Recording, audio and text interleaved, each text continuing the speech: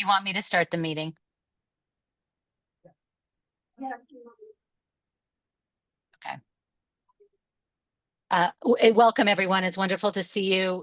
Thank you so much for your grace to allow me to participate by Zoom in this call, as well as Commissioner Majors. We will turn over the chair role to Commissioner Hazen. She is en route. But before we get there, I will do my official duty of calling this meeting to order and announcing the time that we are called to order at 10:03. Lisa, could you please call the roll? Katie Albright, Here. Jackie Majors, Commissioner Majors is here. She's raising Yes. her hand. Elsa Jimenez, Vivian Velasco Paz, Lori Risso, Amy Bernardino Fabi.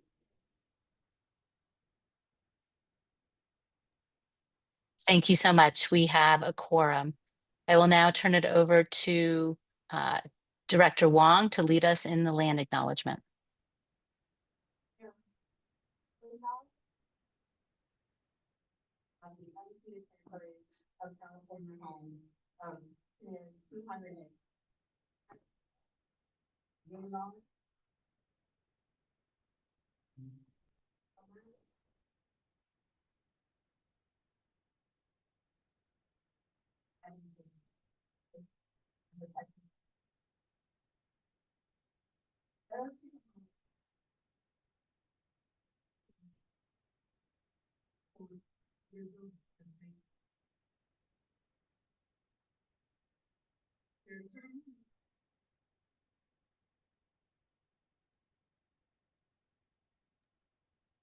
Thank you. I will say, just on behalf of Commissioner Majors and I, it is difficult to hear on the Zoom. I know we're working out some technical difficulties, but Jackie, I'm going to look at your face. It looks like you are completed with a land acknowledgement. No, you're not. Oh, apologies.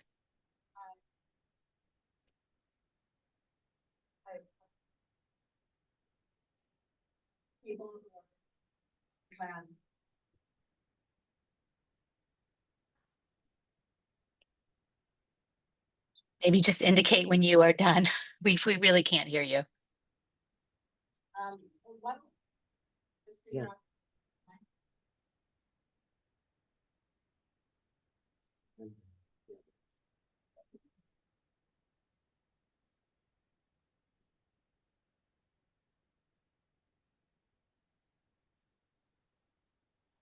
Can you try again?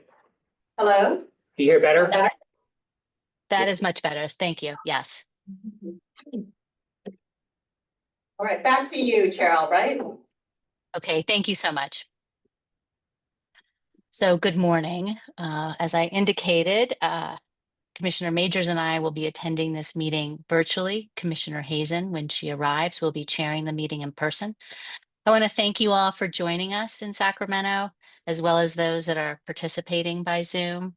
Just a couple housekeeping items before we start the meeting and turn over the rest of the meeting to the rest of this section to Director Wong for her report. Please note when you look at the agenda that items 5 and 7 both will have 2 separate motion statements for commission approval. So you'll see that when we get on to the agenda. And regarding public comment, members of the public who are attending both in person and virtually will be given the opportunity to make comments on agenda items prior to any commission action. If public comment is not specifically requested, members of the public should feel free to request an opportunity to comment. The total time allocated for public comment may be limited. Comments will be limited to up to 3 minutes per person. However, Commissioner Hazen, serving as the chair, may decide to shorten or lengthen the public comment period at her discretion. Members of the public will not be permitted to yield their allotted time to other members of the public to make comments. Before the beginning of each item presentation, we ask members of the public to use their public comment sign-in sheets for those that are in Sacramento, or to raise their hand on the Zoom function for those participating virtually. This will allow us to effectively navigate the public comment process. Commissioners, now I want to turn to the conflict of interest. As we do in every meeting, I ask whether or not anyone has an item on the agenda that presents a potential or a conflict of interest or a potential conflict of interest. Obtaining this information in advance will help to ensure that we can announce your non-participation in any aspect of the items in compliance with applicable laws. Do any commissioners want to state a conflict of interest on any item at this time? I see none in the virtual room. Anyone in the in-person room have a conflict? Okay, seeing none. Thank you so much. I will now turn it over to Director Wong for her report. Thank you.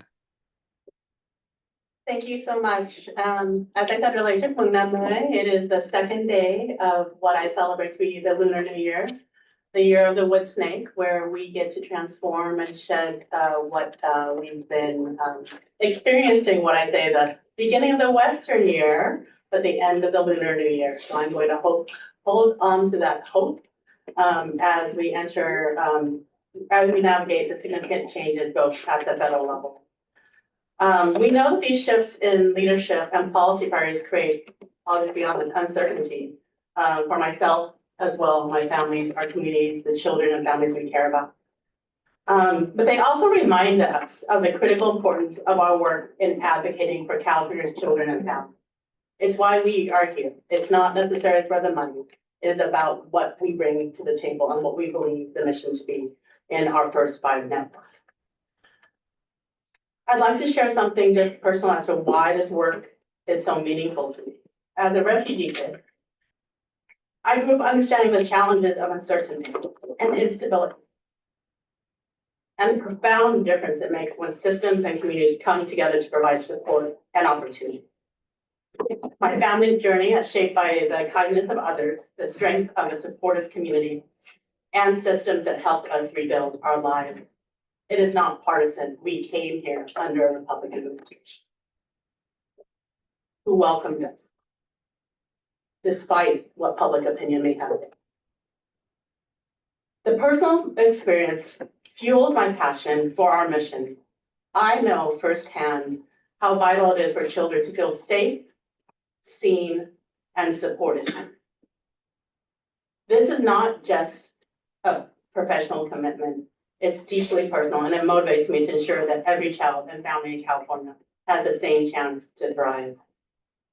As many of you know, our work is guided by the North Star, that we believe trauma-informed, healing-centered, and culturally responsive systems are necessary to address inequities and necessary for children's healthy development. This principle is central to our mission and reflects our unwavering belief that every child deserves the opportunity to grow and thrive in an environment that honors their unique experiences and needs. We also affirm our commitment to diversity, equity, and inclusion in every aspect of our work.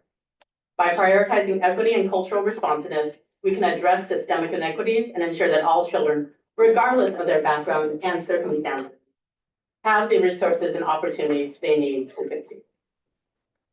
As the California Children and Families Commission, rebranded as First 5, but statutorily the California Children and Families Commission, we have a unique responsibility to lead in this moment, whether responding to immediate crises like the fires now in LA, but it has happened over the course of time here in California, navigating shifts in federal policy or addressing systemic inequities.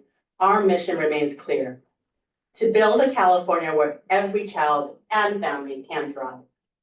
This is our call to action: to strengthen our partnerships, deepen our advocacy, and remain unrelenting in our commitment to trauma-informed, healing-centered, and culturally responsive systems that foster healthy development for all children. That's just my opening. So I just felt in this moment in time, a lot has happened in all of our communities and my own. And so in 9 days, many of you know that I am a birthright. That even this week, my child was questioning whether or not we were going to get the phone. So it was unclear.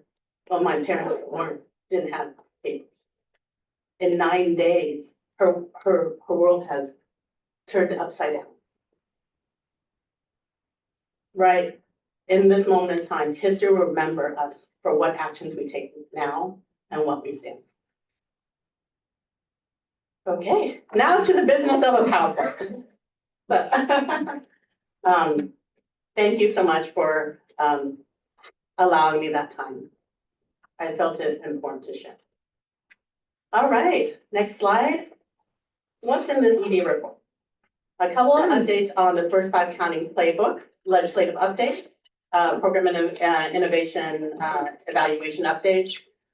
Just a brief update on our public relations and media updates and some really good personnel. Next slide. We wanted to actually take a moment and share our deepest sympathies and prayers. Thank you. To the individuals and communities severely impacted by the LA fires. Our hearts are with First 5 LA as well as Commissioner Majors, who have been in the thick of it for a little while. We know that our network has come alongside First 5 LA and Carla, and grateful for the power of who we are as a network, learning from others who actually are still, I would say, navigating through a lot of these natural disasters that have happened. So thank you so much for that, and we wanted to acknowledge and take a moment to actually just understand the devastating impact on all of us, and the power of our network and our community to move forward. Next slide.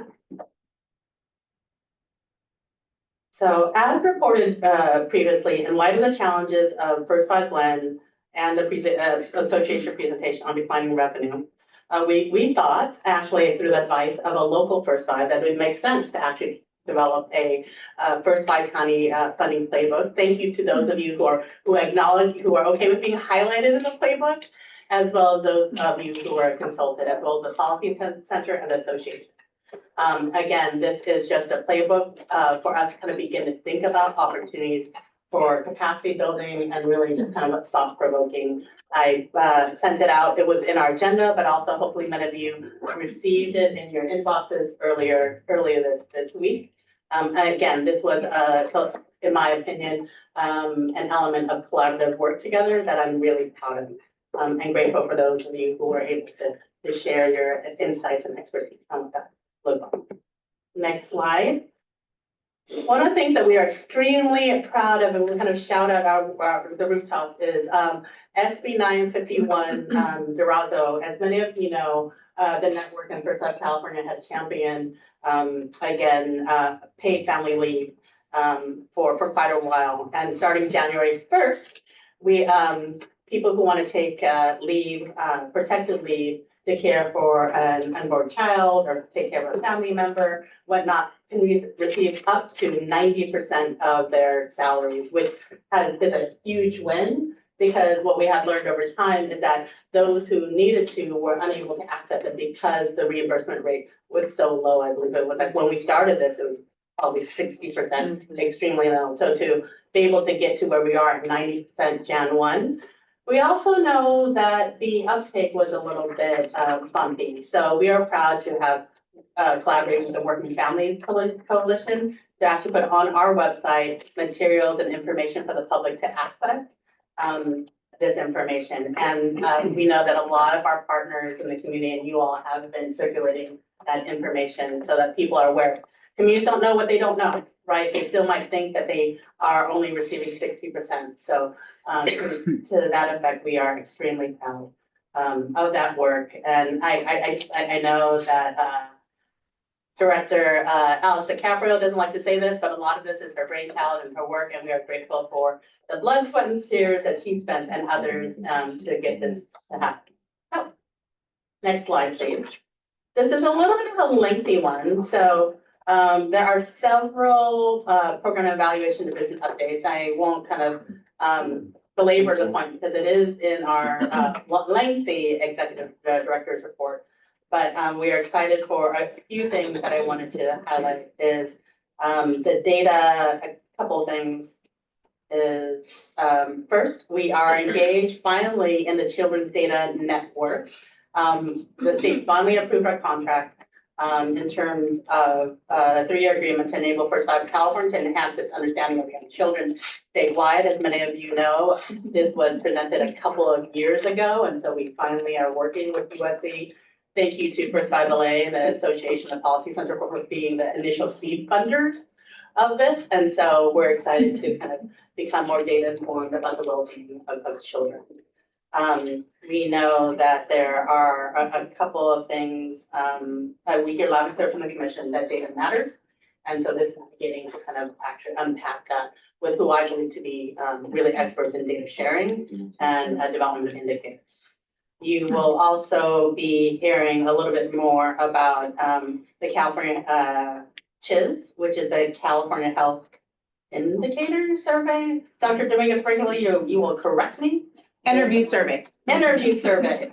I don't know if many of you know that we are actually the only funder of the Children's Question. This is a internationally renowned questionnaire by UCLA. We've supported this for quite some time. And again, another data point to evaluate the progress of all of our programs from experts. We know that we're in the middle of a few other things, including the conversation about how we can update the kit for new parents. We don't know what that looks like that. We understand there have been bumps in the road for the transition from one distributor to another. And I have to acknowledge that happens every single time. We actually end the contract and begin a new contract. And we appreciate the patience and understanding of those who understand these gaps in receiving the kit for new parents. In August 2024, the commission presented a few findings on the behavioral health work that was authorized a little while ago. So really proud to share that work. And again, a lot of these updates are in the attachments. We're really proud of the work with QCC and our tri-agency leadership between the Department of Education and Department of Social Services to really actually hold that conversation about what does interagency standards, what do they look like, and how do we model what we're doing at the state level at that level. So holding that system. I think it is important for us to actually also share that there will be a one-time extension for the workforce registry. It's not necessarily new money, but there were some different savings that were found in the implementation of the workforce. We understand it is useful for some folks. And again, we're able to extend that for, I believe, to the end of 2025 due to some cost savings of that. So I know that's top of mind for a lot of different folks. Again, you'll be hearing a little bit more about the small population county funding augmentation, updates on that, as well as the annual report later. And last but not least, we know about Talk Read Sing, but math also matters. So there we have been partnering with the Department of Education on their early math project and in partnership with others. It's Count, Play, Explore, kind of like Talk Read Sing, but Count, Play, Explore is a tagline of that. And again, a couple of in our newsletter, you can find a little of some updates and an upcoming training. And I think that is it for the program updates. I am also, next slide, please. I'm gonna talk real fast because you only gave me 10 minutes. I'm gonna go run through this. We are proud to have kicked off our work with the rescue agency on our media updates and our continued campaign for Stronger Starts. That happened last week, so more to come. So there will be a bridge campaign. We are also extremely excited to actually finally be in the San Diego market. As many of you know, for various reasons, we were not in the San Diego market for Talk Read Sing or this last campaign. So this is a first for us, and really grateful for the support of First Five San Diego and what that transition looks like. And we're excited to kind of, bring information to the San Diego market with the rest of the state. Next slide, please. Personnel update. So we are extremely proud of a few things. Next slide. Simon Marquez has been appointed as the Director of Administration and Government Office. It is a promotion for him. He's been with us for quite some time. Yay, congratulations. It was a long time coming. In Simon's new role, he'll oversee administrative operations, human resources, governance processes, and just ensuring alignment with organizational goals. He's also responsible for moving us from upstairs to across the across the way. So more to come on that. We know that he, with his deep knowledge and understanding of our mission and operations, he's going to continue to bring fresh ideas as he always has. But more importantly, I'm just grateful for your service to this mission that through and through, no matter what, you have been dedicated to this organization from the start. So thank you. Thank you. Appreciate it. Next slide, please. We've also brought on board Gregory, I'm going to mess this up, Director de la Cruz. Parasha? Hi. Oh, hi, Greg. Close So enough, I don't yeah. I don't know if you want to wave from behind. Greg's here. He's the newest member of the External Government Affairs team. He brings over 2 decades of experience in corporate communications, government analytics, and he's just an all-around fun guy, really bright spot whenever I see him in the office. He has experience in the Cayman Islands government, which is, again, during the break, you should ask him a little bit about what that looks like. And fun fact about his journey is that he helped launch major media campaigns, Powerball and Mega Millions in California. For those of you who play the lottery, I know my husband does. So he is grateful for that market. My same count, not so much, but my husband for sure. Next slide, please. After 17 years of service to First Five California, Joan Dutra retired on December 30th. We wish her well in her next endeavors in her retirement. And we are actively recruiting for this vacancy, and we will conclude interviews by February. We have a few pending positions to round out our team. Is that, again, we are backfilling the HEP position for contracts. We are finally able, through the permission of the state and our control agencies, posted for the chief counsel position that has been, You can go this way. you can go this way. That has been vacant for quite some time, so we are extremely excited for that position to be posted, and more to come on that. We are also backfilling for the education administrator position in the PI. As many of you know, that is both Debbie Silverman's position as well as Aaron Doobie. That's been vacant for a while. I understand that we've had hundreds of applications for that position. So yeah, so we are wading through that right now. And we have a 3rd and final research scientist 2 position that is pending to be posted. As we think more about kind of the future of our work, building into more our research and academic funding. So the last slide is, does anybody have any questions? Okay. That's it for me. So I am Can I going make to. one Yes. housekeeping item? If you Sure. have to use the restroom, please go around the corner and outside. Like last time, our partners here at CSD are, they have a lot of staff in the building. You can just go around. We have cards with the code. If anyone else is coming, could you have them come through this way as opposed to the front? All I right? think the door's locked. Should, Just the one this way, it was, you talking about down here? Yeah. Yeah, so that's why we're having people come out. No, this You way. have to go outside.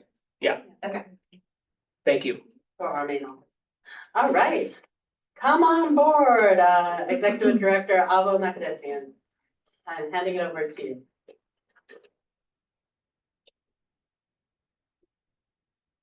Ready to use this mic, Simon, or is it okay? It doesn't work. Doesn't. Yeah, use your teacher voice. Small room.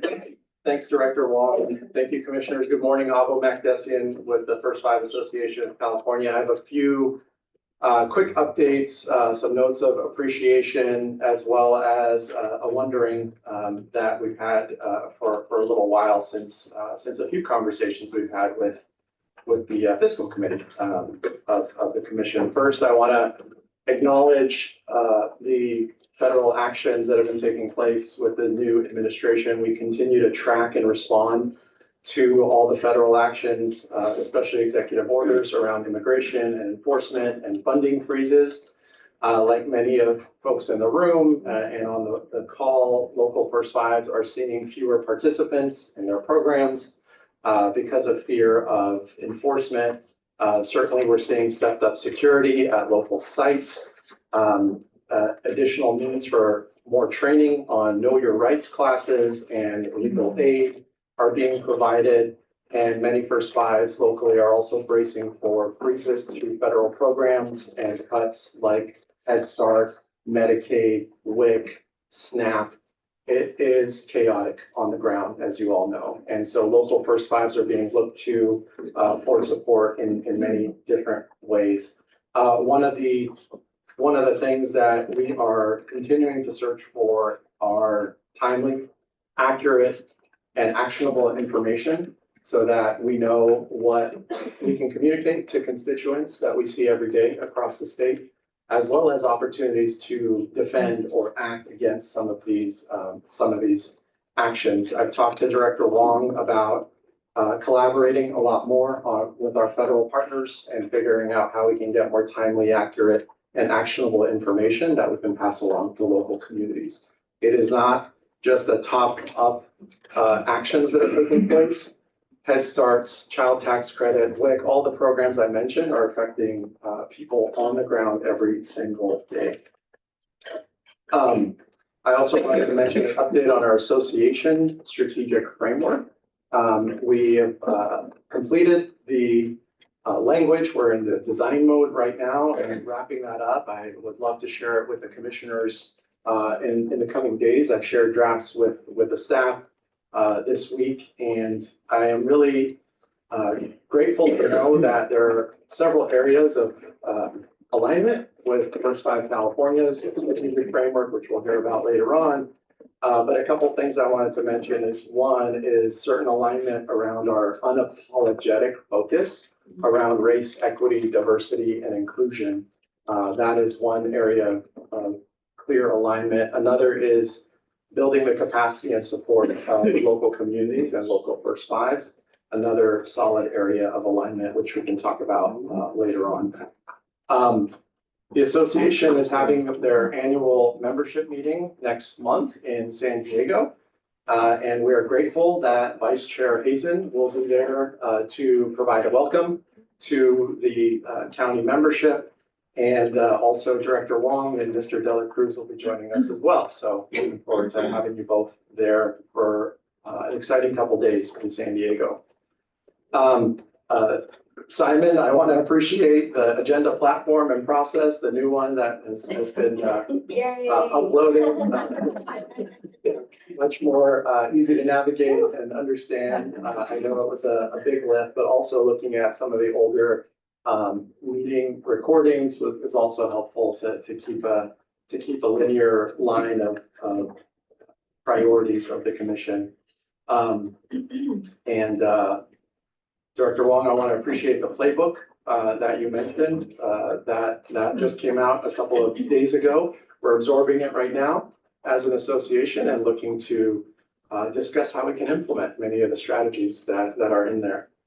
And also want to appreciate the process of the Resilience Initiative and being invited to the Fiscal Committee to discuss both the Resilience Initiative and more specifically the Small Population County Augmentation Fund.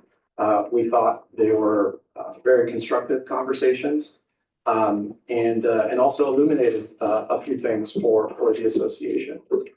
One of the areas that process also unveiled was some areas of curiosity on how the commission allocates its fundings and makes decisions around cutting or investing in programs. To be more specific, the commission, as far as we know, doesn't have an annual budget process. And I know that there are a variety of reasons for that. It's different than what counties do every year. What most public agencies in California do every year is have an annual budget process where investments, cuts are balanced against each other, and there's a formal approval every year, and then you have a budget for the year. The way that individual investments are approved by the commission, they come to you individually, as many are on the agenda today.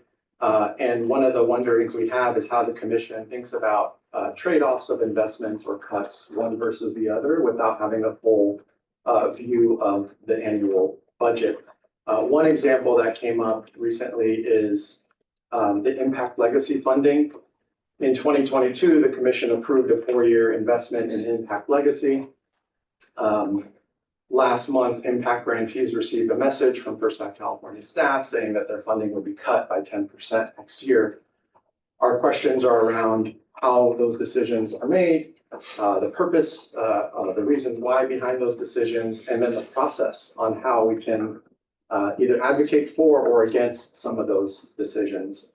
So our recommendation, and we'll continue to talk about this, is transitioning from what the commission does around a study session around the budget and thinking more formally about an annual budget process where there's an opportunity for detailed fiscal proposals, understanding of your cash flow and budgets, public comment, open commission dialogue, and an opportunity to approve or reject an annual budget by the commission.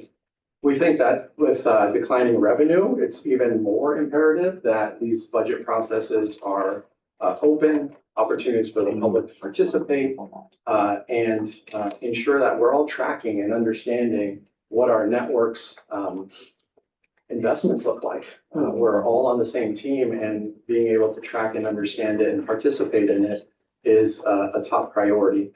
My last thought here is today you'll likely see me rise up to speak on a variety of items. I want to be clear to the commission and to staff that I'm not trying to be a gadfly or like the sound of my own voice. I am simply trying to elevate some curiosities and wonderings and have a better understanding and engage with this commission, because you all meet 4 times a year and your committee meetings are not open. And we also understand reasons for that too. So the limited engagement means you're going to hear a lot from the association and our county colleagues. And I hope that any of my comments don't come across as critical, but again, rather we want to improve our collective processes, communications, and our investments. Thank you all. Thank you so much. Very much appreciated. I want to appreciate both Director McDasian and Director Wong on the strong statements and the work that is being done both in response to federal action as well as the fires in Los Angeles. Our collective hearts do go out to those in Los Angeles who have suffered from such extreme devastation. And I also think that it's an opportunity to really show the power of the network and the association and First Five California coming together to help children and families in California. So thank you also to the entire team for the tech updates. It's nice to know that they are have been found to be meaningful. I also appreciate the ability to get into Gamut and to be able to really create transparency on the work that First Five has always endeavored to do. So thank you and congratulations to Simon for your promotion, and Gregory, welcome, and to Joan on her retirement. It's wonderful. Thank you so much for celebrating those that make the work happen. I wanted to turn over we're on the next item on our next item on the agenda, item 2, public comment, and open it up to members of the public may speak up to 3 minutes on any non-agenda items or items not related to pending judicial, administrative litigation or personnel matters. No action by the State Commission may be taken on this public comment. If you wish to comment, use your raise hand function. Simon will call on the public in the order in which they are signed up, starting with those in the room in Sacramento and those in the virtual queue. Simon, do we have any members who are here for public comment? We have a couple in the virtual queue and one gentleman in person. Terrific. Let's go to in person and then we'll go virtual. Yeah, 3. 3, thank you. If you could sign in too, that would be great. And it's just that for the record. So. Okay. Awesome, thank you. You want to start with that? Yes, sir. Yes, sir. Cool, thank you. Good morning, commissioners and Director Wong. My name is Hada Nick. I am CEO of Child Action here in Sacramento County. I thought what I wanted to share with you is just some upcoming activities that we're involved in. And then I will talk a little bit, I will end with advocacy actually, because I think it's super important in this time period. We're looking to hold one of our first ever, what we call a Building Bridge Summit. And we have been blessed to have Executive Director Wong as one of our opening speakers at our summit. The whole purpose behind our summit is to really uplift the conversation around childcare and early childhood development, and bring a lot of different people together to have this dialogue. Whether it's policymakers or business leaders, or even some of our community leaders, as well as our advocates, we want to bring folks together to have as much conversation about what it means to care for our children and support our community moving forward, and the role that childcare has in all of that. And so to give you an idea of some of the sort of topics that we're going to be talking about, we are going to bring together a panel of individuals to talk about the economic impact of childcare on workforce stability, and really discuss how childcare is a driving factor for economic mobility. We also are very interested in the impact of technology. And so we want to bring some of our technology leaders to have a conversation about artificial intelligence and the future of work, learning, and the community impact that it had. Of course, given my background and being an advocate, we're definitely going to be talking about policy and advocacy, because shaping the future of childcare and the legislation, especially in the times of our current administration, it's important that we begin to build our advocacy chops and move things forward and look what collaboration looks like in that standpoint. We also want to look at what private and public partnerships look like in terms of innovation. I am actively engaged in our local community and working with our business community, as well as with some of our grassroots stakeholders around how can we build collaboration between my nonprofit, our local government entities, as well as our business community to really uplift the care for our children and what that could look like. And so we're trying to have a one-day summit to talk about all of these issues. I think we have a pretty good model to bring a lot of people together so that they can hear all of this dialogue, with the idea that this will spur some ideas, some innovation to support children moving forward. One other event that we have brought back, we did it last year, we're gonna do this again, is we believe we need to celebrate our providers. Our providers do so much work, and often that work goes unrecognized. And so this year, we brought the dinner back last year, but now we're gonna kind of 10X it, we're gonna make it a little bit bigger. We're gonna do this in September, and we have a provider appreciation dinner. You're right.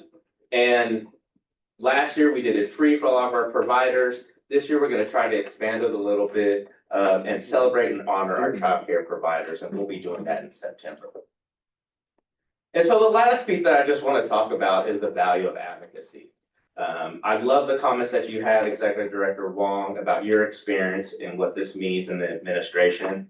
The things that occurred this week around freezing resources out to the rest of our states, what I saw was a collective group of individuals get together very quickly and push and advocate for how difficult and challenging that would have been.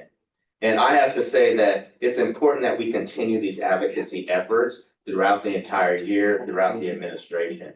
And so our part in what that looks like for us is we're joining our business community in Sacramento Metro Chamber's CAP to CAP. We're going to go to DC with our Metro Chamber to advocate on how to expand childcare capacity, increase federal investments, and reinforce the Rising California Strong campaign. We're also going to do this with our national affiliate in terms of Childcare Aware of America, which also happens in May. So your time is up. Cool, Yeah. thank you. And I just want to end on that. Okay. Advocacy is important. Thank you.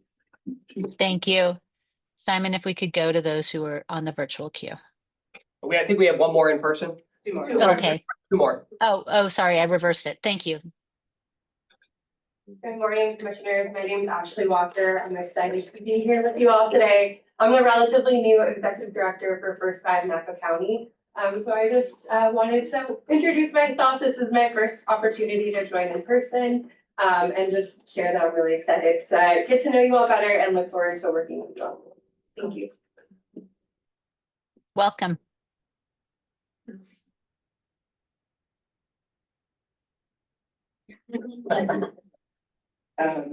Good morning, Director, and good morning, Commissioners. My name is Keisha Nzewi. I'm the co-founder and woman in charge of Black Californians United for Early Care and Education, and I'm here to give you a state of Black ECE. California's 500,000 Black children deserve a safe and loving start in life, but California has a legacy of oppressing and exploiting Black children and communities, a legacy that lives on in today in policies and systems that continue to put Black children at a disadvantage. Black Californians United for Early Care and Education, or Black ECE for short, is the only organization in California dedicated to advocating for safe and nurturing early care and education for Black families, children, and early educators. We are proud of our Blackness, and we're determined to make sure our children grow up with early care and education experiences that surround them with love and affirmation.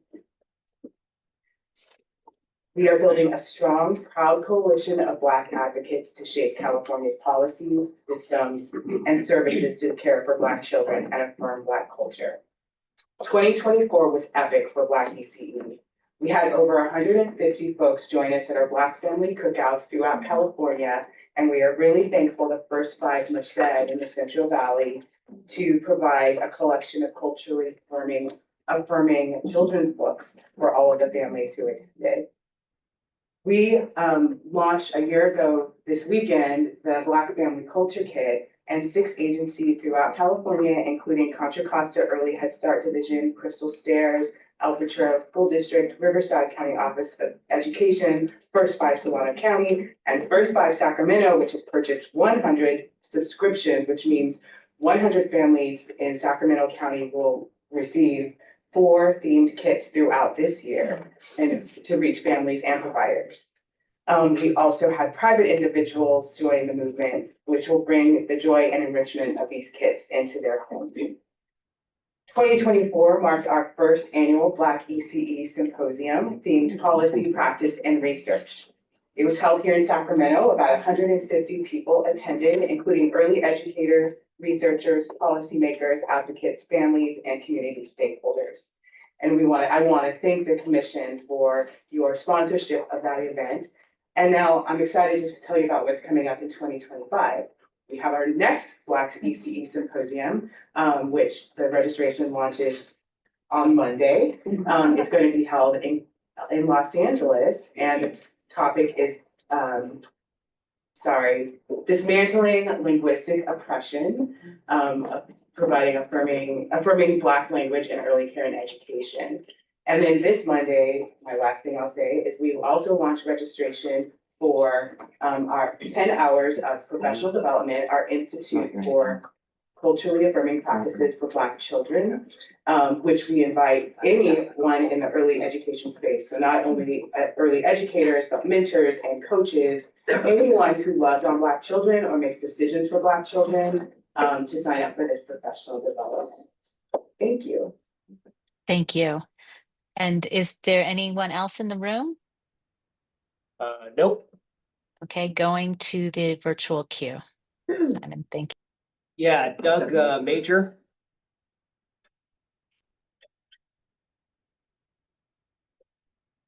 Give me 1 second, Doug. I'm going to bring you up here.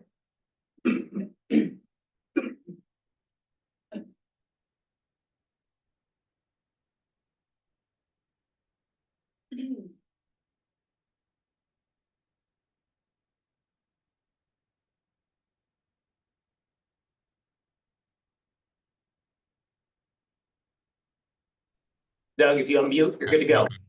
Hear me now? Yes. Hey, welcome, commissioners from beautiful San Luis Obispo County, California. I represent the California Children's Vision Now Coalition, members from all the major schools, medical schools, optometry schools, as well as advocates, advocating for bringing vision care to light in California. Children's Now showed that we are still worst in the nation for access to children's care, vision care, worst in the nation for access of children's vision care. We're trying to work on that. because from that, there will be a new legislation, the Children's Vision Care Public Health Metrics Act. Children care is truly invisible. We're asking the commission to help support us. Let's make sure at least we're in the public health radar. First Five, the person that began with Prop 10 way back when with Rob Reiner and Huffington, you know, it was built by the research from Nobel Prizes on how visual stimulation changes a child's brain. Let's don't forget vision care, along with all the other metrics that's a part of public health. We elicit your support in this new endeavor to make sure that vision care is visible in California. Thank you so much for all your work. Enjoy seeing those kids every week down here in San Luis Obispo. Thank you so much. Anyone else in the queue? Yes, Inez?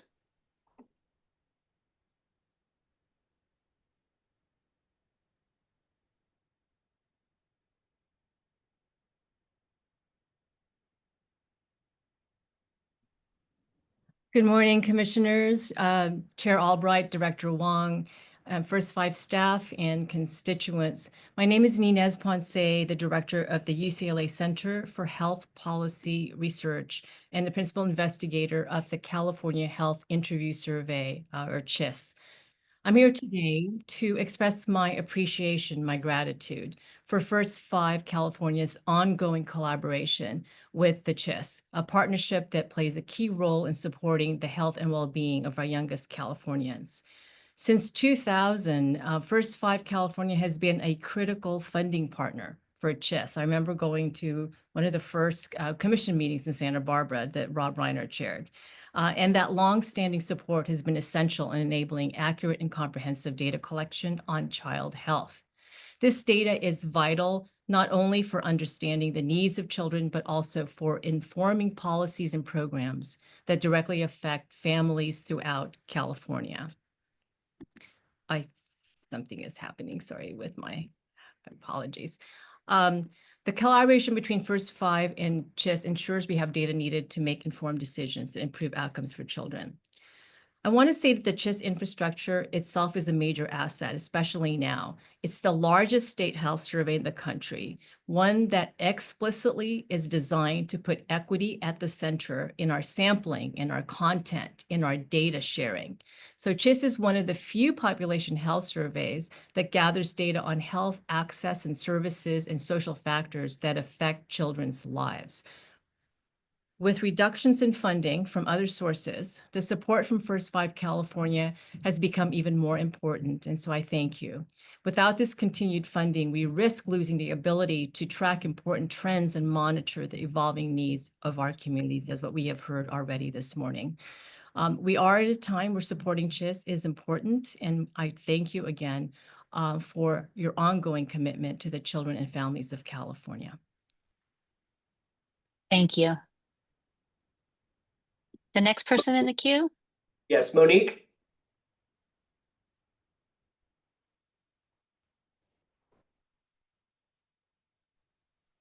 Good morning. My name is Monique Segura, and I am a TK kindergarten teacher in the Orchid Union School District in Santa Maria, California. But I'm actually here as your liaison with the California Teachers Association this morning.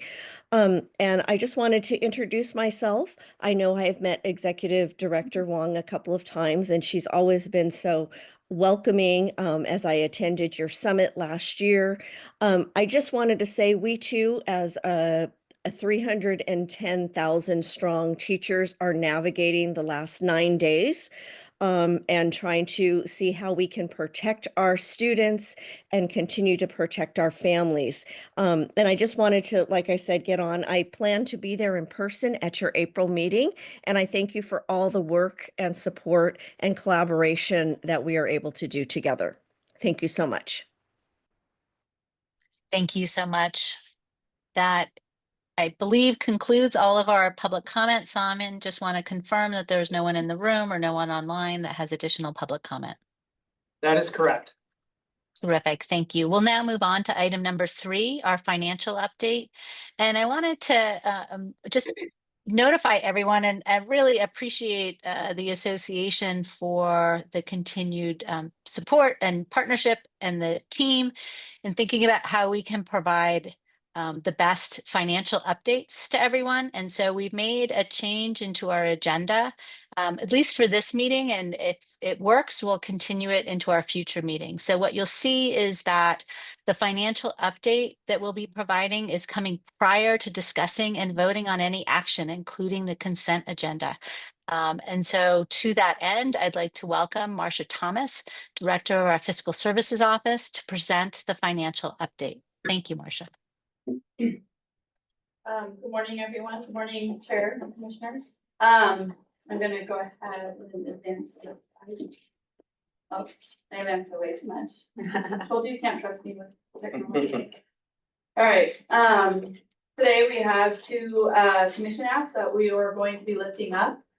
The first one is the First Five Network Resilience Initiative, which is up to 18 million for 3 years. The next one is the CHIS, the California Health Interview Survey, up to 4.5 million over 3 years. The First Five Network Resilience will be funded out of the education, research and development and unallocated. And then the health survey is out of the research and development. And so both of those are reflected on the financial plan in green. So I kept this slide in there. We're still working off of the May 2024 revenue projections. We have not received the January point in time revenue projections yet. In the past, we would receive those a few weeks prior to the release of the governor's budget. However, the Department of Finance's internal process has changed, and so we have not received those projections. We do understand the difficulty that poses for both the state commission as well as the county commissions in planning budgets. As soon as we get the revenue projections, we will share it out. Revenue projections captured on this are point in time projections. It's inclusive of the Proposition 10 revenues, the Prop 56 backfill, the CSET revenue, Smith revenue, and then it is adjusted for backfill to do Proposition 99 and breast cancer fund, administrative costs that CDTFA incurs for the collection of the tax, any payments for refunds and statewide assessments to the fund. So the CDTFA determines those adjustments prior to transferring the revenues to the designated commission and county fund accounts pursuant to statute.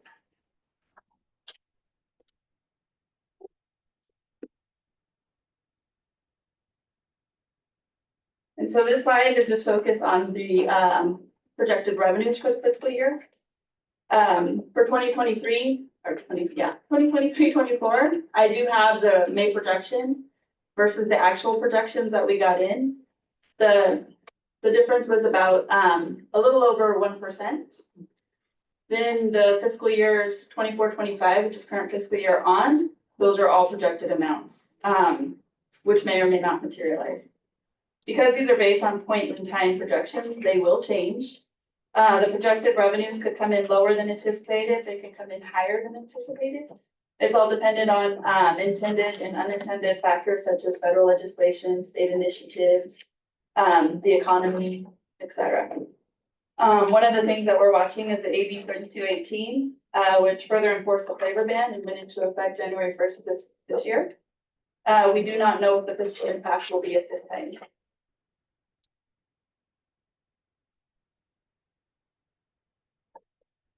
I pulled this slide from CDTFA. They have an interactive graphs for each of these sections. So what it's showing, what I highlighted is just the breakout, which is very small from here for me to read. I'm like, okay, it looked big on my screen. The 1.3 is broken down in the corner for cigarette tax revenue, and then the other tobacco tax revenue. So that's what totals the 1.3. I pulled this slide just to kind of show the decline in the cigarette tax distributed in the per capita consumption and the percentage of change from fiscal year to fiscal year. This fiscal year is 15.6%. It does align with the data that CDPH has put out as well.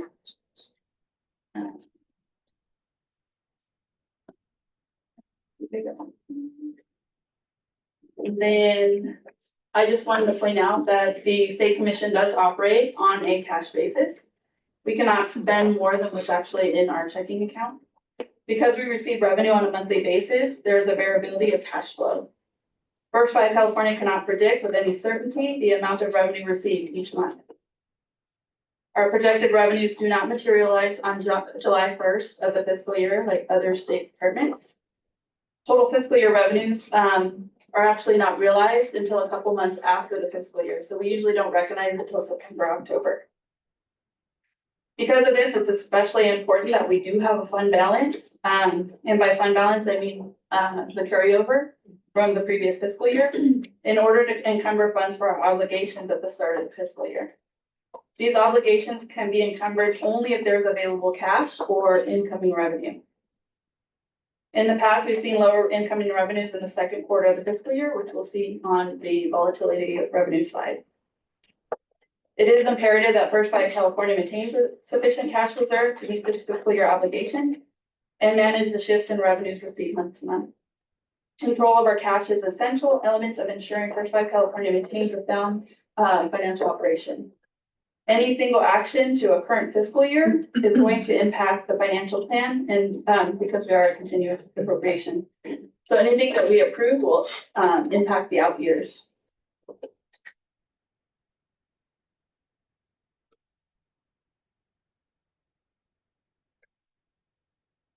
Don't want to advance anymore. I showed this slide last time as well. This is based off of our fund condition summary. It's just showing the collective amounts of all of our state accounts. The 49 million is what we're projecting to have in 26-27. That could change. That would be our starting balance for 27-28.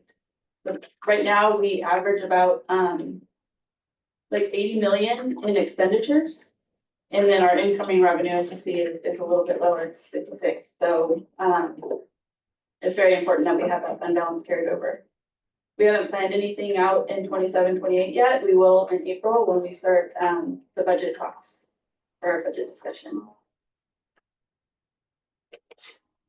I put this in here. This is our budget contingency clause. Because revenues are just projected and not we call it for our multi-year agreement. Our revenues are projected, and that's what we base all of our funding investments off of. We have the budget contingency clause in all of our agreements. This is not just something that we practice, but the state overall. Every state agency has this in there. When the budget does not appropriate sufficient funds or revenues do not materialize as we thought, we do go through the agreements and then adjust them appropriately. That could be by amount, that could be by percentage.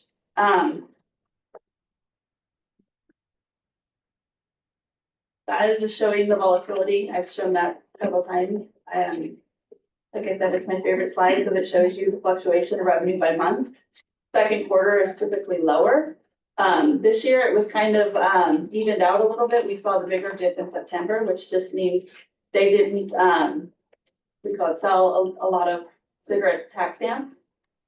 Yeah, it could be a various, reasons. Either retailers held on to them or, yeah, they either held on to them or they just didn't have a need to purchase additional tax stamps.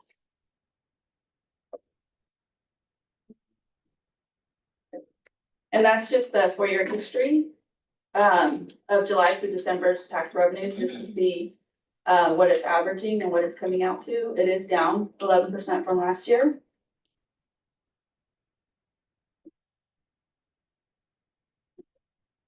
And then we are currently trying to prepare for the budget, April budget retreat, where we'll plan out future investments, look at the historical trends of cigarette revenues and sales, and then forecasts.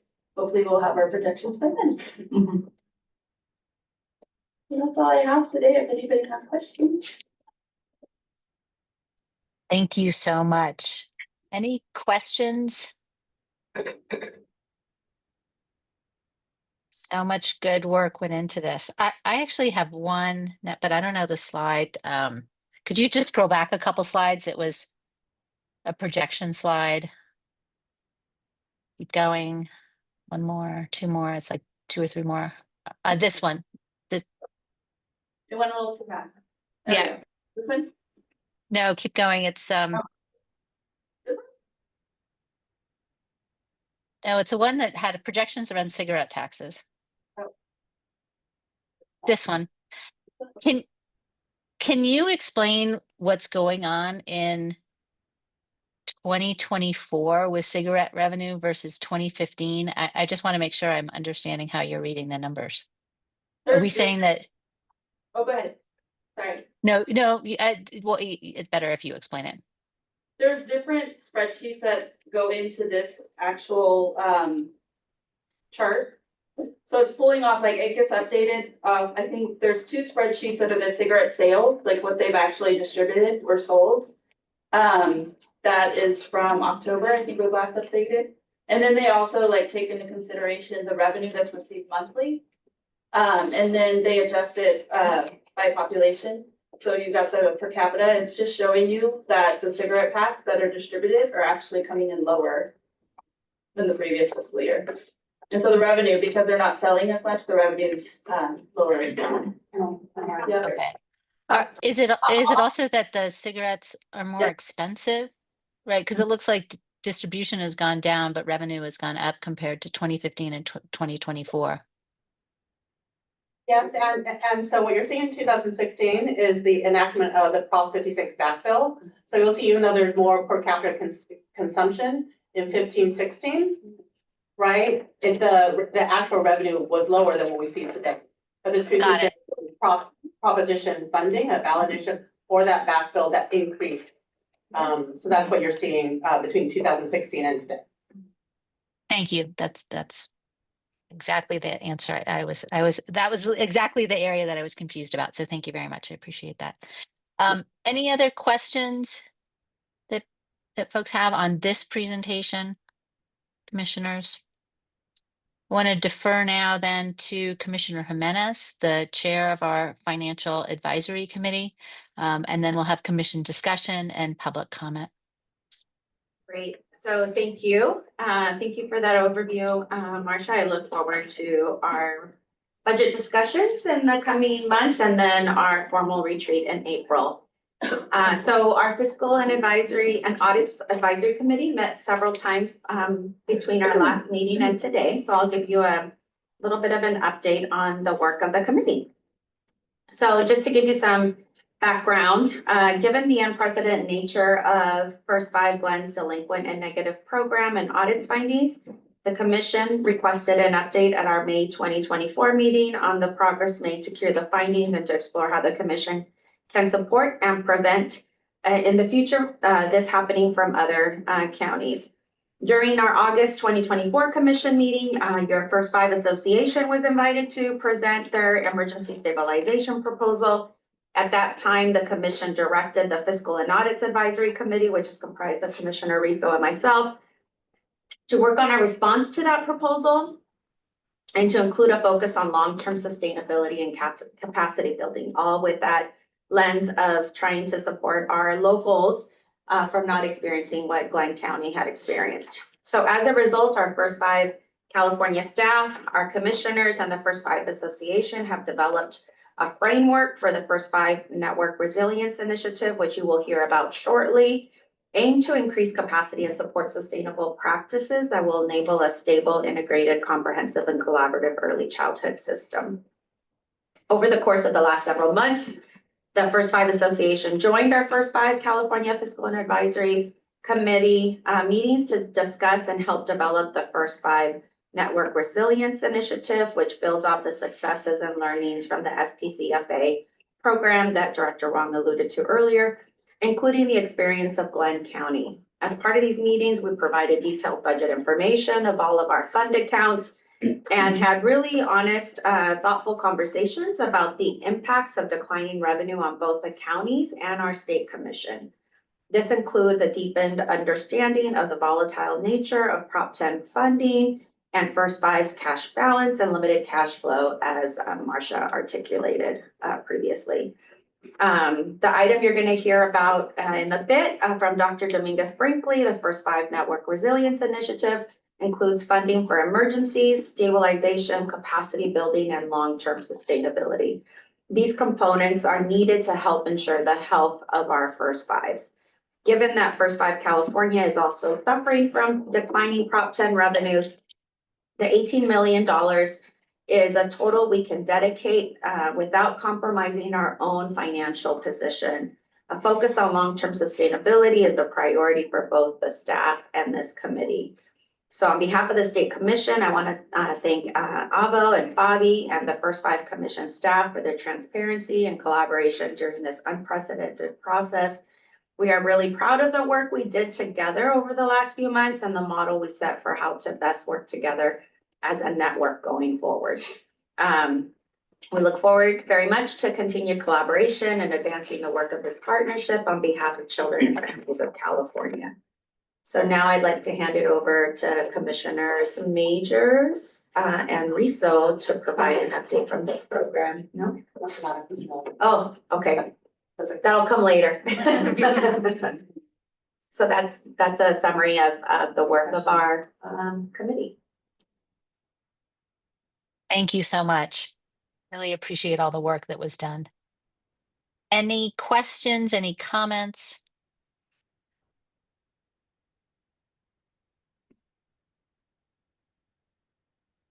Seeing none, any public comment? We have none on the virtual queue. No one in person. Okay, thank you so much. Really appreciate the full report and the work that was done by the committee. We'll now turn to our regular agenda, and I wanted to go into item number 4, our consent calendar. Please know that the protocol for action items include staff presentations, questions from the State Commission, public comment, deliberation, and voting by the State Commission. There will be 3 minutes per person when we get to public comment on these regular action items. The consent calendar is honestly one of my favorite tools on a governing calendar because it allows us to hear items that come typically to the commission meeting, like minutes or ratification of contracts that were either already approved by the commission or fall below the $150,000 limit. Consent items are to be considered routine and will be enacted by one motion followed by a vote. There'll be a separate discussion of these items unless the commission, members of the public, or staff request specific items to be removed from the consent calendar for separate discussion and action. Any agenda item removed will be voted upon following the motion to approve the consent calendar. As a reminder, regarding ratifications, the California Children and Families bylaws state that the First Five California executive director and the chief deputy director have delegated authority from the commission to enter into or amend contracts of $150,000 or less that are deemed necessary and appropriate to carry out the provisions and purposes of these California Children and Families Act.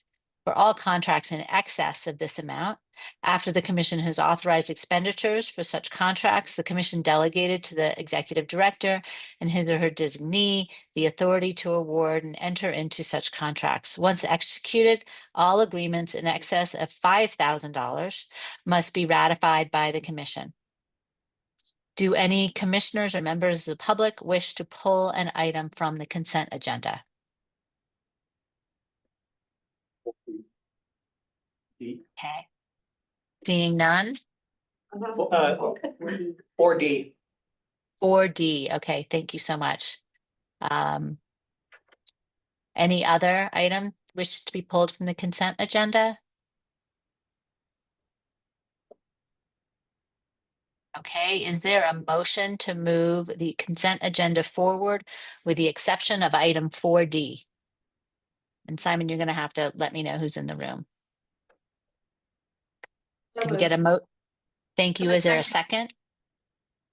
Second, Commissioner Bernardino Fabi. Thank you so much. Lisa, if you could take the roll. Katie Albright, Aye. Jackie Majors, Aye. Elsa Jimenez, Aye. Vivian Velasco Paz, Aye. Lori Russo. Aye. Thank you so much. The motion approves unanimously. Appreciate that. We'll now turn to item 4D. All right, I think that, because you removed it from consent, it will be actually taken at the end. Oh, Probably perfect. of all the action, so it will not come up until the last agendized action item, which is, item number 7. Okay, perfect. Thanks so much. So that will, yes, after the election of the vice chair and the committee advisory. Okay, perfect. Thank you very much. We'll then now go on to item number 5. The Can I- first 5. Oh, Sorry. sorry. I think, Lisa, when you did roll call, did you call Commissioner Bobby? I did not, thank you. Yeah. Commissioner Fabi, Aye. thank you so much. Procedurally, so I understand, so then we'll take up public comment on 4D later. Okay, After, item 7, okay. which has now been removed to action. Thank you so much. Okay, to move on to item 5.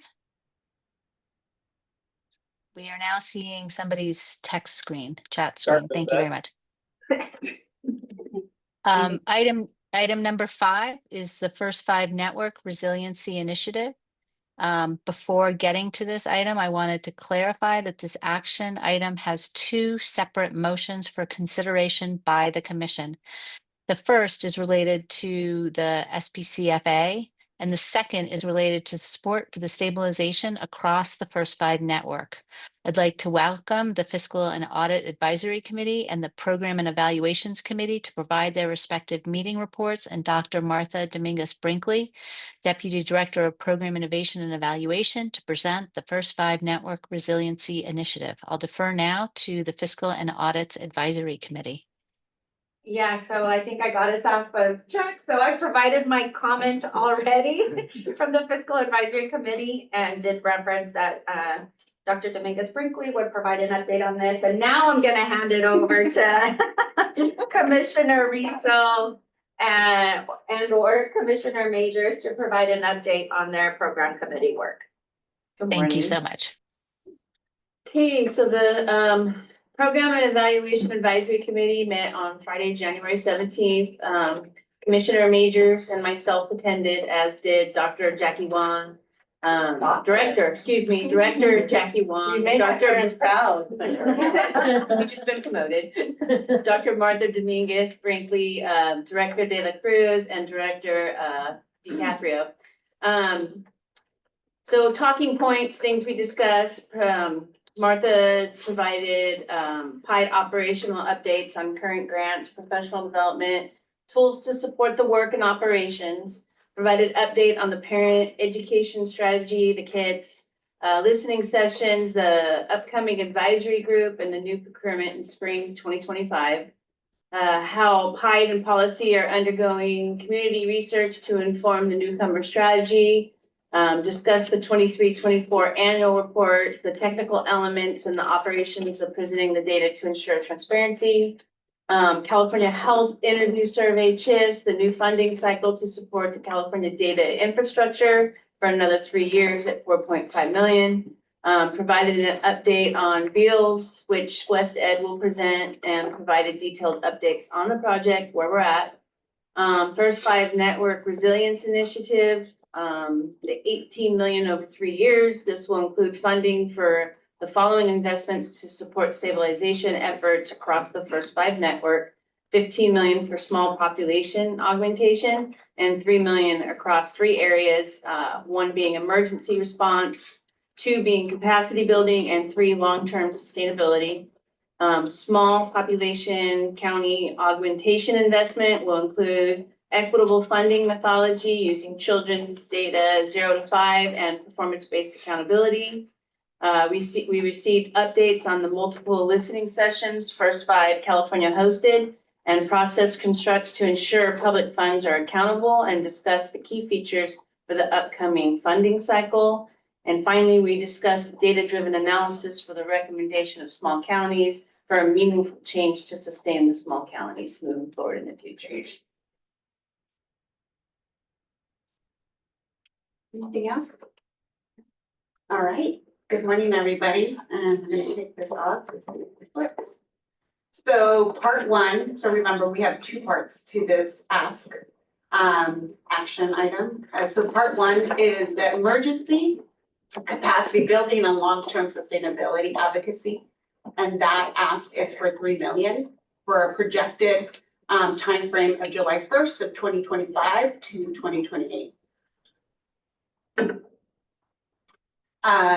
What that ask looks like is, and I think Commissioner Jimenez outlined this very nicely, but it will go into 3 different buckets that will build out for the rest of the network as well. But we want to have a bucket for emergency, which will come as for the first 5 counties that need to meet a threshold of an emergency to ensure appropriate support is provided during a rebuild phase. And part of this creation or involvement was the learnings from Glenn County and other learnings that we're learning as we've been navigating the data from the data that's been provided through our investment, through our annual progress reports, but also through the annual report data. So that is part of one of the items that, or strategy items that we will consider. And then the other is the capacity building. Also, we'll have a criteria, but it will be available to all first 5 counties to have capacity building to pave the way for long-term fiscal sustainability measures. So that's part of just the capacity building. Last but not least is the long-term sustainability. This is a really strong sustainability angle for this proposal because it will provide resources for the long-term sustainability strategy for the entire network. This is really on the advocacy arm, and it's really important more than ever right now with all the updates that we're seeing at the federal level and the impact that we'll have not only for California, but at the regions or even at the county level. This potentially could even double our funding in the future if we do it right. And there's some conversations more that we need to have, but this is the infrastructure or the framework for the $3 million ask. So that's for the part 1. Part 2, which is my favorite, small population county funding augmentation. And that ask is for $15 million. That projected time frame is for July 1st of 2025 to June 30th of 2028. And that looks like,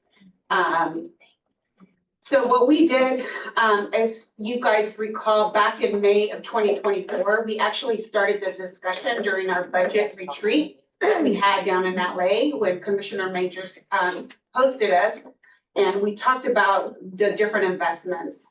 We've been talking about small counties, how we can really reimagine how we really can support them, not only every 3 years, but really looking at the sustainability for the long term.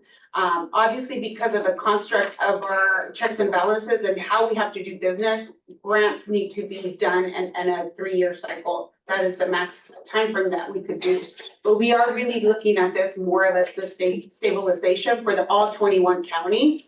And really to provide them a structure that really can allow us to collect tangible outcomes and performance measures and metrics. Most importantly, but not least, is to really uphold the North Star and audacious goal that the commission has already adopted 2 years ago. And that's part of the reimagining structure that we need to do collectively, not just with the small population county investment, but with all our investments.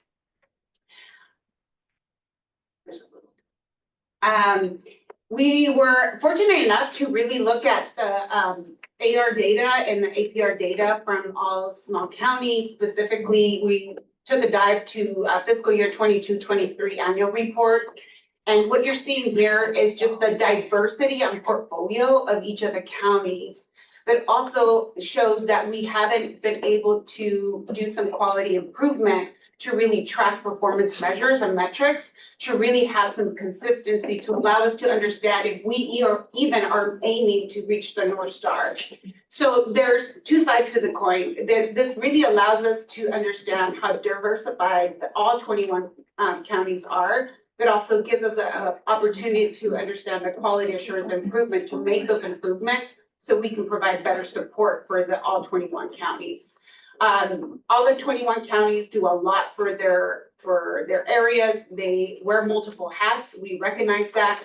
And we understand that also too, they need a lot of support either to get not only the admin part, but the operations, the strategic, the relations, and all the capacity building. So this really gives you sort of a snapshot, just to give you a glance of what all the small counties do.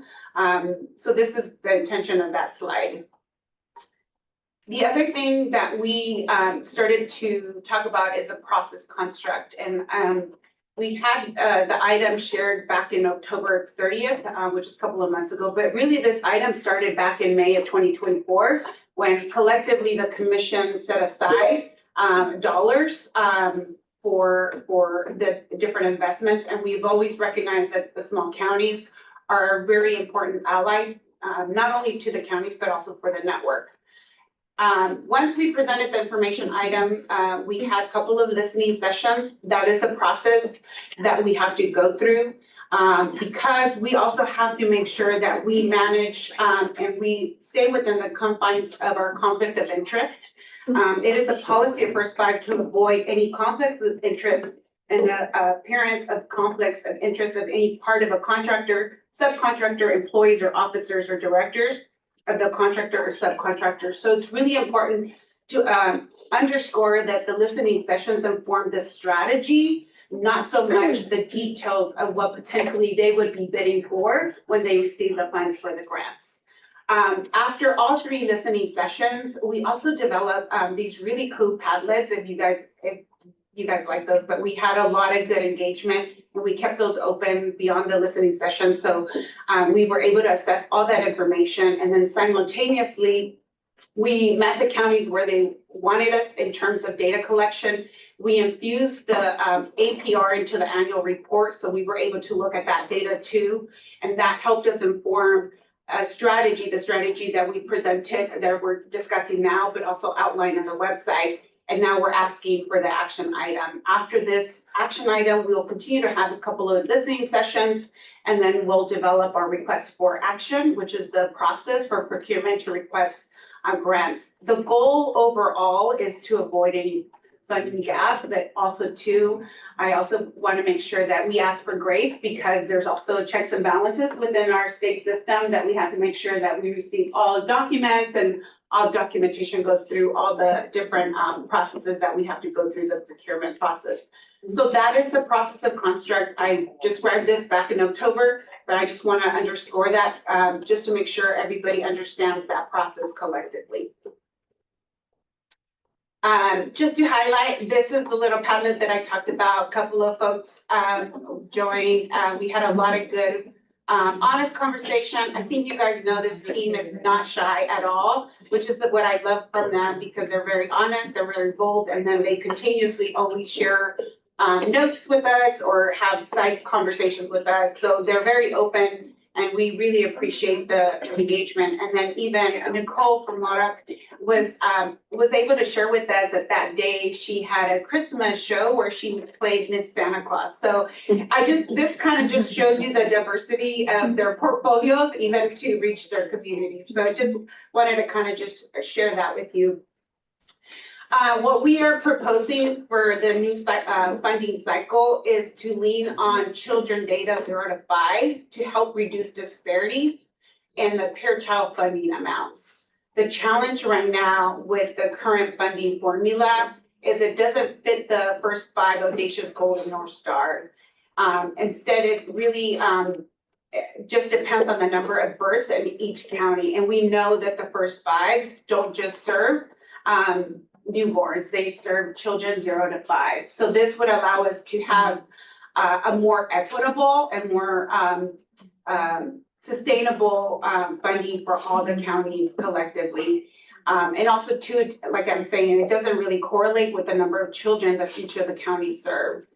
So this would allow us to dispel that and make that correction as a quality assurance and improvement. Just on average, just to give you context, on average per child funding in small counties is 317 compared to 164 in non-small counties. There's a difference of almost two-point-fold. But it's just to kind of show you the diversity and the magnitude of the multiple diverse portfolios that each of them have in their respective counties.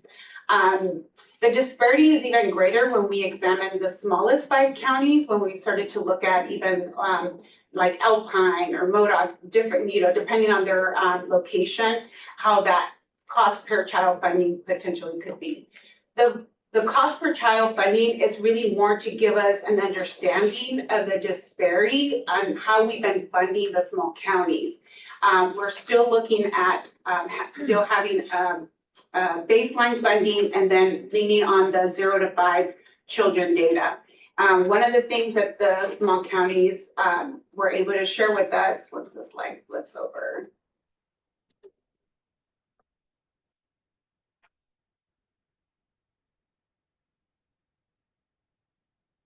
It's coming. Okay, there. One of the things that they did want us to take into account is just recognizing that we should look at different data sources to inform that 0 to 5 funding formula. Because a lot of them may use free lunch data, or they may use public health data, they use social services data. First 5, for the most part, has been using the Department of Finance, but we are looking and trying to be very cognizant and very mindful of the diverse data, even the U.S. Census Bureau data, of how we can really maximize the funding for the small counties, and also to the Strong Start Index. So just wanted to let you know that that was something that was brought up in the conversation, so we are looking into that as well. The new funding formula, if taking into account the children 0 to 5, will allocate technically more resources in areas with higher number of disadvantaged children aged 0 to 5. This is really more also a snapshot just to see the comparison of what each of the counties would potentially get. A lot of them will get the same, some of them slightly a little bit higher, but the difference, the approach would allow us to provide that sustainable support for small counties. So this is really the types of analysis. We did an economic analysis to really understand how that funding would impact all 21 counties, because that is something that they were really concerned and we were trying to be mindful of. We've been talking about result-based accountability. I know even prior to me joining First 5, and I've been here about 1.5 years.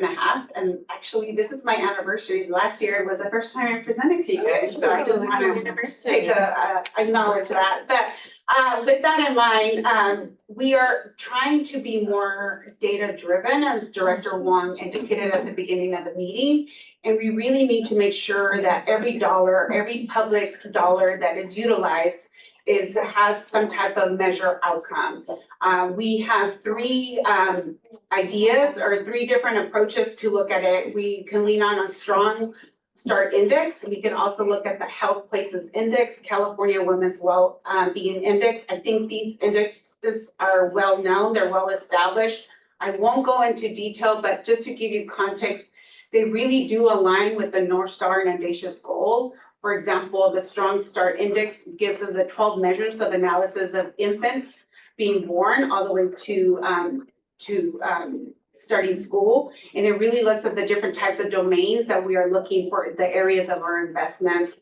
The Health Place Index really would allow us to align with any type of advocacy that we plan to do, whether if it's at a local level or even at a federal level. But most importantly, to ensure that we track the strongest impact on life expectancy. And I think I've been hearing from all of you that you want to make sure that we take learnings from different investments and we are able to transfer some of those strategies on making sure that every dollar it gets us closer to reach the North Star. So this framework would allow us to do that because we would have the data almost in real time. So just want to share that that's the data approach that how we're looking at for result-based accountability.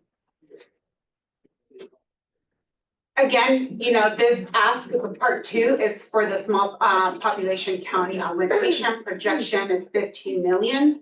Or up to 15 million, I should say, for July 1st to 2025 to June 30th, 2028. Some of the key features that would include is a grant-based funding allocation for 3 years for all current small counties. We'll continue to have quarterly invoices and payments. We will be leaning on a new funding formula approach, which is the children data 0 to 5. And we'll also minimize some of their scope of work by having an independent evaluation that will track the data for them, because that is something of a data burden for them or admin burden for them. So we would be able to deploy that ourselves. And then also too, we'll continue to even streamline the programmatic reporting through the annual report. We've looked at even what we've done this year, and we think that we can even streamline it even further for them so they can focus really on serving the children in their areas. So those are the key features. As I said, we're trying to be mindful of our statute requirements and what we're obligated as stewards of public funds, but also to ensure that we adhere to the North Star and Ambitious goal. With that said, any other thoughts? Thank you. Gracias. Thank you. Really appreciate the thoughtfulness and the work that's done to get us to this place. Wanted to open it up to any commissioners for comments or questions.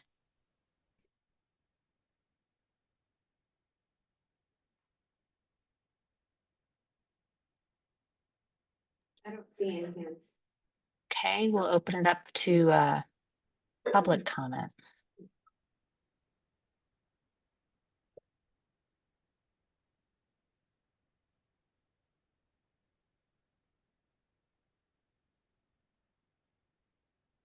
Taking public comment on both actions at the same time? Correct.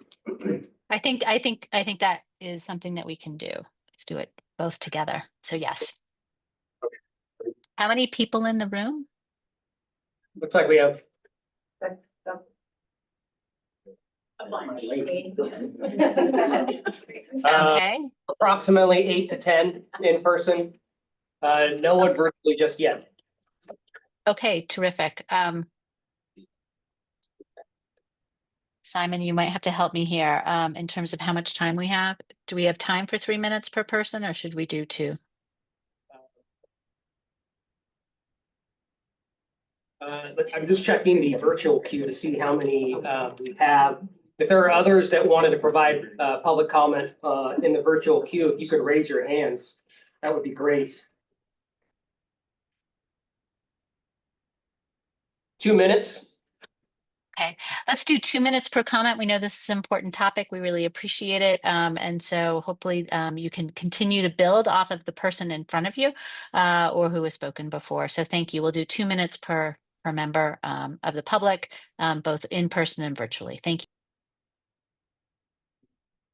Thank you, Commissioners. Avo Macdessian, First Five Association. The First Five Association supports both the Resilience Initiative and the STCFA investments enthusiastically. At the same time, we recommend some very, very important amendments to the action. The first is to ensure that all of the $15 million allocated to small population counties, every single penny goes directly to small population counties.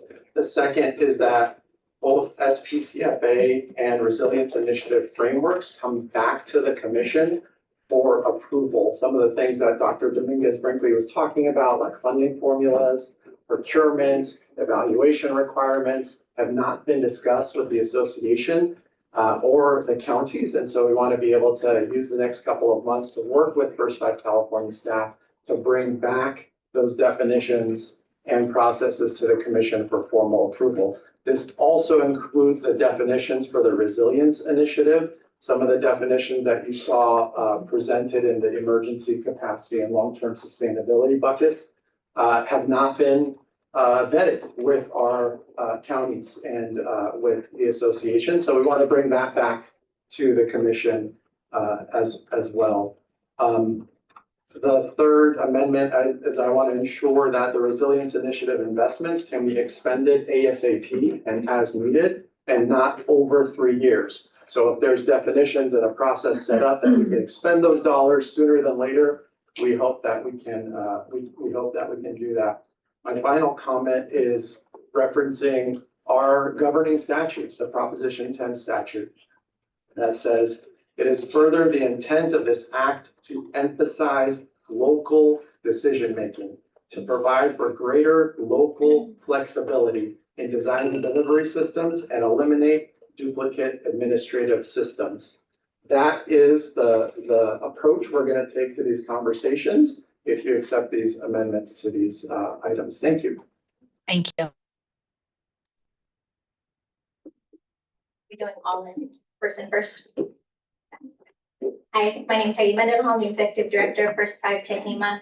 I actually am reacting, and so forgive me if it doesn't seem all in sequence, but my first initial thought was surprise at some of the information shared. We had requested after the 2 listening sessions, my colleague and others on an email to meet prior to the meeting so we could have an understanding and know what we were going to be kind of having a conversation and discussion and commenting on.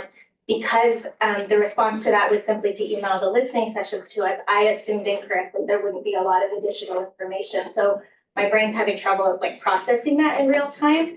My initial reaction in echoing what Avo said is that while we absolutely 100% believe in results-based accountability, the difference between lumping all the 21 counties together and looking at our unique needs in our 21 counties separately that our commissions are already taxed with doing feels like it comes with a cost to our local children and families. And so I'm trying to understand how that can support the needs of the commission and the results-based accountability and not be at a cost to our local children and families.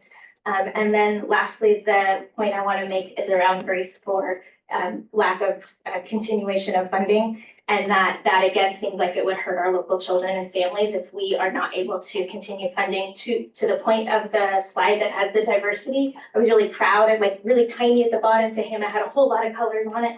And that is because we use this as the intent to augment the Prop 10 funding that provides that initial step for our beginning funding for systems. And that means for us a vast diversity.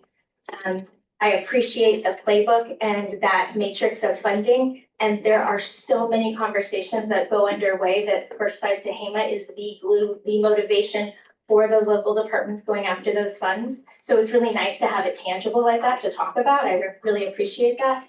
And without the small county, we aren't able to do that. That might not be accounted for in that result-based funding to that North Star. Thank you. Thank you. Smith Vaughn, Executive Director of the First 5 Lake. Heidi, you said a lot of things really beautifully. I too am also reacting, so forgive me if it comes off incoherent as well. Yes, there was a lot of stuff on that slide that we were not aware of, that we were not privy to and had asked for. Firstly, we had asked over a year ago to start these conversations so that we could have these types of conversations, not in front of the commission per se, but to be able to kind of flesh out some of these reactive pieces to us so that we can work together.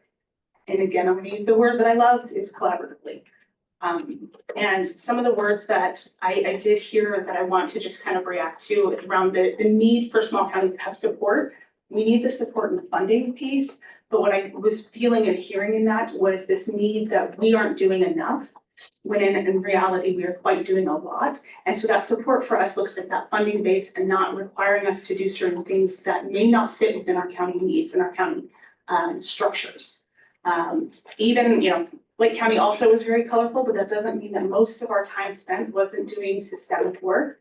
And a lot of that funding goes towards that systemic work in order to take that $1 that we have and make it into that, it was $300 that was on the slide, type of ordeal that we're looking at. So again, looking at that inequity of requirement for more data from the small counties over the larger counties for less dollars and in a smaller capacity for what we can do in our counties. It's really important for us to look at. Again, I know this is coming out and probably not as coherent as I would like because I am reacting. And I am very appreciative of this commission for looking at that 15 million and really do hope to take the whole 15 million for the small counties and nothing more. Thank you. Good morning, Melanie Easton, Executive Director of First Five Nevada County. I'm so grateful for the commission's ongoing commitment to funding the small county, funding augmentation.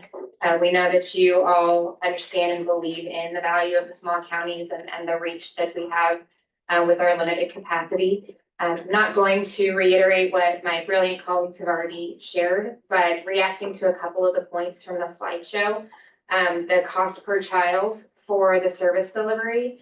In our small counties, that cost can be higher because the number of resources is incredibly limited. We don't have quite the same scale as our larger counterparts in terms of home visiting programs offered. In Nevada County, we have, I think, two or three home visiting programs that are serving the entire county. And we've got a couple of literacy programs for family resource centers, whereas our larger counterparts, that cost is spread across larger numbers of service providers outside First Five funding. The second piece is on the evaluation and those indices that were shared, which are excellent tools. In small counties, that data is not always reliable because it's lumped together with several counties. And so when you're looking at data that's labeled Nevada County, it isn't always just Nevada County. And so that's not necessarily a reliable indicator of the work that's being done there. So I just wanted to highlight a couple of those points, which my colleagues hadn't brought up just yet. Again, just reacting in real time. And it would be wonderful if we could be sent those slides to react to or sit with and mull over when we've got the space for it. Thank you. Thank you. Hi, Janice. Oh, sorry. Sorry. Hi, Janice LaRue from Placer County, and I like some of the people here. I've been around a little bit. I started with First Five in 2002 in Nevada County before moving to Placer County. So I understand the rural augmentation, small county crisis from all different sorts of sides. And I really appreciate so many of the commission's investments. I really appreciate the playbook. I think it's great. But on the side of the small counties, you can't have a playbook if you don't have a coach, uniforms, a ball, a field. And that's where the small county augmentations have really come in. There isn't in the legislation an inequity, which can be addressed permanently by a change to the statute, which none of us want to do. We don't want to open up the legislation. And so early on in First Five, this was enacted as a means of assuring that small counties got a certain amount of money for admin, for program, and actually back then even travel. So,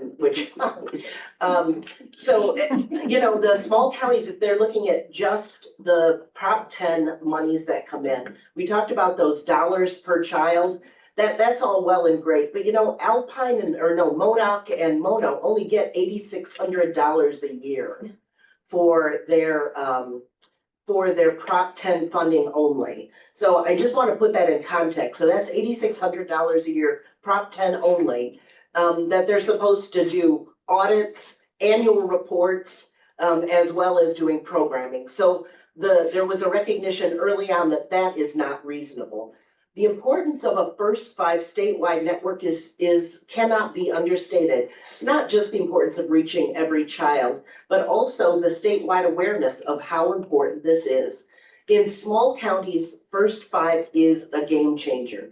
Boards of Soups love First Five, legislators love First Five. It is one of the cheapest goodwill and media expenses that the commission has. And so I really appreciate that the commission has, since the beginning of time, supported the small counties, and I support continuation of full funding for the small counties. Thank you.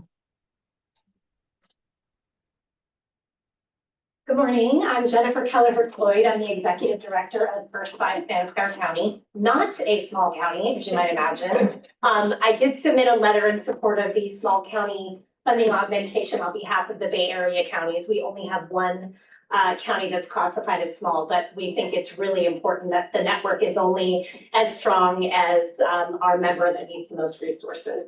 What I do want to address is the 3-year resiliency fund, and I want to start with a thank you. I was here in October and asked for the follow-up, and you followed through on having those conversations, and I just want to acknowledge that and thank you for it and indicate our support for the fund. I do want to also echo Avo's comments that, of course, with $3 million over 3 years and 58 counties and 3 different buckets, the devil is in the details on how we define those, or that money could certainly be gone very quickly in one bucket, especially with the level of emergencies that we're seeing across the state right now and with our need to respond to changes at the federal level. So I do support and urge the commission to collaborate with the association and members to talk through what those funding definitions look like and how we can support a process to make sure those dollars are useful and do help leverage the entire network to long-term sustainability as well as immediate relief. So thank you again, and I support both of the initiatives being asked for today. Thank you. Good morning. My name is Amy Eves. I'm the Executive Director for First 5 Calaveras. I am a new Executive Director. This is only my second meeting here. I've been in this position for a year, but I've been in government with the County of Calaveras for 18 years now. And I wanted to say that the work that First 5 does in our community is so important to bringing when we talk collaboration, we are the leaders in collaboration. We were one of the first to present at a First 5 Summit 12 years ago, I believe it was, regarding use of MHSA money to further implement more services into our county and bring that, and that still is operated under First 5 Calaveras. We still do that, or as long as we will have it, which is only 1 more year, as we know that funding is going away or changing. And so we're always looking at ways to work together, to build on what we have, to partner with others. And we wouldn't be able to do that without the stability that the small county population funding gives to us. So I'm here to say that Calaveras County would like to echo my small population colleagues to make sure that all county commissions have the resources they need to serve their communities. The impact of small population county funding augmentation on small and rural counties like Calaveras is very significant. In Calaveras, the small county funds 95% of the programs that directly serve our children 0 to 5, allowing us to reach about 89% of the families with young children in our community. Today, I urge the commission to approve the $15 million investment in small county over the next 3 years, ensuring that the full amount goes directly to small population county First 5s. Small and rural counties have the fewest resources, so we ask that SPCFA be implemented with its original intent in mind, focusing on equity and minimizing the administrative burden for receiving the money. No matter where a child is born, every family deserves access to support and services they need during the critical early years of their children's life. Thank you. We have one more public comment here in Sacramento. Okay, perfect. 3 more, I'm sorry. I'd like to make mine from here. Yes, you can. Yeah, absolutely. Okay. Good morning. I'm Michelle Harris. I'm the Executive Director of First 5 Solano. I want to say that I'm grateful for the partnership with First 5 California. And I'm humbled by your leadership in elevating the issue of the resiliency of our First 5 network. The reality is that both short and long-term solutions are necessary for us to continue to do the good work in our communities.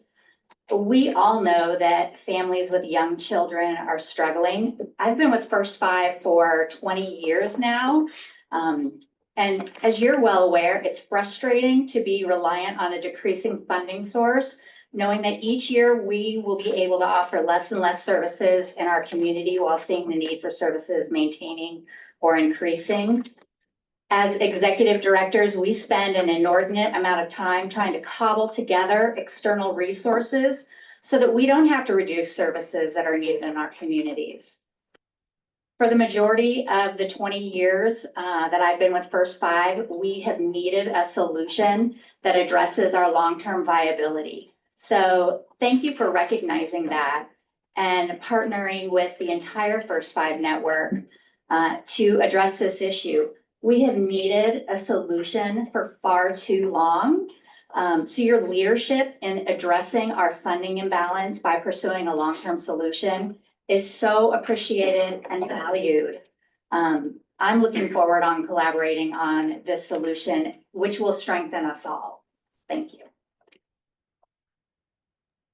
Thank you. Hi, good morning, Denise Winters, Deputy Director, First Five Solano. And first I want to say, raised in Amber County, so I'm in so support for the small counties. Next, I do want to talk about the resiliency portion of the ask. Once you've seen One First Five, you've seen exactly that, One First Five, but we all have the same intention of investing in the well-being of our youngest children and families. I truly cannot stand my iPhone right now. I truly believe that collaboration is the key to move forward with the impact that we have with children and families throughout California. It is also just as important to remind everyone that we need to be flexible and know that there is a process to get where we need to be. We will need to get a process in place to situate ourselves to be in a position to advocate, to scale our work. And in order to do that, we'll need to continually assess the fiscal and political landscape to ensure the conditions are appropriate to move our visions forward. I believe in the power of our First Five network and in the impact we are making in our communities. I greatly look forward to contributing towards a vision that includes collaboration, insightful goals and objectives, and an understanding that once you have seen One First Five, you've seen exactly that, One First Five. Thank you. Thank you. Good morning, everyone. Fabiola Gonzalez, First Five Fresno Executive Director and also President of the association. I'm here not to echo what you heard. I'm here to be grateful to Commissioner Jimenez and Commissioner Brito for the opportunity that we had. It was a great start for us to figure out how can we collaborate together on a process that impacts so many of us. I want to highlight what Jennifer from Santa Clara mentioned in terms of the 3 million of that resiliency fund at the start. The devil will be, I think Jackie likes to say the angels are in the details, and so angels are in the details in there, but essentially, want to make sure that we maximize and we're flexible with that funding as much as possible. But it is a great start that we're here. I want to just highlight one last thing on the small county population funding. I think I heard on the slide there will be a separate evaluation, and we're also stewards of public dollars, as all of us here are stewards of public dollars with you.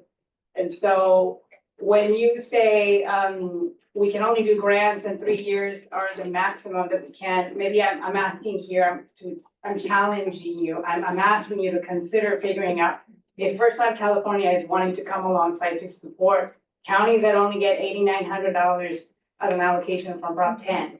Might we figure out a way that First Five California can say this is an inequity portion of the statute, and we are here to really do what we need to do to support those 21 counties. They already evaluated, they already submit annual reports, audit reports.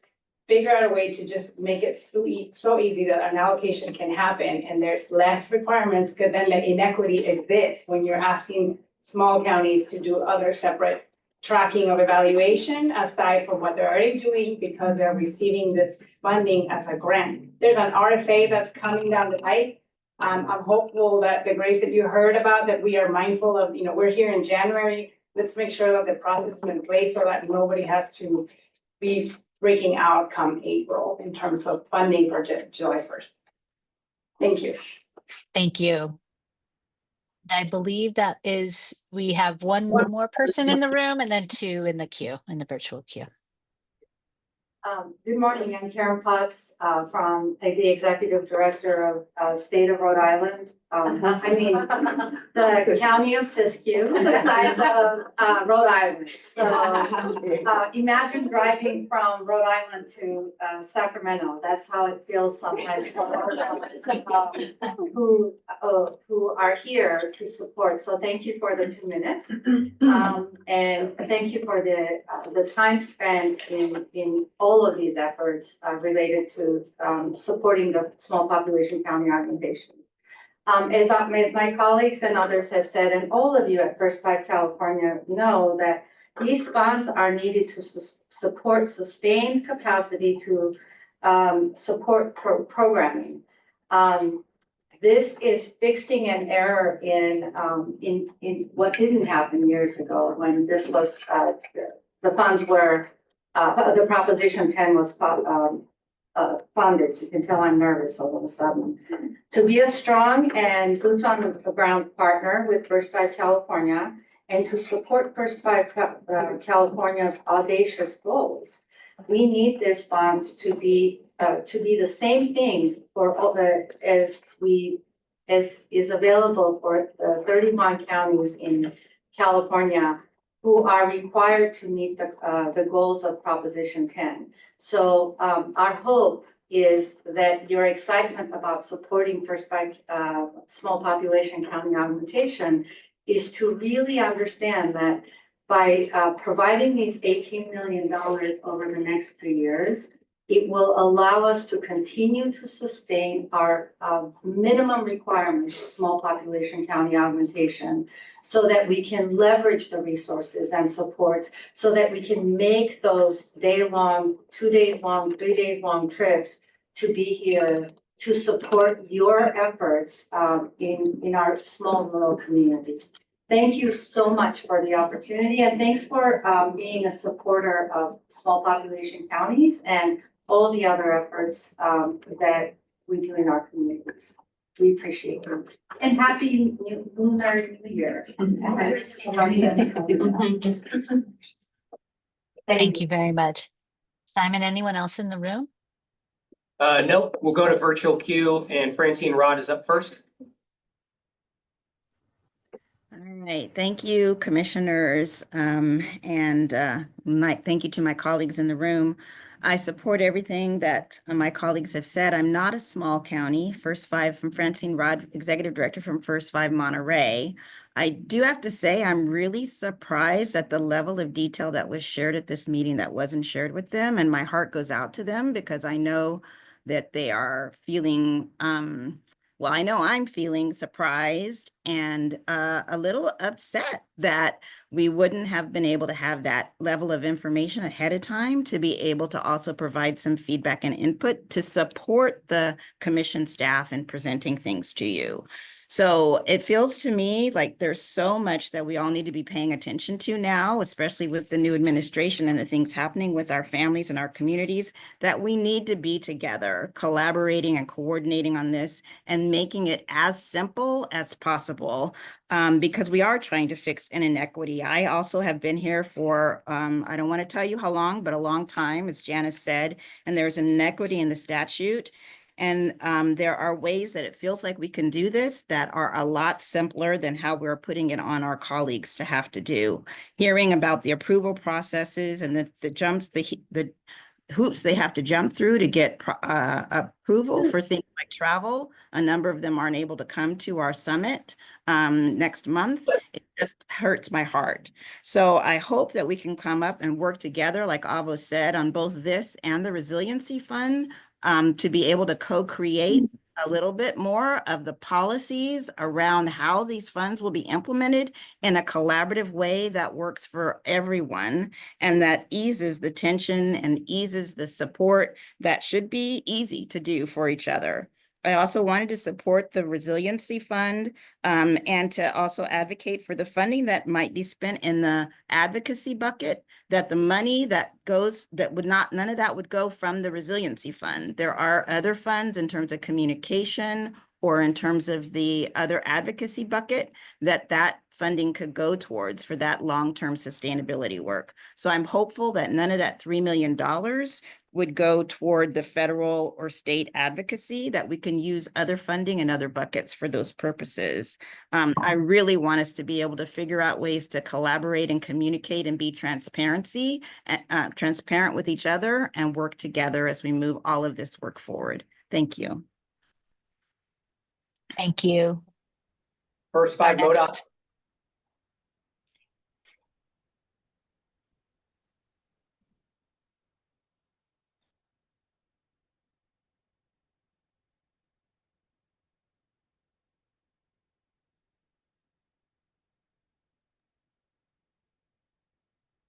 Sorry, it was switching. Is it my turn?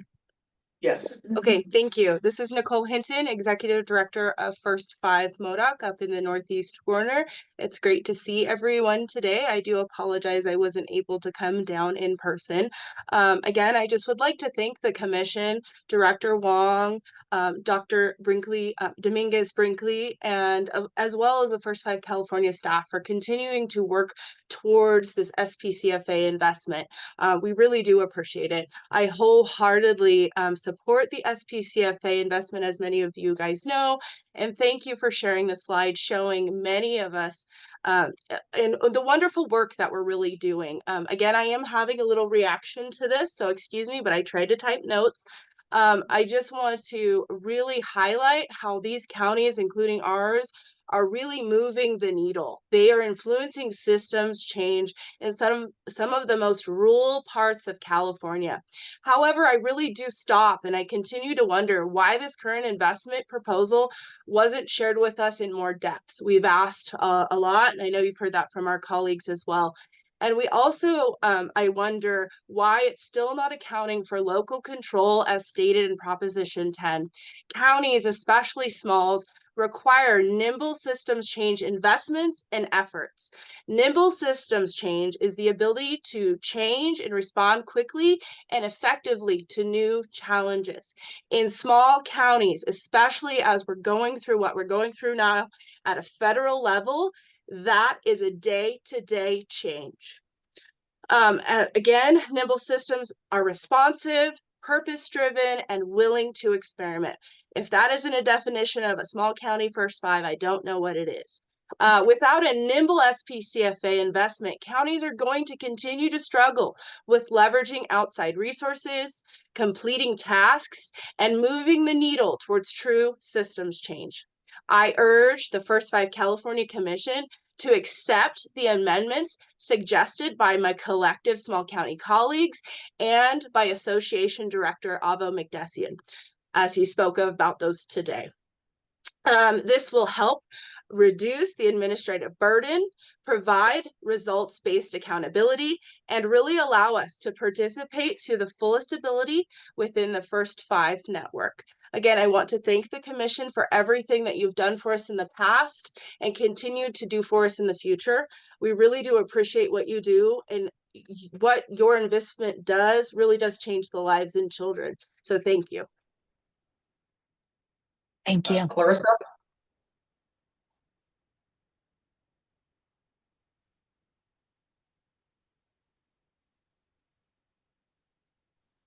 Gotta turn myself on.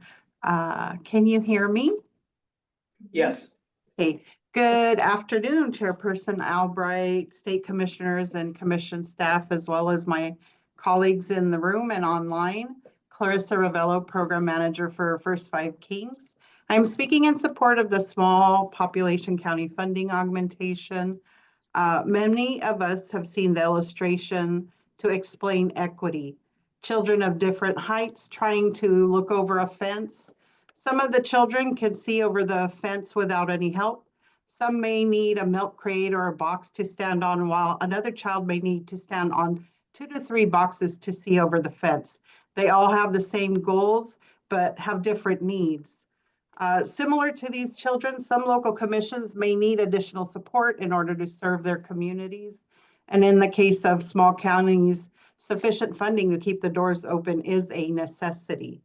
The proposed additional application and reporting requirements appear to be a barrier rather than equitable methods to ensure equitable access for the communities that they serve. And forgive my ignorance, but is there any way to treat the SPCFA similar to the backfill? I know I receive, or our county receives backfill, and I don't have to do any extra reporting on that. I'm sure there's a better explanation why we receive the backfill, but if there's a way to treat SPCFA similarly, I'm sure that will help the communities of the smaller counties. Thank you for your time. Thank you. Simon, is there anyone else in the virtual queue? Two more, Teresa.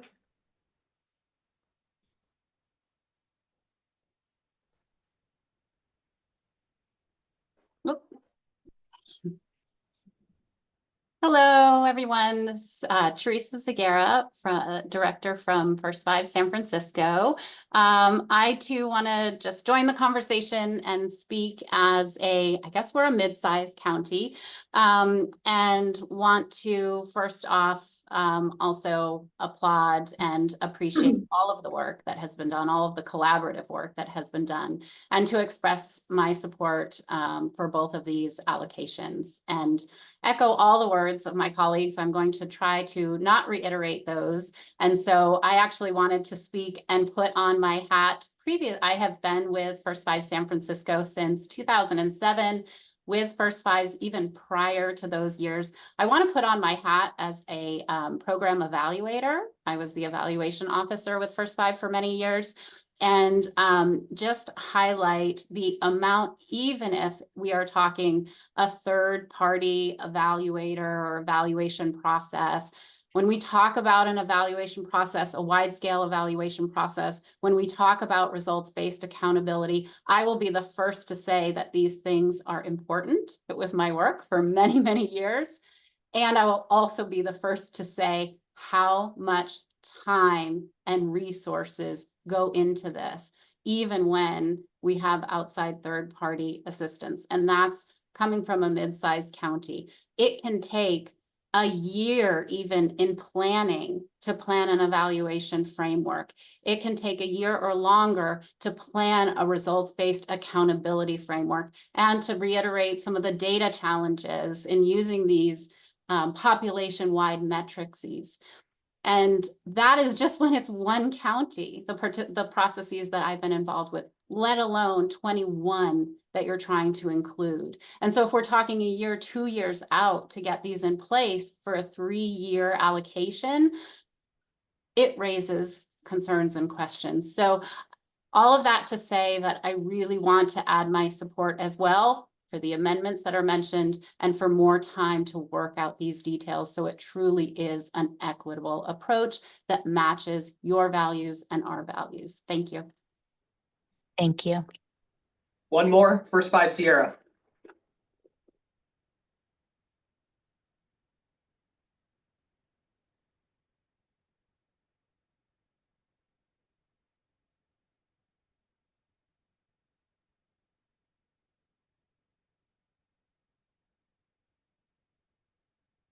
The other fun part about small counties is we often have internet issues.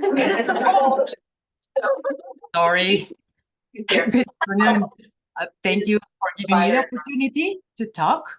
Thank you to my peers that provide support to the small counties, Sierra County being one of the smallest counties in California, but not only that, but the rural of the rural counties. I have been walking the process in how these discussions about SPCFA unfold, and I believe that the good intentions of the commissions pursuing the audacious goal is wonderful. It really applies to cities where you can have some barriers, but it doesn't apply to Sierra County. Sierra County doesn't even have a pharmacy. the services are provided to the entire population. So when we are trying to narrow the impacts of our program to certain groups of people, it doesn't apply for Sierra County. But with what applies for Sierra County is the way that we can serve our community that is in permanent need in a better way. And it's not through a bureaucratic process of securing funding. Funding is the power, gives us the power to address the needs of our population. But if those funding come with restrictions that, no, you cannot spend money from this account because you don't have money in that account. I said, okay, can I change because I have plenty of money in this other account? No, that requests a budget revision. Budget revisions are not approved. How can even serve my population? The commission has to acknowledge that you can empower us or you can burden us. Our mission is the same mission that the commission has, but the way that we will collaborate will impact what we can do for our people. I think that we are all in the same goal. We have all the same goal, and I'm sorry. Thank you so much. Thank you very much. Is there any other member of the public, either virtually or in the room, who would like to speak? No. Terrific. Seeing none, public comment is now closed. I wanted to turn it back over to Director Wong. I know that there were some comments that were raised that she would like to specifically, her and her team would like to specifically address. I'm going to invite Dr. Dominguez-Brinkley back to the podium to answer some of the questions about process and overview and engagement, acknowledging that the request to actually be engaged has been happened over 18 months ago, and acknowledge there was a delay. And so I'll have Dr. Dominguez-Brinkley kind of speak to that a little bit. Yeah, I don't know exactly delay, but we've been hearing from you guys. I think when I started this back in 2023 in fall, you guys shared a lot of comments, and so we've been having a lot of meetings. I think formally we were trying to structure and understand what is it that we needed to collect from you guys to understand, and also really understand our numbers, and that really has a lot to do with our planning. So I think the formal process really kicks off after we have the information items. So we've been trying to be as diligent as possible. We could always look at improving how we engage you guys, but we also have to just be mindful of the different checks and balances that we have here at the state and as we provide public funds. Anything else you would like me to highlight, or anything else that I missed? I think, sorry, one more thing. The presentation, I think you guys all know this. All presentations that we present here get posted on the website. I think Simon and the team do a really, they post it after, we post them after, and we've been talking about that for quite some time, but those get posted, so that will be available. But the presentation I shared with you, a lot of the derivative of that has been part of the listening sessions. The process construct, we've been talking about that to ensure you guys understand how we were going to get to the strategy ask and really for the action item. My understanding has always been the process. We're always looking to improve that. So we're always mindful of that too. We take the constructive feedback. We know you're not shy, so we appreciate all that. Anything else? Sorry. I think people just wanted clarity on process and authentic engagement and what your plans and your teams, what we have been discussing about authentic engagement with us. I think I outlined that in the process contract in terms of having additional listening sessions. So we'll continue to have that after this meeting. We continue to have some, so we can have the talk about what that RFA looks like. That's the request for application for the grants, because that's really what kicks off all the details for your grant applications. We're trying to see how many we can fit in, but also to be mindful of the time frame. We recognize that there's a lot of asks, but that's just the process that we have to take. Some of the limitations, kind of things that we've talked about as well. I mean, I already underscored the limitations. A lot of it comes around conflict of interest. So we just have to be mindful of that when we take your feedback. That's why we did the Padlet, and we really encourage you guys to really provide feedback on those questions. We left that open intentionally for all of you guys to go back. Some of you didn't complete them and some of you did, So we can firm that up or we can bump that up, but that is how we can really take your feedback. You really can't really be a part of the minutia of how you're gonna get the funds. Like, that's just part of the conflict of interest. We're bound by that. That's state of California business practice. And that's just what we have to be, that's what we have to adhere. That's not new in federal government. So, yes, but those who are not applying can be. So my suggestion is there has been success with what we did with the fiscal advisory. It is not necessarily the business commission to actually write out the details of how we implement. And my suggestion from where I sit is that we follow a similar process, but actually iron out the details through the program and evaluation advisory. And engage the association and others in a capacity building to iron out the details, because what we also hear is we do not want delays. So sometimes waiting for 3 months is a delayed implementation. So to the degree that there's flexibility and knowing that we can and there's agreement, I'm happy to come back to the commission in April on the update of that engagement, but really detailed engagement through the advisory, for which purpose of that's why we have advisories.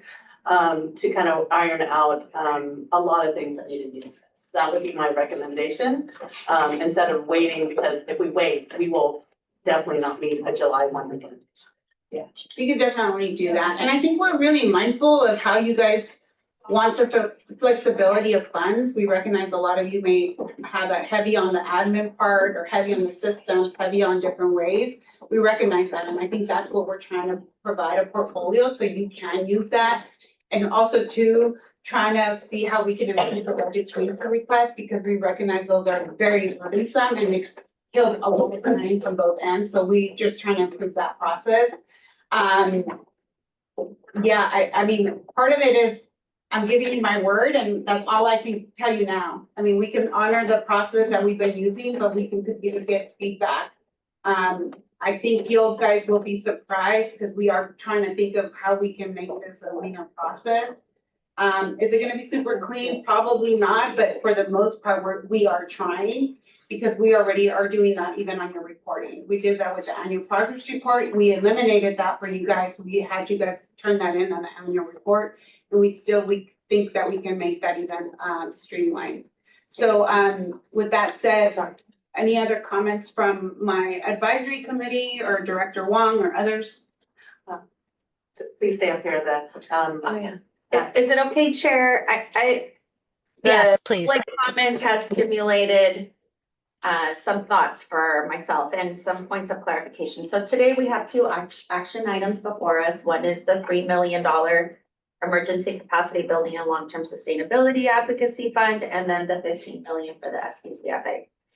So in the slide that you showed the process, it sounds like there's going to be additional listening sessions with the locals after today's action.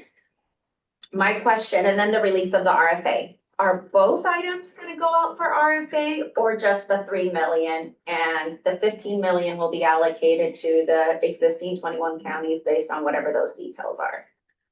Can I answer? We don't know yet. I think that in fiscal, that's part of the program engagement, and the request, quite frankly, in conversation with the association, that we didn't want to define it. We wanted to co-create, right? So we don't know, and that was a theme in the fiscal advisory. Yes, the 3 million, and I want to be super clear that to call it what it's not a fund, it is a program and it's an initiative. The funds are statutory, like, I know that we keep on tripping up and we saying that, so, but it is an initiative. And honoring that request in our fiscal advisor, that the details aren't yet ironed out for that. So let's figure that out. Let's do that maybe at the February annual meeting in San Diego. I'm gonna put that out there, or not, because I don't organize it, but let's start now, because there is urgency. And you hear that urgency in the room. And we want to do that. So as you know, Commissioner Jimenez, that was after we concluded our efforts, it was like, what are the details? And we had agreed, let's work together on what. I guess that doesn't answer my question. Yes, of course. I'm not going to design program focus on the dollars. I hear you, but it's just not clear to me from today's presentation. You know, we say we're going to do an RFA. I'm Oh, just I see. asking, is it gonna be for both, Oh, I both see, I see, buckets, I or is see, I it got it. just for the Yeah. 3 million initiative? So the RFP is clear for the SPCF. That has always been an RFP. For that side, yes. For So the SPCF, 21 eligible counties have to apply for those dollars? They have, that's been, I'm sorry, for the last 4.25 years, it was an RFP. Before that was a contract. For the last 2 iterations, this is the 3rd iteration of an RFP. So from my understanding of the history of SPCF, I will. Okay, well, And so that, yes. I guess we could send it back to the program Yeah. committee. I don't want to belabor this because I know we have a lot of other things we want to get over through. So I will just make some comments. I think the simpler we could make the process to get out, sadly, a very small amount of money for these 2 different items that we're talking about, for the initiative and then for the SPSA. I think the easier it'll be from the people who are going to be receiving the dollars, as well as from the state association, state staff that are going to be having to manage and administer those dollars. And I'll just say, when I say equity as a public health practitioner, it's you take dollars and allocate them to the communities that are in greatest need. So I can appreciate that there's discussions that are going to be had about what that allocation formula should look like for the SPCFA. And that's all I'll say. And, there might be new winners and new losers in that. But if we are really trying to advance equity in California, that's what that means, in my humble opinion. And again, I just can't stress, let's not create an onerous process that's difficult for people to get the money, to spend the money, and for us to be able to monitor those agreements. Thank you very much, Commissioner. Any other commissioners? Jackie, maybe, sorry, Director Wong, maybe I just interrupted you. Apologies. There's a shared interest in minimizing administrative burdens on both sides. I can talk to my staff. We don't enjoy it. We do have a control agency. There's absolutely a shared interest on streamlining that. So I just want to name that, because I think sometimes if you hear discussions, it's as though our staff are trying to do this. We're not. We just have control agencies and an opinion from the Attorney General's office, a number of things that just require us to do a number of things. Doesn't mean that we can't think creatively about how to better streamline that work, but I would affirm, that is our shared interest. Sorry, one more comment if I may, through the chair. So did I hear you say that the process that we went through, where we invited the First Five Association, EB, and chair to participate in our committee, our finance committee, that we could consider that as well for the program and evaluation? That would be my recommendation. That's my recommendation. Great. Well, when we get ready to take an action, I think we should include that as part of the motion. Terrific. Hold that thought. Any other commissioners have any comments? Yes, questions? Yes, and I think Commissioner Jimenez took the words out of my mouth, but I just want to wholeheartedly agree with the importance of streamlining, simplifying, making this as easy as possible on all parties involved, but really so that we can have the greatest impact in the communities who need these dollars the most. And really appreciate the recommendation to bring this back to program to work through the details around implementation. And I acknowledge something that wasn't said, but I know Alva and I have talked about it.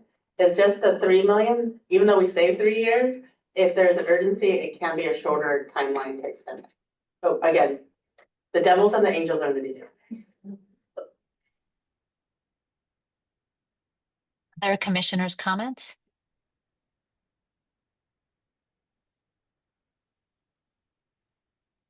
Clarifying question? Okay. Any clarifying questions? Anything else? Commissioner Hazen or Commissioner Jimenez, would you be interested in putting together a motion that did the following based on the comments that you made? There are 2. The first is to approve the SPCFA. The motion would be something along the lines of, I move to approve up to $15 million over 3 years for the small population counting funding augmentation. And if you would like to add about the program and advisory committee, please feel free to do that. Yes, so I'd love to make a motion to approve up to $15 million over 3 years for the small population county funding augmentation program, with ongoing implementation support happening through the program and what's the formal name? Program and Evaluation Advisory Committee. Terrific. Is there a second on that motion? I'll second that. Thank you. That it includes involvement of First Five. Yes. Okay, yes. association in that committee. Okay.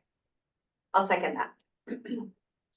Terrific. Thank you. And my understanding of the motion is that that work would happen before any RFA or RFP would be issued, so that there would be opportunity for co-creation and partnership on that. Any other amendments or questions or comments about that particular motion? Staff, any clarifying questions? Okay, seeing none. Lisa, could you please do the roll call? Katie Albright, Aye. Jackie Majors, Aye. Shayna Hazen, Aye. Elsa Jimenez, Aye. Vivian Velasco Paz, Aye. Lori Russo, Aye. Amy Bernardino Falvey. Aye. Thank you. That was a unanimous approval of that motion. We have a second motion. The motion would read something along the lines of, I move to approve up to $3 million over 3 years for the following 3 areas. 1, emergency; 2, capacity building; 3, long-term sustainability efforts to support stabilization across the First Five network. And if anyone would like to add anything about the program and evaluation committee, please feel free. Is there a motion?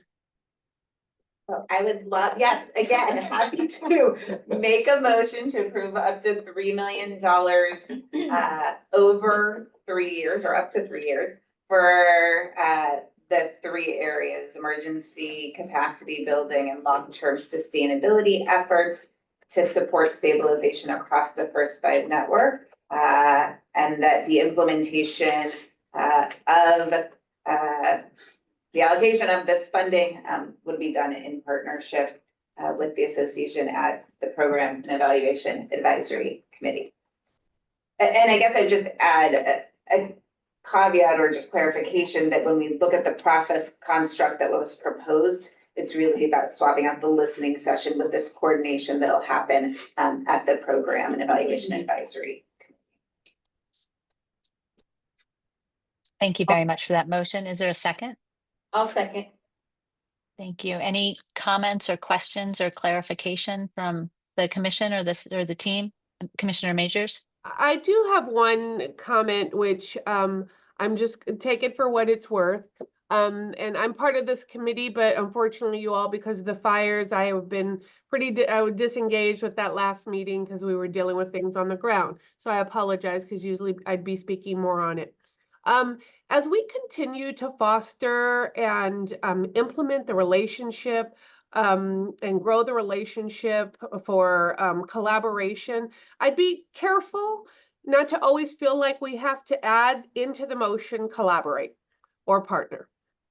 Because if that is the goal for our entities to come together and collaborate in an effective way to make sure we're implementing these programs and initiatives and whatever we want to call it, to ensure that these dollars are being manifested in the correct way. I'm just concerned that putting that in today when we really haven't done that before is setting a precedence that I just think we want to be mindful of, that it doesn't get us away from always collaborating. So there we go.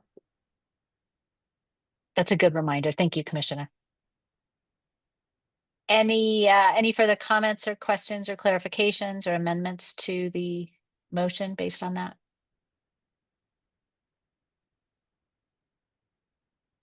Okay, seeing none, hearing none, we'll move forward with the roll call. Lisa, could you please do the roll call vote? Katie Albright, Aye. Jackie Majors, Aye. Shayna Hazen, Aye. Elsa Jimenez, Aye. Vivian Velasco Paz, Aye. Lori Russo, Aye. Amy Bernardino Falvey. Aye. Thank you so much. The motion carries unanimously. Appreciate it. And I am now overwhelmingly excited to turn over the chair role to Commissioner Haven. So thank you very much. We'll turn that role over to you. Thank you for leading the rest of the meeting. Yes, thank you, and glad to be here. And I think I'm gonna start and stop all within, one fell swoop. So I think we are going to take a break now, and adjourn for lunch and come back, 1:00.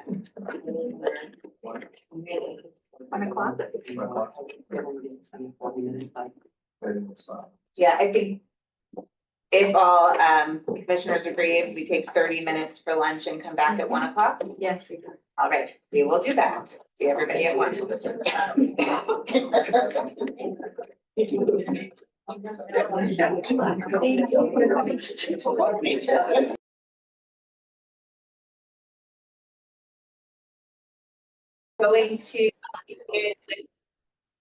We're going to begin with item 6, our fiscal year 23-24 annual report. One of our last action items. Would like to welcome back Dr. Martha Dominguez-Brinkley to present the annual report item. As a reminder, this is the commission's statutorily required report to the legislature and governor, which is due on January 31st. Every year. So we've got a day. Martha. I'm gonna try my best because I ran downstairs, but thank you guys. Good afternoon. Hope you had a good lunch. Walking through the annual report for the fiscal year 23-24. And I also want to acknowledge that we did post that a week ago, and it's a draft form right now. So folks had the opportunity to take a look and download or make any observations. We're happy to take those comments, our suggestions. Other than that, this gets turned in tomorrow. Couple of areas of the content similar to last year. For the most part, we have statewide focus investments. We'll go over that, things that we did from 23-24. Talk about just that making sure that everything uplifts the North Star Audacious goal. Also to leaning on the result-based accountability framework. And then talk about state highlights, policy pillars and wins that we've had. And then outline the county expenditures and result areas. And then also to the population served that we've acknowledged. And then the fund balance by county and county highlights. So that's kind of what that we'll go over. I won't read this in detail. Again, the presentations get posted after the meetings, but this is just more of a foundational point of what we committed as the North Star and Audacious goal. The Trauma-Informed Healing Center and culture responsive systems, I think more than ever, it's really important to ensure that everybody has a safe, stable, nurturing relations and environment at all given times, even in our workspaces. We've also adopted the theory of change, which allows us to really identify our lovers as a first 5 organization, network, partner, entity. We advocate, we convene, we connect, we're catalysts in our funding. And that's really one of the areas that we take pride on. But we also broadcast. We do a lot of engagement through our communications effort. So this is a framework that we've been discussing.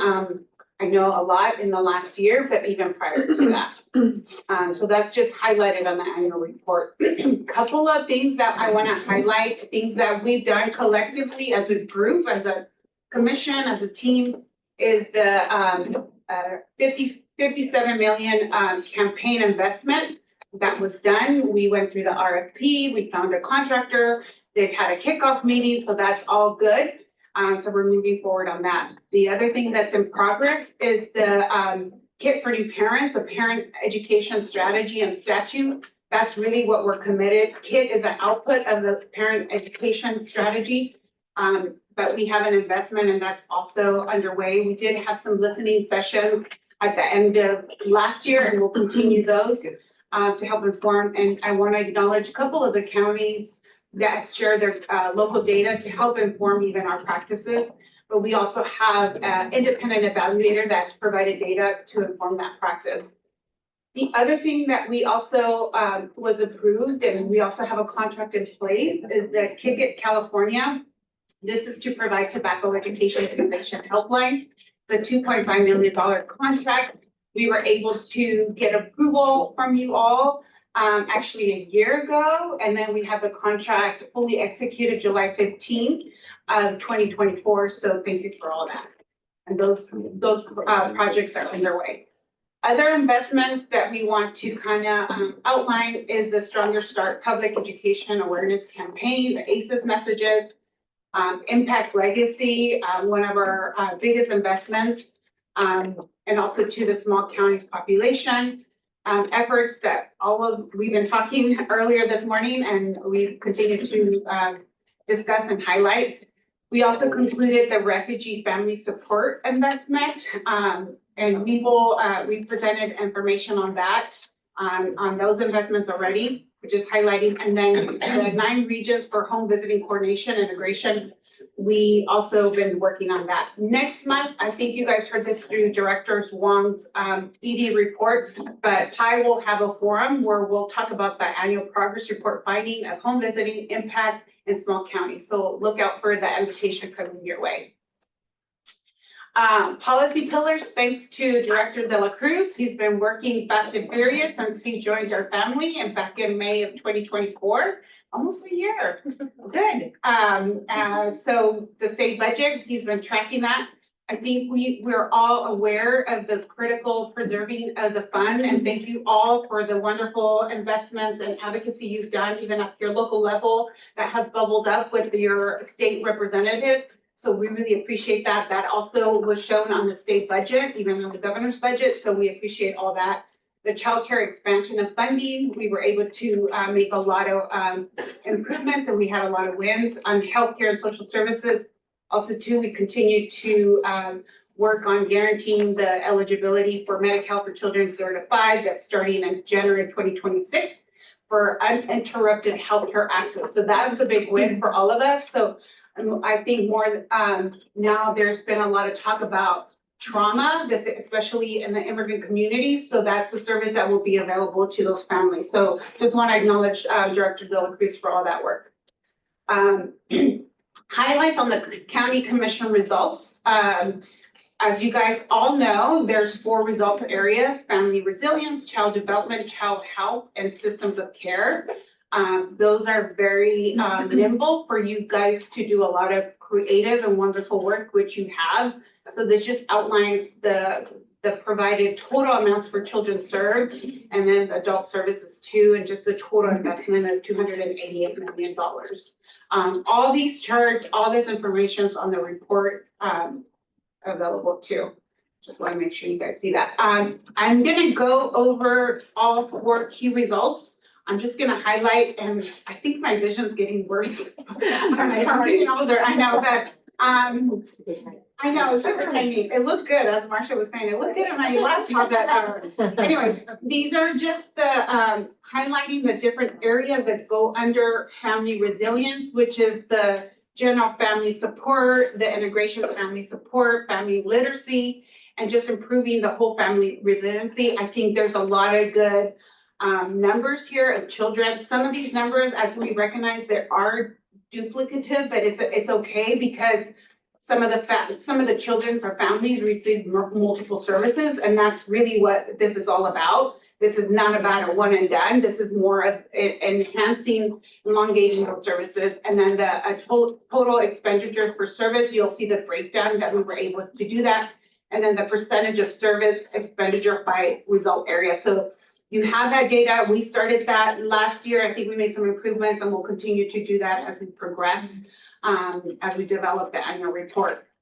And the child development, key results on the quality early learning sessions, and also early learning program direct services, total improvement in child development. So these are the areas from that bucket, and then the total expenditures and the areas by percentage too. Result area of child health. This also has a lot of different breakouts of within this pillar in terms of just health and what health means for children. So there's a little bit, you'll see there's a oral, there's a little bit of well-being and health. So that's all intertwined and that's intentional too. So we appreciate you guys continue to provide those services and highlight those areas. The systems of care, I think there's been some improvement from last year. You see the report from last year to this year. A lot of you guys are reporting that and you're getting better at really giving yourself more credit because you're doing a lot of great work on that. And then you can see the total expenditures on services and also the percentage on that. So just a lot of great work in all 4 areas that is being acknowledged across the state of California. And then this, I think we all know this, and you all know this on statute, the allocation of first 5 commission, all locals get 80%, and then the 20% as the breakdown is administration is 1%, allocated is 2%, research and development is 3%, childcare is 3%, education is 5%, and mass media communication is 6%. So I think we've been talking about that a lot this year about where our resources are going, but I think this is just more of a front and center of our funding breakdown. This is another nice chart and pie chart in terms of revenue by source for the different tax funds, but also the impact legacy funds, small county augmentation, and other funds of revenues or other sources that they may be coming in or grants or donations. We recognize that a lot of you are so creative in raising funds or even enhancing your sustainability portfolio. You guys do a lot of charity events, you get a lot of donations, you're able to just be able to brave those funds. And I think that's really a nice way to acknowledge your creativity, but also your ability to do that. So that's also a good capacity item that we always acknowledge, and just want to recognize that as we're talking about funding. Demographics by population. If you recall back in May of 2024, I shared with you all that we had some new race and ethnicity federal guidelines of making sure that we provide a more comprehensive portfolio of identifying the race and ethnicity of the population served.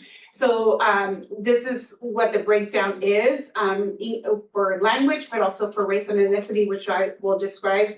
But these are the top languages in California. So just want to acknowledge those, but also to the children that are being served here through all of our investments collectively. There is on the other bucket, part of that is there was a lot of, some of them did multiple responses. So we are also getting better at synthesizing that data so we can, there's a lot of multilingual, or there's bilingual, or there's like trilingual. So a lot of people want to tell us everything that they know. So it's awesome. But also too, when we're looking at the data in smaller numbers, it's really hard to fully quantify that. So that's the other bucket. But we were able to identify that. So we do appreciate that. And that is also a learning for us for the next iteration, for us to give you better TA on that. So you guys can report it even better, or we can do a better job also in the mechanics of how you report that. So just want to acknowledge that. This is by age category. There's a breakdown of under 3 years old, 3 to 6. Age unknown, birth to 6 birthdays, primary caregivers, providers. This is also really important because this also just gives us, this is really our sample population when we're looking at the folks that we serve or the individuals and families. This kind of gives us a context. I know a lot of you work on the upper stream of the 0 to 5 or even before getting kids ready to go to TK and even kindergarten. So this is a nice breakdown of the individual served. This is on the race and ethnicity. I really love this chart because this is really a new data breakdown too for us. As I shared, this was part of our new way of collecting data. You'll see that now we have Alaska Native, American Indian, Asian, Black, African American, Hispanic, Latino, Middle Eastern, North African. That's a new group. We also were able to tease out Native American and other Pacific Islanders. And then we also had folks that identified 2 or more races, white and other 2. It includes responses who selected unknown or did not specify the race and ethnicity. We did add a footnote there, but also includes individuals that did not specifically list available categories. So this also tells us that in California, there's just the more diverse group, and that also gives us something to work on for the next iteration to give you guys more opportunities to identify the families that you're serving. So that's also a nice chart for all of us and an area that we can continue to improve on, just making sure that we aggregate the data even further. Next, before I show, we also have fund balances by county. You guys have been reporting fund balance for a long time, and we wanted to also just acknowledge all the wonderful work here and how resourceful all of you have been. We've just recognized a couple of takeaways that despite the year-to-year variation of fund balances, there's been a consistent trend that most counties have grown, for the most part, 12% on average. On average, a lot of counties have about 15 million within their fund balance, which is great because it allows us to understand that they're able to be resourceful and well-funded despite the reduction of Prop 10 revenue. We were able to break down that into 5 categories: the non-spendable, restricted, committed, assigned, and unassigned. The committed unassigned funds make for 69% of the overall amounts, indicating that the large number of investments is for children and family. The unassigned fund accounts, 28 for overall amount, demonstrating that the counties maintain the flexibility of allocating resources to help families and children. And that's kind of mirrors some of our processes. We make projections, we make investments, and then we also just have to be mindful of any other areas that we. Oh, finish your thought. Go ahead. I was just gonna say, so just looking at the time and knowing we're trying to make up time. Yeah, if you could hurry through these last few so that we have time for discussion. Yes. I'm almost done. These are just breakdowns, key takeaways, just to make sure you guys understand that, but we can go actually, if we can link to the actual report, Simon, you'll have these slides and it's all in the report too. But just to kind of show the chart of the various fund balances of each of the counties, it really just shows the diverse on the, can you try to see if you can zoom out? Yes. Okay. So I think for the most part, everyone has a nice, healthy fund balance. And I'll just read a couple of them, whatever I can see from here. Alameda has 24 million. We see Butte has 6 million. Contra Costa has 17 million. Fresno 34. Kern 17. LA has a large bucket there, 268. Merced has 14 million, Sacramento 18, Riverside 34. There's just, you can see the total amounts of what they have in the fund balance. If you can scroll down just a little bit more, just to kind of show you, this is all listed on our report, but also too, like San Mateo, some of the smaller counties too, for the most part, have also a healthy budget. I think Nevada probably was the one that had probably the least of all, if my memory serves me correctly. But yeah, just wanted to outline that. We provided that, and this information is based on their local audit that is required too for them to submit. So we have that information on the report. The key takeaways, I won't go into that, but that's essentially what it was. It's really more aggregating that data and information for you all. And I think I can wrap it up. Did I make up time? You did. I just want to make sure if there's anything else. Okay. Well, thank you very much. Appreciate you going through that quickly. Now let's open it up for commission discussion. Hearing none, we can move to public comment. Simon, do we have any public comment?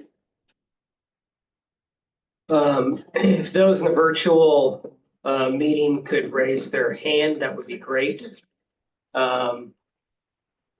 Looks like we have 2 in person. Any more? Maybe. That's what they say. Okay.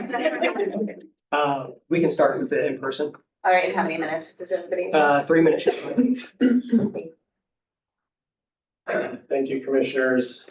Alva McDesson, First Five Association. I want to thank the commission and staff for the inclusion of county highlights as prepared and submitted by counties into the annual report. I also know that we are ready and willing to update the annual report on collection of data and making sure that all the data that we collect are meaningful, but also as less burdensome as possible to who we're collecting the data from. I also want to recognize that counties receive 80% of the Prop 10 funding, but as you can see from Martha's chart, serve 100% of the 1.2 million children and families in the state. And so we collectively can celebrate that huge number of California families and children we are serving. The fund balance appendix is surprising, Appendix D. It is new. It wasn't included last year, and it wasn't included with any discussion with the Association of Counties, and we don't know why. Fund balance is a very tricky issue to bring up, especially in a state report that's going to the governor and legislature, and the association vehemently disagrees with the characterization of fund balances. To say that the average fund balance is 15 million across the state is just devoid of reality. In California, we don't average anything because of how large and small our counties are. And we think that we would ask the commission to strike Appendix D from the annual report and want to understand why it was included and also want to understand how we get to these numbers. I'll give you a specific example that skews everything with fund balances. Alameda County passed a tax measure. Their fund balance is going to include local dollars that come into the First Five fund in Alameda. Their fund balance will grow. However, that doesn't mean if we take that local tax measure that's generating millions of dollars for Alameda and average it throughout the state, that fund balances throughout the state are healthy. That is just false and is not reality. And so the way it's described here and the way it was presented by Martha is, like I said, devoid of reality in California. And we ask that Appendix D is struck from the annual report. Thank you. Thank you. Hey, First Five Tehama. And I just wanted to kind of connect the last 2 items and appreciate the evaluation and also appreciate that we were able to submit our small county data within that greater annual report. So starting there, and also echo what Alvo just stated, that it was very surprising to see it doesn't accurately depict what we can locally do with those funds to support children. And on my very small Tehama example, what came to mind was that we have been so fortunate to be rewarded both CYBHI round 1 and round $3.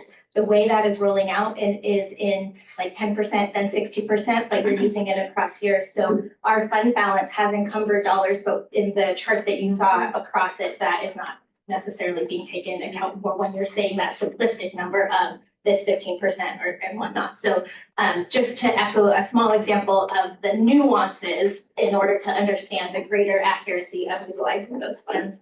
And then lastly, to really appreciate the work on the demographics. Again, being from such a small county, it's so hard for us to individualize when we see things at like a watered down across, and being able to have those different answers and knowing that you're working, Martha, on being able to how we can better understand that multilingualism and trilingualism is really something that is near and dear to my commission's goal, and we appreciate that. Thank you. Good afternoon, Anna Bauer, First Five Butte County. Thank you for sharing this presentation. I had a couple of points. One was about the language and ethnicity data. I would just like to advocate to include Hmong as a unique population and a unique language. And they always, unfortunately, our reports end up under other or Asian, and it really would be important to communities to have that included. And I did want to touch on the fund balance and to piggyback off what Heidi was explaining. It's a challenging data point to navigate with communities, and we're an interesting entity in that it's so public, right? Like if I want to know how much the public health fund balance is for Butte County, I have to do some serious sleuthing, and there's all of this kind of moving around that you get to do to sort of claim, well, these dollars aren't available, and that's what these are earmarked for. So I really would caution us to just put it out there like as if Butte County has $6 million in the bank, because we don't. We have a grant from a community foundation that is a multi-year grant. So it's almost like we're being penalized for getting extra dollars, putting them in the fund balance, and creating a situation for entities that they see you have plenty of money. Why would you need more money? In fact, you should be spending money. So I just think we need to have maybe a graphic representation of what the fund balance means. And I would love to see the first 5 California, if we're going to stick with that data set, could you include the first 5 California fund balance? Thank you. Mayor Bonney, Executive Director for First Fifth Lake. I think my colleagues spoke very well around the unbalanced piece, and I would echo all those requests to have it stricken from the annual report. I think one of the other things that we need to consider is while First Fifth California works on a cash flow basing, most of the counties do not. We work on an accrual base, and so that fund balance, while it's there, as far as what it looks like we've accrued, we have not actually received those dollars. We don't have those dollars to spend today. I may not have those dollars to spend tomorrow, especially when in light of all of the administrative stuff that we are seeing come down federally and statewide, and some of the struggles that we're having there as well. So I don't think that it's an accurate representation of it, especially when you're taking a small portion of our large audit that we do each year. Thank you. Thank you. Do we have any other? We do not have anyone in the virtual queue. Thank you. And I guess before I call for a motion, I have some questions after. Dr. Dominguez-Brinkley, can you return? Thank you. So I'm curious, with all the conversation around the fund balance, so this is the first time we've included this. So can you speak just a little bit more to why, what we're hoping to show, why we decided to include it this year? And I also encourage, I think this time we forgot to actually have the program and evaluation advisory speak to this, because we shared that this is going to happen as well. So also. That was my curiosity. Yes. So I apologize, that was a discussion, and so I don't know. Is there anyone on that committee? Yes, so I don't know if Commissioner Rizzo or Commissioner Majors wants to speak to just a brief discussion. I know. Jack, do you want me to? I'm sorry. Well, as I mentioned, this last meeting was a little difficult for me. So I don't, other than sort of reading on Martha's report, which is why I asked Commissioner Rizzo to take this on. What I will say is Martha and her team have worked really hard to sort of explain the process of this year's evaluation process.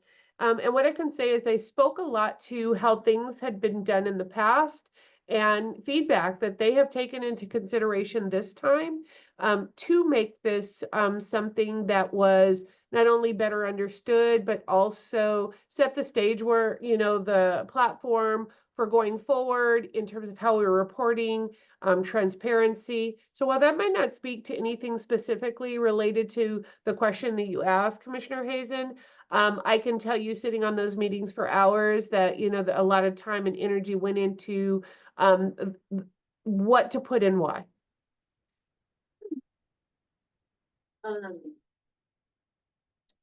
I did not see an issue with including the fund balance when it was presented at the committee, but I do hear what the counties are saying, so I do realize where they're coming from as well, making that public, so it looks like, they're multimillionaires or not. So. It is harder to raise funds and to make a pitch to your legislature to increase funding when they don't have the clear picture of what's going on at the county level. So I would. So maybe, yeah, understanding a little more about the objective there would be helpful. Say that again? Understanding more about our objective in sharing this information for the first time. I know you shared the transparency, which we all want to be, but if you could speak a little bit more to the inclusion of this and what we're hoping to achieve by sharing.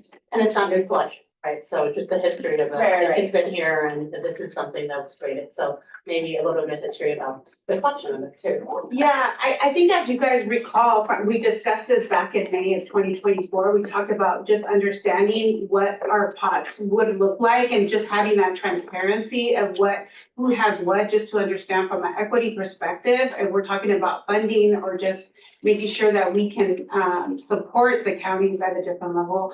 I think our report does provide that the fund balance does include the local audit, and it does include any other funds that they may have beyond just whatever they're getting invested from First Five. So I think the fund balance data has always been collected by First Five, and we actually do report our funding. We do that actually almost in every committee meeting. We do. We do. Everyone we do. I think that's just part of it. I'm happy to take the feedback and see, I guess we're just trying to show the data that we have, and if that's not the case, I want to understand a little bit more. I think it's a great tool to have, and then kind of to drill into the nuances as we're deciding grants, like, this is, but I don't know if it would strategically be wise to publish it in terms of long-term, like, efforts to raise additional dollars. And I see Commissioner Bobby. So when you're looking at these numbers, are these, sometimes some of these dollars could already be allocated for a larger project? Absolutely. Yeah. And that was part of the 5 categories that I was talking about that I had to rush through my presentation. So I did want to give you that. So the counties already do the same thing. They have their things that are assigned. I don't know if you want to pull it up. Also too, I just want to I hear you guys. I just want to make sure that I also say this on behalf of First Five. When we make even like for small counties or any other investment, we don't look at their fund account and make a decision based on that. The fund balance is irrelevant in terms of our decision of funding each of the counties. It's just really to understand the apparatus of what you have in your portfolio to do the work that we are able to do collectively as a network. But we did provide sort of the breakdown of what's been already allocated and what's potential flexible for them too, so. I don't know the detail of like the nuance, right? So the non-spendable, the restricted, I think there's a level of detail. Right. That I don't know if that's one of the questions, there's nuance that was agreed upon in definitions decades ago with counties about what this all means to help elaborate that. So I don't know if that's something that you. Yeah, I don't know. Simon, I don't know if you can bring up my PowerPoint again, just on that slide. Yeah. Just so we can go over, these are the categories that have been agreed upon, all of you, and you've been discussing them for years. So I think that's not a question. What I'm hearing, at least my initial question and some of what I'm hearing, I think is not about what's being collected. I think it's that it's the first time we've ever published this in the annual report. And so I think, my question is not why do we collect this data? I think it's really important to collect this data, but really not the objective in the data collection, but in what's shared here. And I think some of what's reflected in the narrative.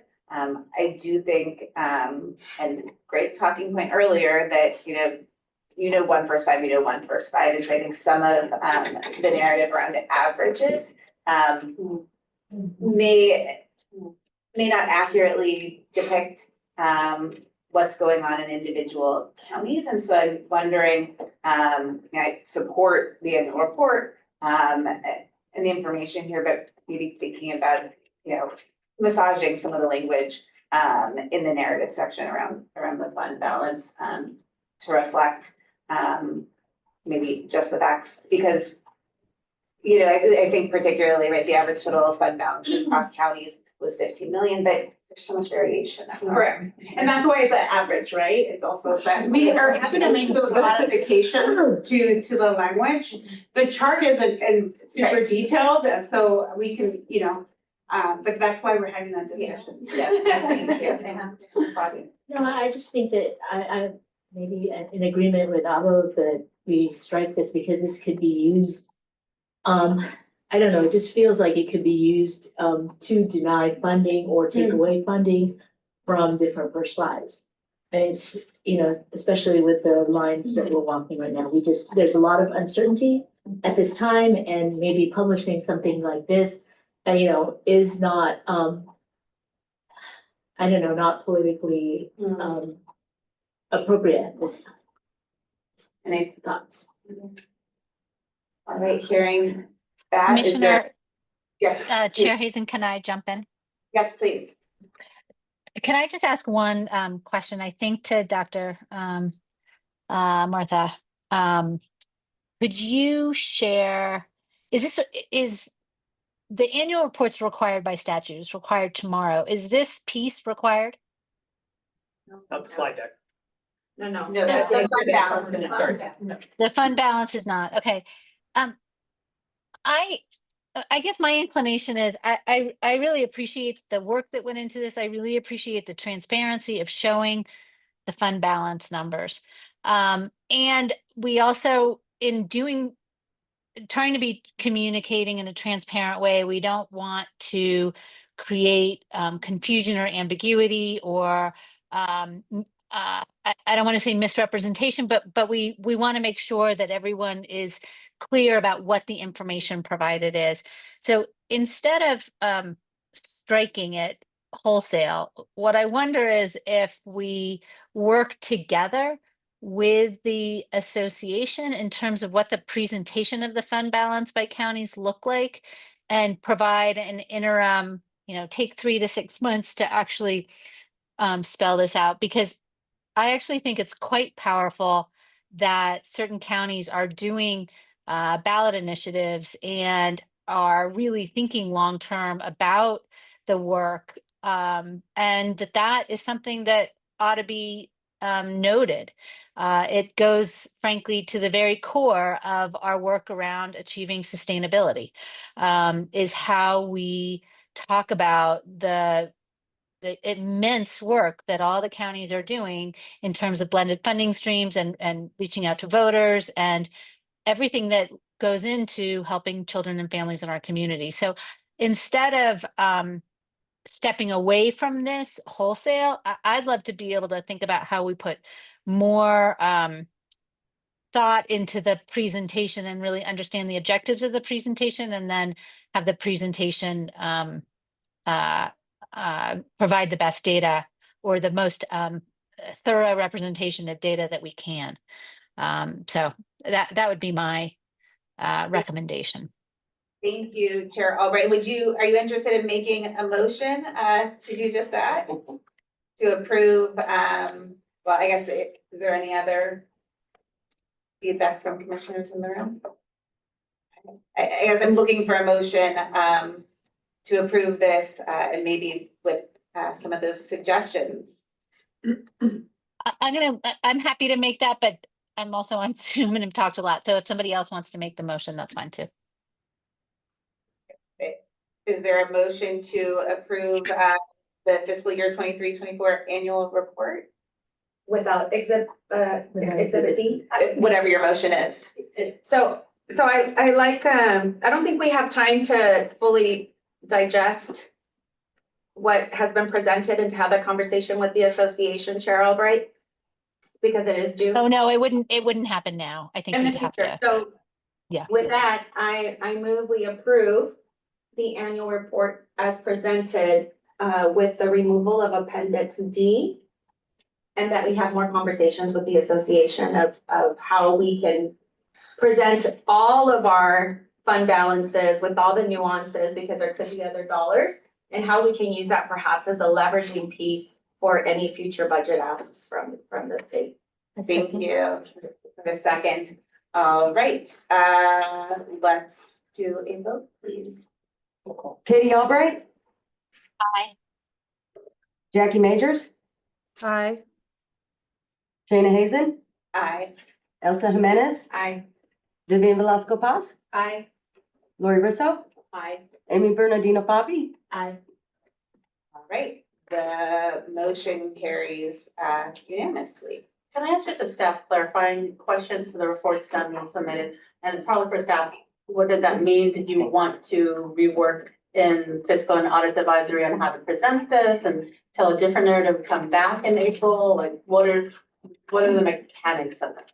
Yeah, I don't know if April is that timely, Or but, whenever. but I do think we can assign this to Commissioner Russo and myself. And now that we have the association that's part of those conversations, to think about how we lift this up, how we help frame it so that it doesn't send a mixed message to the legislature, for example, if in the future there were to be a budget ask for further investment in this space. Thank you. Yeah, and I think, I kept asking what are the objectives, and then clarity around what is the objective, what are we trying to communicate, and then how best to do that. Good. Is that clear? Yeah. Thank you, guys. Thank you very much. All right, we are now moving to item 7, the election of the commission vice chair and advisory committees. Before getting to this next agenda item, I wanted to clarify that this action item has 2 separate motions for consideration by the commission.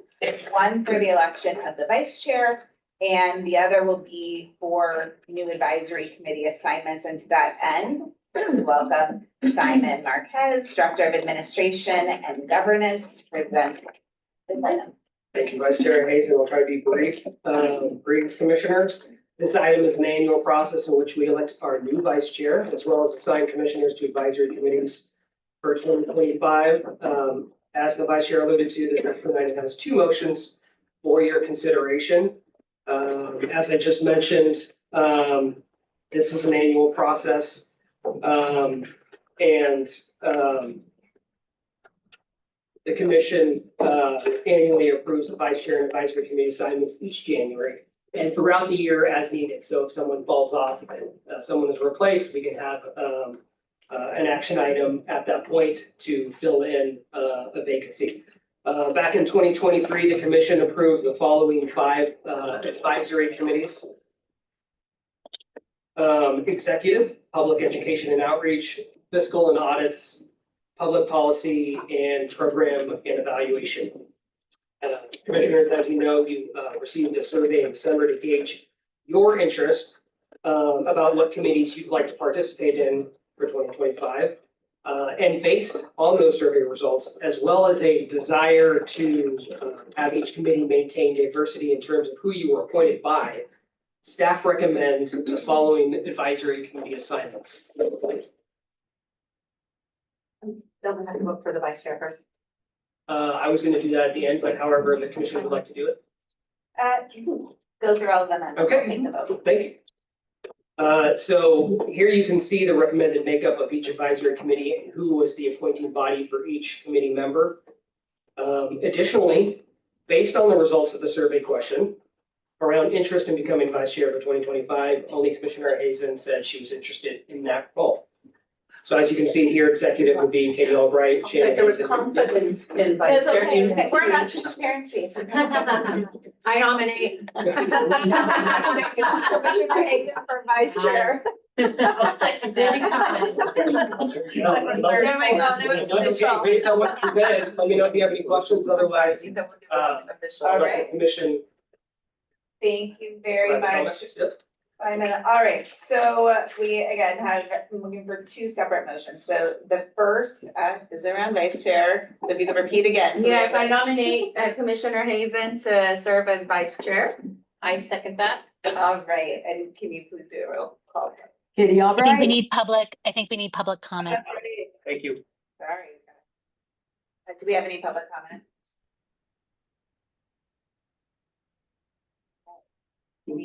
Katie Albright, Aye. Jackie Majors, Aye. Shayna Hazen, Aye. Elsa Jimenez, Aye. Vivian Velasco Paz, Aye. Lori Russo, Aye. Amy Bernardino Fabi. Aye. All right, that motion. Congratulations. All right, and now moving on to the second piece of this, which is the advisory committee assignments, which are up on the screen. There any discussion, public comment? All right, is there a motion on this item? I'll move. I said. Did you get who the motion maker was? It was Chair. Amy. Yeah, thank you. Okay, we have a motion, a second. Can you please do a roll call vote? Yep. Katie Albright. Aye. Jackie Majors, Aye. Jana Hazen, Aye. Elsa Jimenez, Aye. Vivian Velasco Paz, Aye. Lori Russo, Aye. Amy Bernardino Fabi. Aye. Okay. Passes unanimously. Thank you, everybody. We are making up time, which is great. And now, since I wasn't here earlier, I believe we're going back to item 4 or D, which was specifically the CHIS, the California Health Interview Survey. And we will go to public comment. Oh, yes, I didn't know what I missed. Sure. Yes, if we have a staff presentation on this item. Just a quick overview, staff presentation on this item, if you just want to kind of tee it up again, on CHIS, for the California Health Interview Survey. Yeah. What it is and history, that's, a lot of it's in the item written already, but like, it's on process, we can do a quick presentation. Yeah, the California Health Interview Survey has been, well, first of all, First Five is one of the main funders for the children questions. A lot of the funders last year, because of funding cuts and just revenue, had to basically drop off. We've continued to support the California Health Interview Survey. It is a data infrastructure, not only for us, but for California, and it also helps all of us to do applications for grants or any other initiatives. But most importantly, to understand the profiles of what children and families dynamics are. Specifically, First Five has added questions on ACEs, which is related to the work that we've been all discussing for the last year and a half or so, or even more, since actually prior to my arrival. We also added questions specifically around father involvement and also childcare and child mental health. And then there's also other basic necessity lifestyle questions that we have on the children's question tool. So it is a valuable tool. We are actually wanting to, I think in the past, First Five has been funding CHIS for 2 years. I think this year we're wanting to just, because of our processes and we're trying to improve and be leaner, we want to just get an approval for 3 years, but the amount is actually less. We are asking for less, it's just for the duration is longer. So it's about 1.5 per year, but the investment, I think for the most part, you've done, even at some time, you've done over 2 million. I think our ask now is significantly has been reduced based on what we have or we can afford. We also use the data to do policy and research memos to inform a lot of the legislative practice or even our investments at a community level. So I would be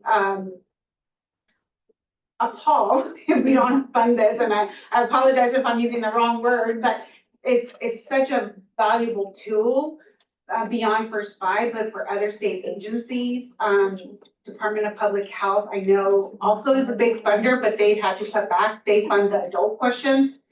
But if we don't fund them, they will not have a children question funder. So I highly recommend for you guys to take this under advisement and consideration. We are reporting the data back, as we recall, in August of 2024 in San Diego. I talked about the research memo for childcare data and child mental health, and also some of the research memos that we had in practice. Director De La Cruz is using some of the data to inform some of the childcare practices that he's been going around the Capitol, and also some of the practices that maybe some are considering even for bills. So it would really, halt our work as we've been moving forward. Thank you. Thank you very much.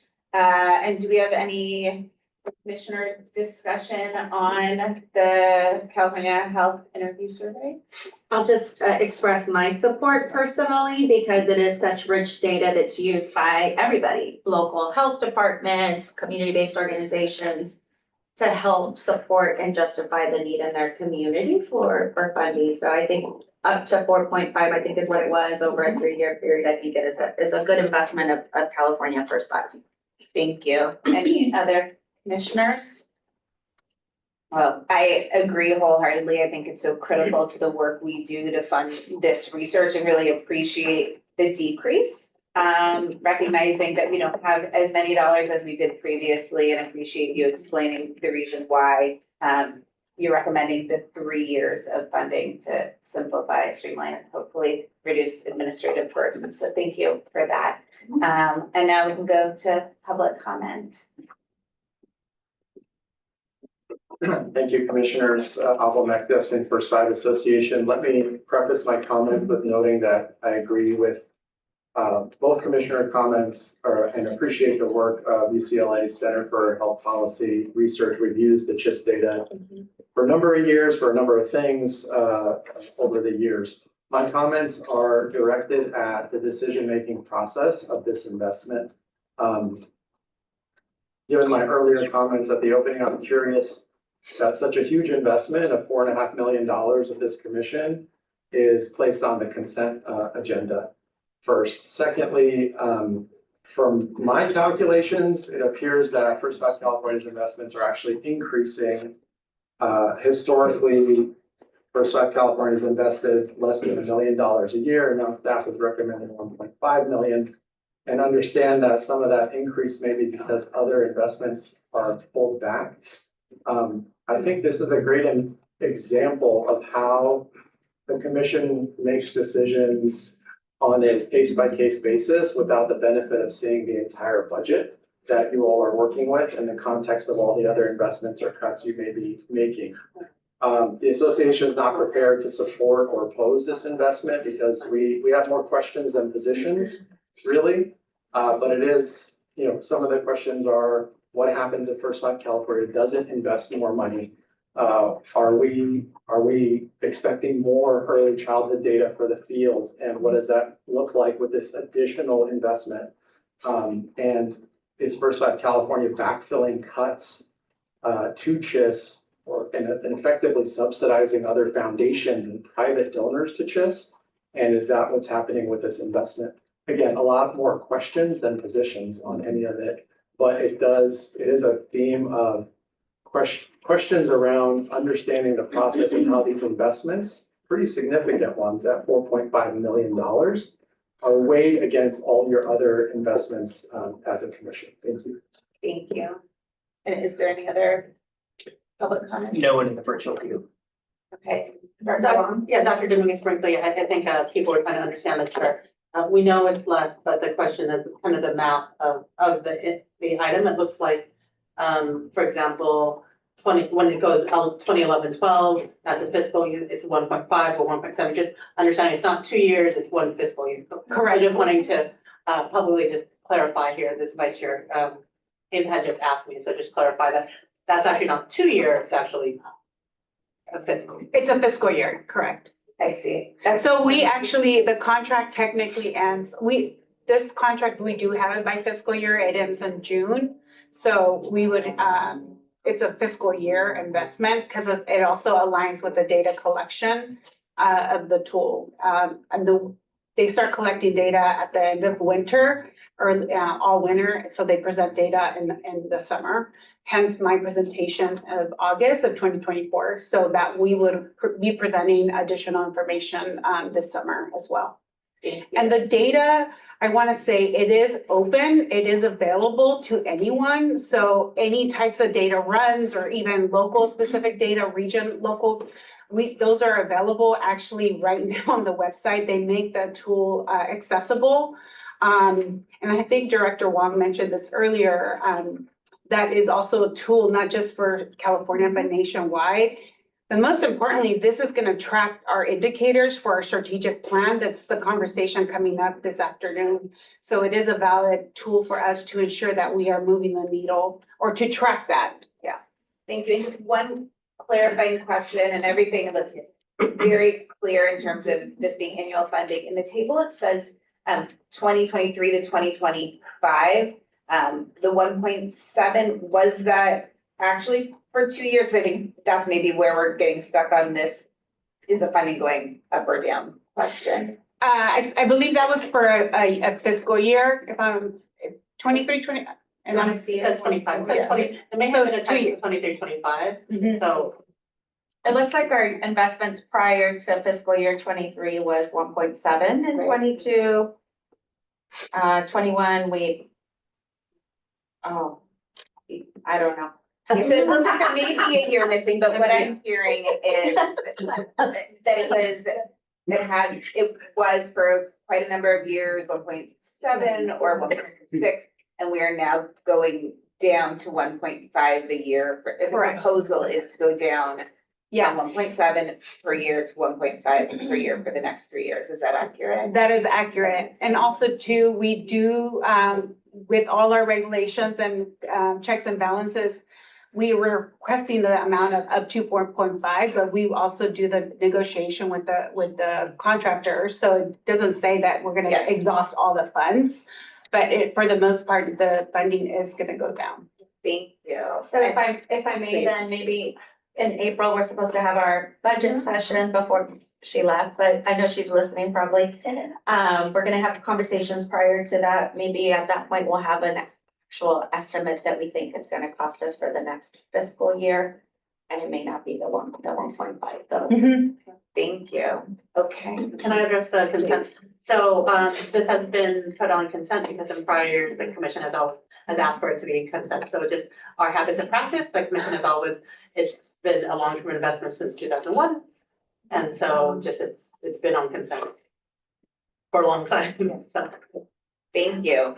All right, but so I'm looking for a motion on this one item.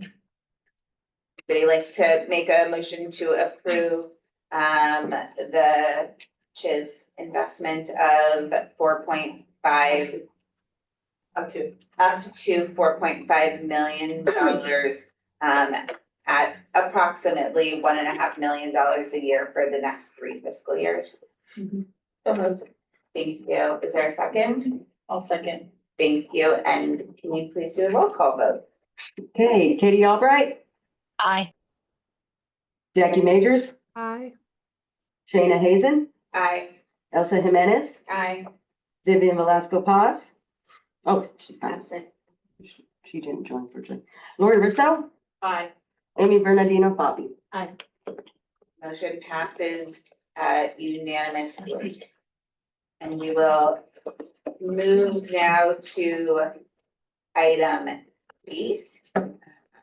Just looking at the time, which is our state and federal budget and legislative update. I will.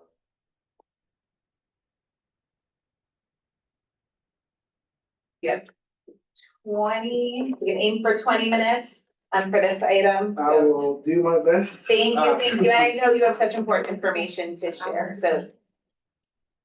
Don't cut the important stuff. Okay. All right, well, hello commissioners, everyone in attendance. Today I'm gonna give a very brief overview of external governmental affairs update with the 2025 legislative update, a government relations update, community engagement update, 2025 state budget update, and the federal update. And again, in advance, my apologies for the quick summary. Oh, and so I was remiss in asking the Public Policy Advisory Committee if they would like to share anything before we jump into this item. My apologies. For the sake of time, I defer to the director. Thank you. All right, so policy update, as you guys have all seen, commissioners, I'm proud to announce that our policy agenda has been completed and attached to the to the item. I also have some copies there if you guys would like some. In short, the agenda, we're focusing on childcare, early childhood education and development, parental education and support, enhancing and supporting the role of fathers, healthcare and maternity care, adverse childhood experiences, guaranteed income, and advocating for all children 0 to 5. This means migrant and immigrant children. Some of the bills, as you know, bills are being introduced. There's no final list of bills yet. But we can talk about some of the bills that we are actively monitoring. This includes AB 29, AB 42, AB 55, AB 65, AB 73, SB 32, and SER 9, just to name a few. And again, my apologies for flying through these because of time restraints. As we move along with time and in the coming months, we'll have a full list, not just of the bill that we're tracking, also what we're actively supporting or possibly counting. A government relations update is that, again, we've developed the 2025 policy agenda.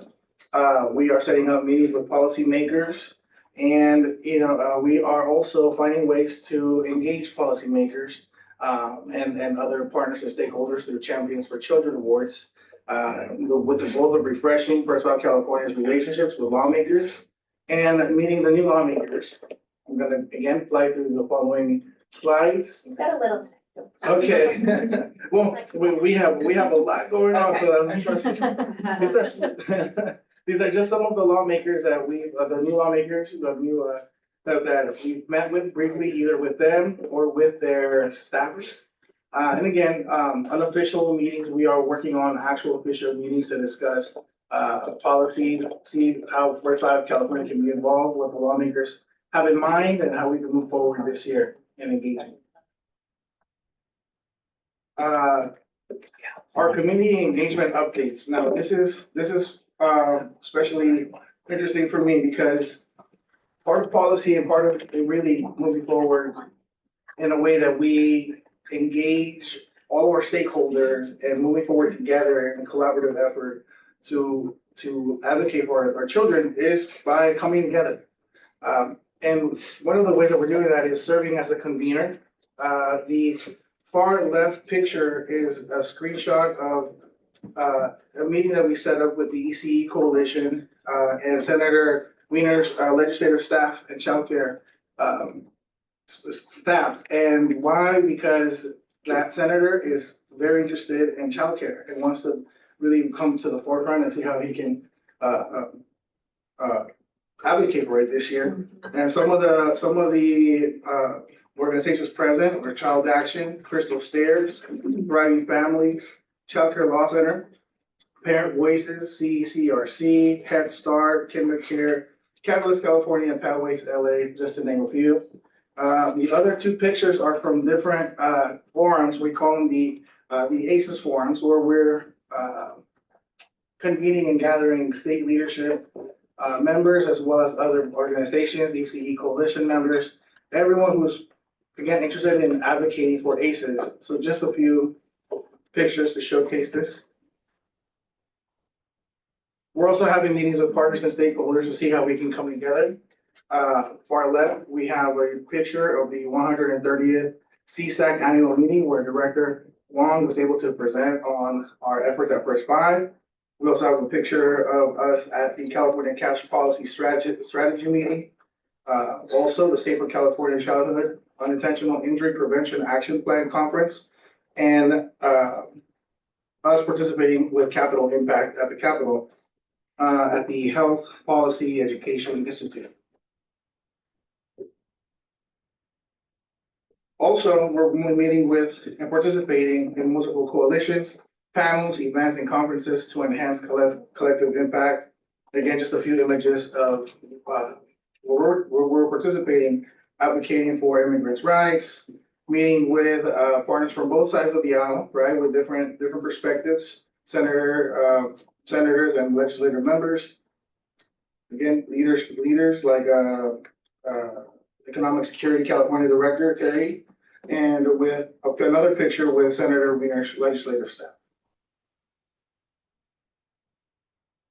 When it comes to Raise California Strong, we make sure that we advocate for Raise California Strong everywhere we go. We're discussing how we can come together. Just really quickly, I'm happy to announce that some of the counties as well are finding the resources provided by the Raise California Strong campaign. And just a couple of pictures showcasing. Sorry, I'm trying to rush through this.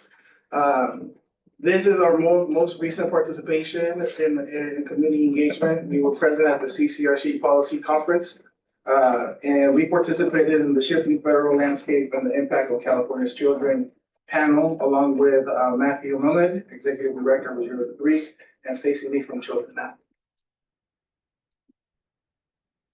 When it comes to wildfire support, of course, we are trying to make sure that we are present to assist the families and children harmed by the wildfires. We're in constant communication with First Five Los Angeles and their leadership, as well as joining LA County ECE response team community calls, as well as using our own channels of communication to not only send our quote unquote thoughts and prayers, but actually provide resources that the community can engage in.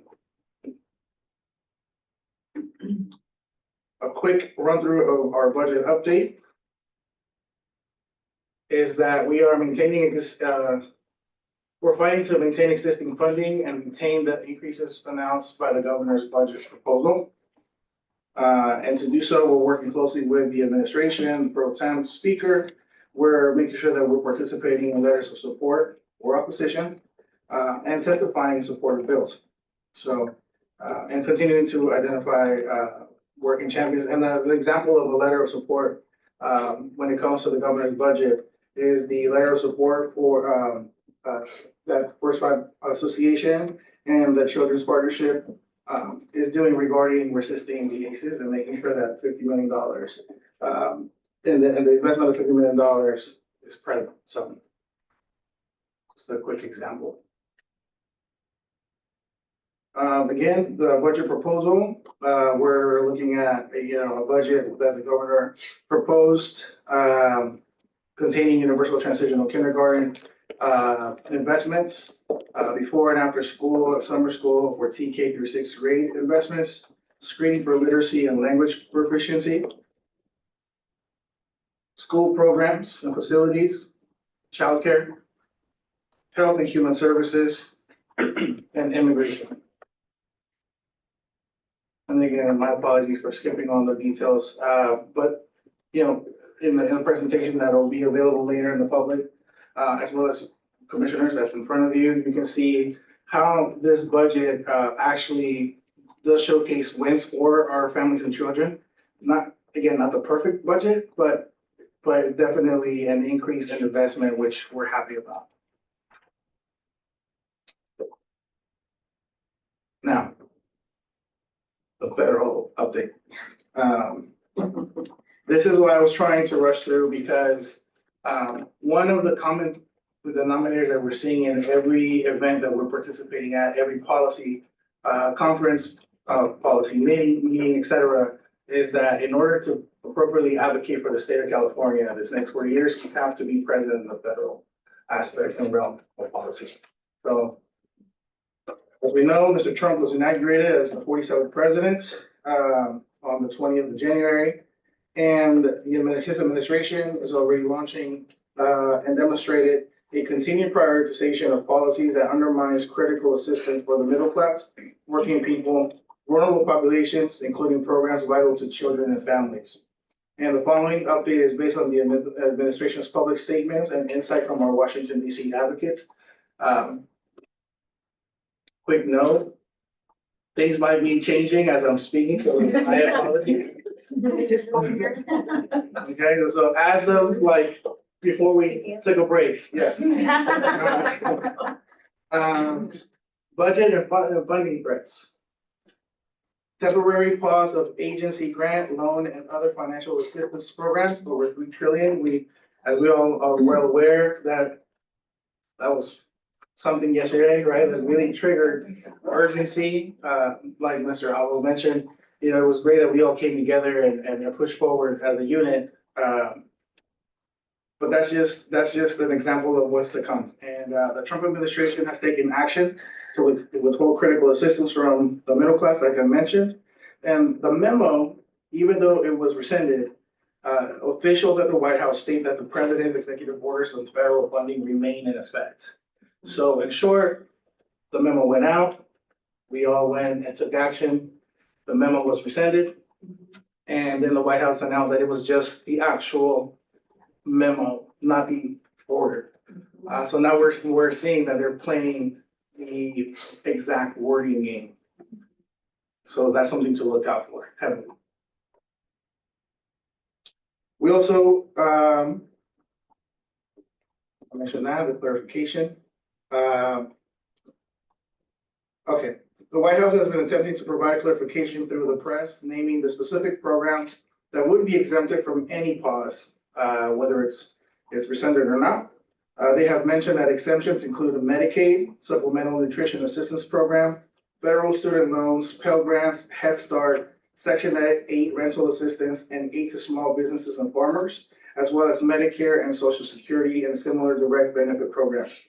Now, with that said, this suggests a more narrower definition of what funds are at risk or not, but it remains a matter of administrative interpretation. So it's all hearsay until we actually see it on paper. So that's why it's important to stay vigilant and proactive at the federal level. Some of the healthcare access risks that we're identifying is possible changes to the Affordable Care Act. Medicaid expansion could significantly reduce healthcare access for families with young children, disproportionately affecting low-income households and children with special health needs. So more to come on that, because again, we're seeing the following slide. I just, you know, these are changes that we're going to see by March 14th or soon. March 4th, the president will get a chance to address both the House and the Senate. So we may learn more then, but we know at least by the 14th, we'll have a clearer idea, hopefully, of what's to come and what programs or what they're talking about. But this is what we're assessing as of now.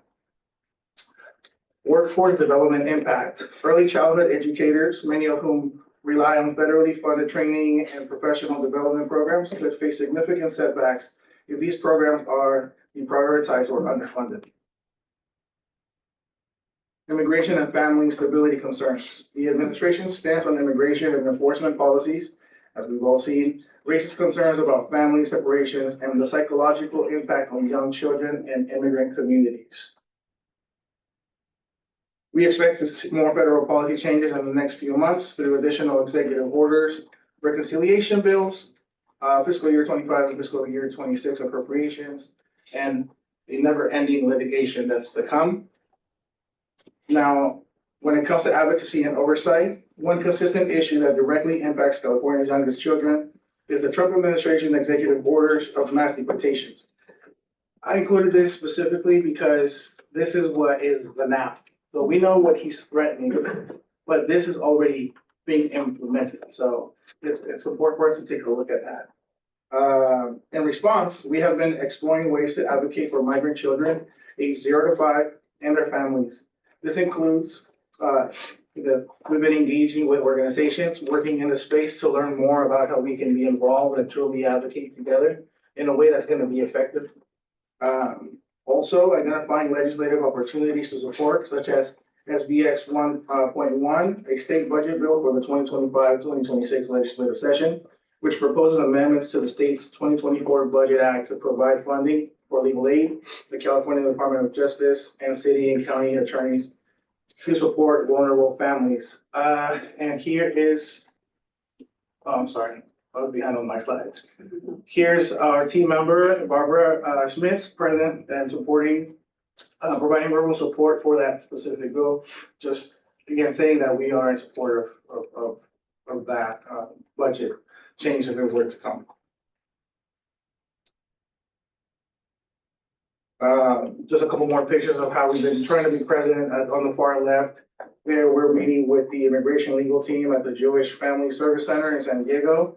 Again, just to learn a little more about what's already being done and what else we can assist with specific to, again, children and their families. Some of the intel that we've obtained is that normally they focus on children and their families that are seeking asylum and being processed. But moving forward, one of the challenges is going to be deportation, and not just immigrant children that are being deported, but also considering U.S. children, U.S. citizen children that have immigrant parents are being deported, and how that's going to proceed, what are the kids facing, and again, how they can, how and what help we can provide, if any, for the First Class California and our partners and stakeholders. In the middle, we're at the Immigration Healing Circle at the California State Capitol, organized by Assemblymember Gibson. And again, thank you for his invite to that. More advocacy, again, like I mentioned at the beginning, is going to be very important for us to be involved and informed at the federal level so we can properly assess at the state level how we can move forward. With that said, we're going to be, thank you to CCRC and other partners that are helping organize this. 2025 Federal Early Childhood Policy Advocacy Day in Washington, D.C. We're going to go and have an advocacy day. And so again, to meet with policymakers, not just that are already supporting and are in our boat, but also those that are not so much on our side. That's where true change is going to come and how we're going to really advocate and voice our concerns. So more to come on that. And then on the right-hand side, I'm going to be participating just to learn more at the National Association for the Education of Young Children's Policy Day as well. So more to come on that. I think I flew through the presentation in record time. One more note.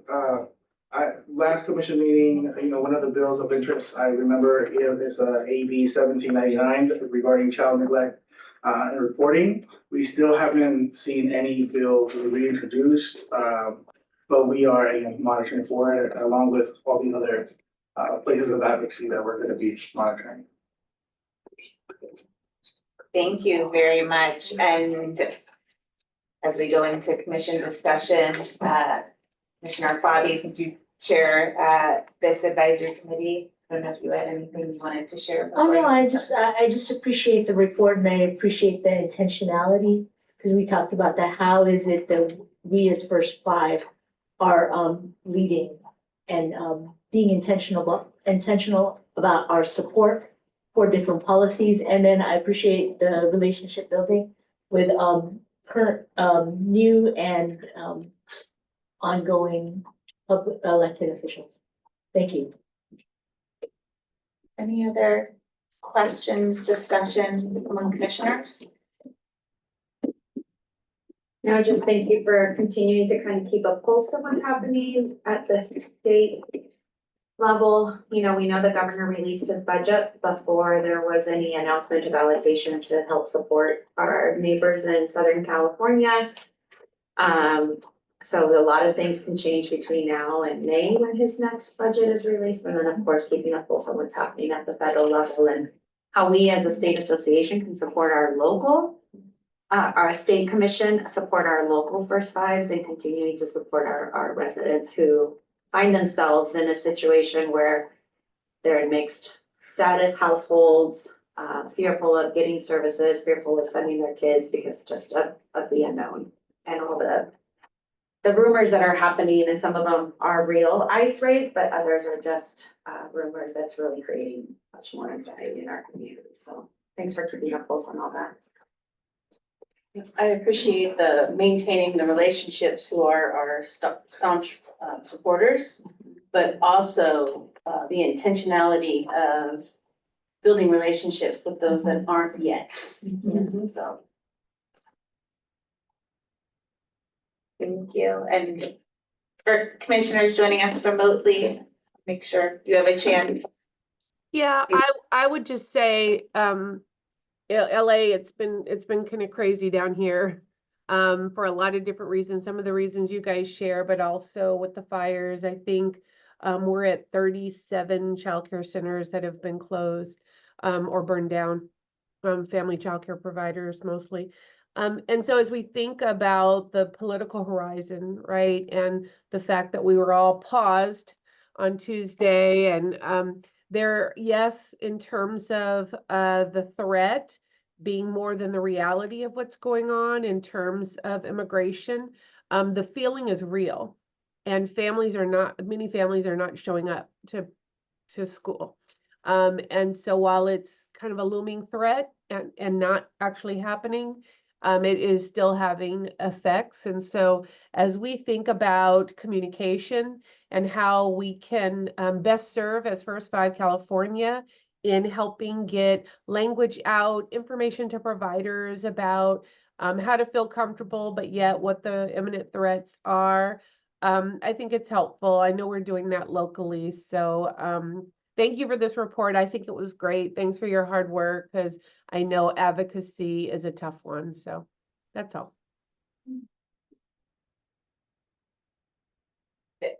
I would just add, and I don't know if anyone is doing any advocacy around this, but as I think about, you shared this $2.4 billion proposed investment, sustained investment in TK, which is a great thing. But as we think about how federal policies and the fear mongering is affecting the families of 4-year-olds, and as we think about children staying home, and when we know that, schools are funded based on attendance, curious what we might be able to do, and just planting some seeds about thinking about how we can advocate for that cohort of students and the funding connected to them because of what's going on, right? Commissioner, that is a great point. And, I'm happy to announce that, the short answer is they're still trying to figure it out.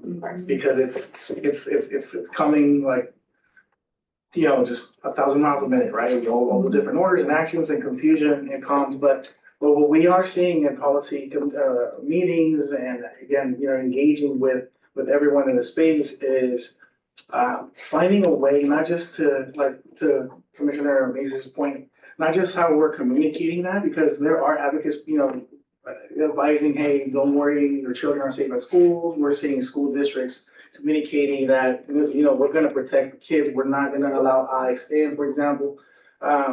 Those messages should stay there, but we have to identify ways to communicate that to the different communities through their trusted channels, and maybe in a lesser governmental way. What I mean by that is, there's people that listen to Joe Rogan. There's people that listen to Big Boy's Neighborhood, and other channels, or some TikToker that's extremely popular, but it's someone mentioned there's a really great lawyer. She has the Pink Law firm, but she speaks to her audience in a very casual way in order to calm the stress and advise from a legal standpoint. So they're exploring those ways.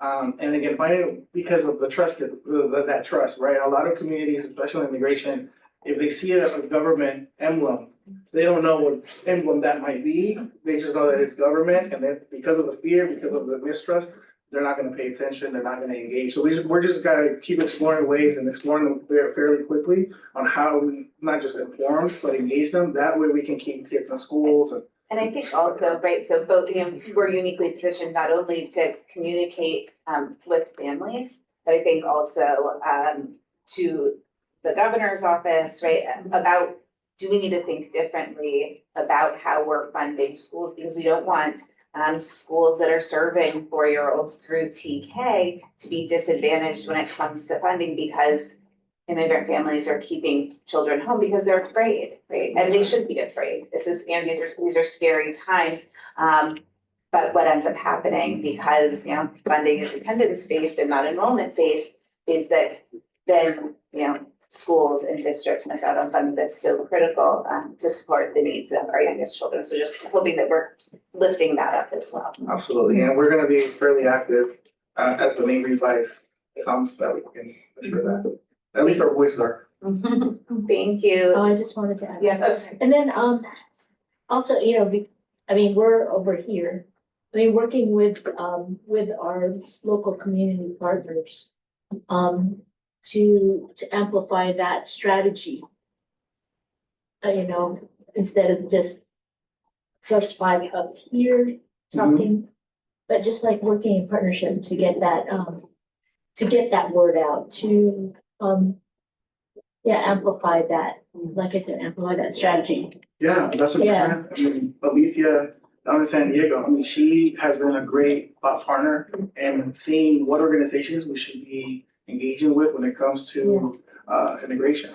She's right there, right? So, you know, working with not, you know, first five, local first fives, also first fives that are a challenge in communication is, again, those counties that are a little more red, right? So exploring ways of actually pushing information in those counties as well as the more accepting counties. But yes, it's a fight that we're definitely pushing and exploring, not just with local first fives, but the local partners as well. Yeah, and then reminding also the legislators that, you know, we have those relationships on the local level with their constituents as well. Yeah, that's a great idea too. Thank you all for that discussion. And now, Simon, you have public comments? And 2 minutes or? Okay, let's do 2 minutes. Okay, Courtney Armstrong with the First Five Association. Thank you for that presentation. I'll be looking for those slides so I can copy and paste. But it was really helpful information, so appreciate you sharing all of that. And just really quickly on your enrollment versus attendance-based question, that was also a bill for state preschool that was vetoed by the governor in October, but there was a message that we should be expecting some action on that, I think through the budget, which I have not seen, so it's a good reminder to follow up with them. But also just to highlight that we appreciate the work of the First Five California advocacy team, and also are looking for you all for guidance and your expertise, especially on the federal level. You do have access to a federal advocate, and we as county and the association do not, and would love to work with you more closely on how we can make sure that information is getting to our counties. And when you talk about like trusted partners on the ground that can help with communication, I just want to remind that First Fives are those trusted partners on the ground that are really well situated to help with communication, both to their electeds and to the members in their community. And so really thinking through how to engage the full network in that advocacy and support of our shared goals would be a big ask for us this year, especially with so much unknown at this federal level. So thank you. Executive Director, First Five Lake.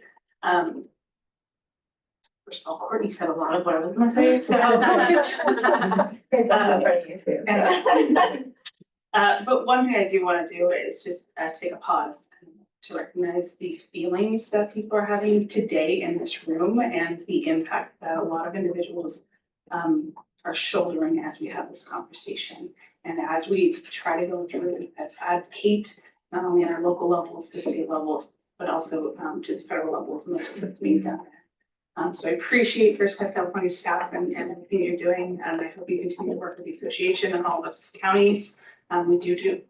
We do hold a lot of hats, and we will be in a lot of rooms and a lot of realms and continue to shoulder this as we have those conversations around things like TK or just fear of immigration. I know that in our community, we have a lot of Native individuals who are also feeling that pressure. And so just recognizing that we feel that in this room today, and that we're going to continue to support you as best we can. And appreciate it. Thank you.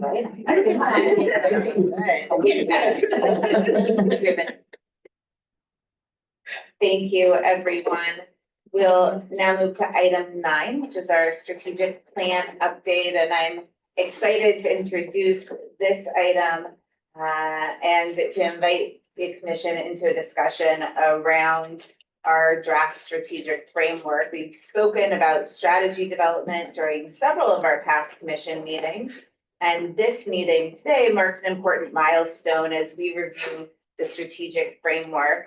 The draft document that everyone has reflects months and months of close collaboration between Chair Albright, me, Executive Director Wong, other members of the First Five leadership team, and our partners at Arabella Advisors who will be presenting this item today. It's also reflective of really important input from our close partners and is setting First Five California on an ambitious and exciting path to guide our work for the next 4 years.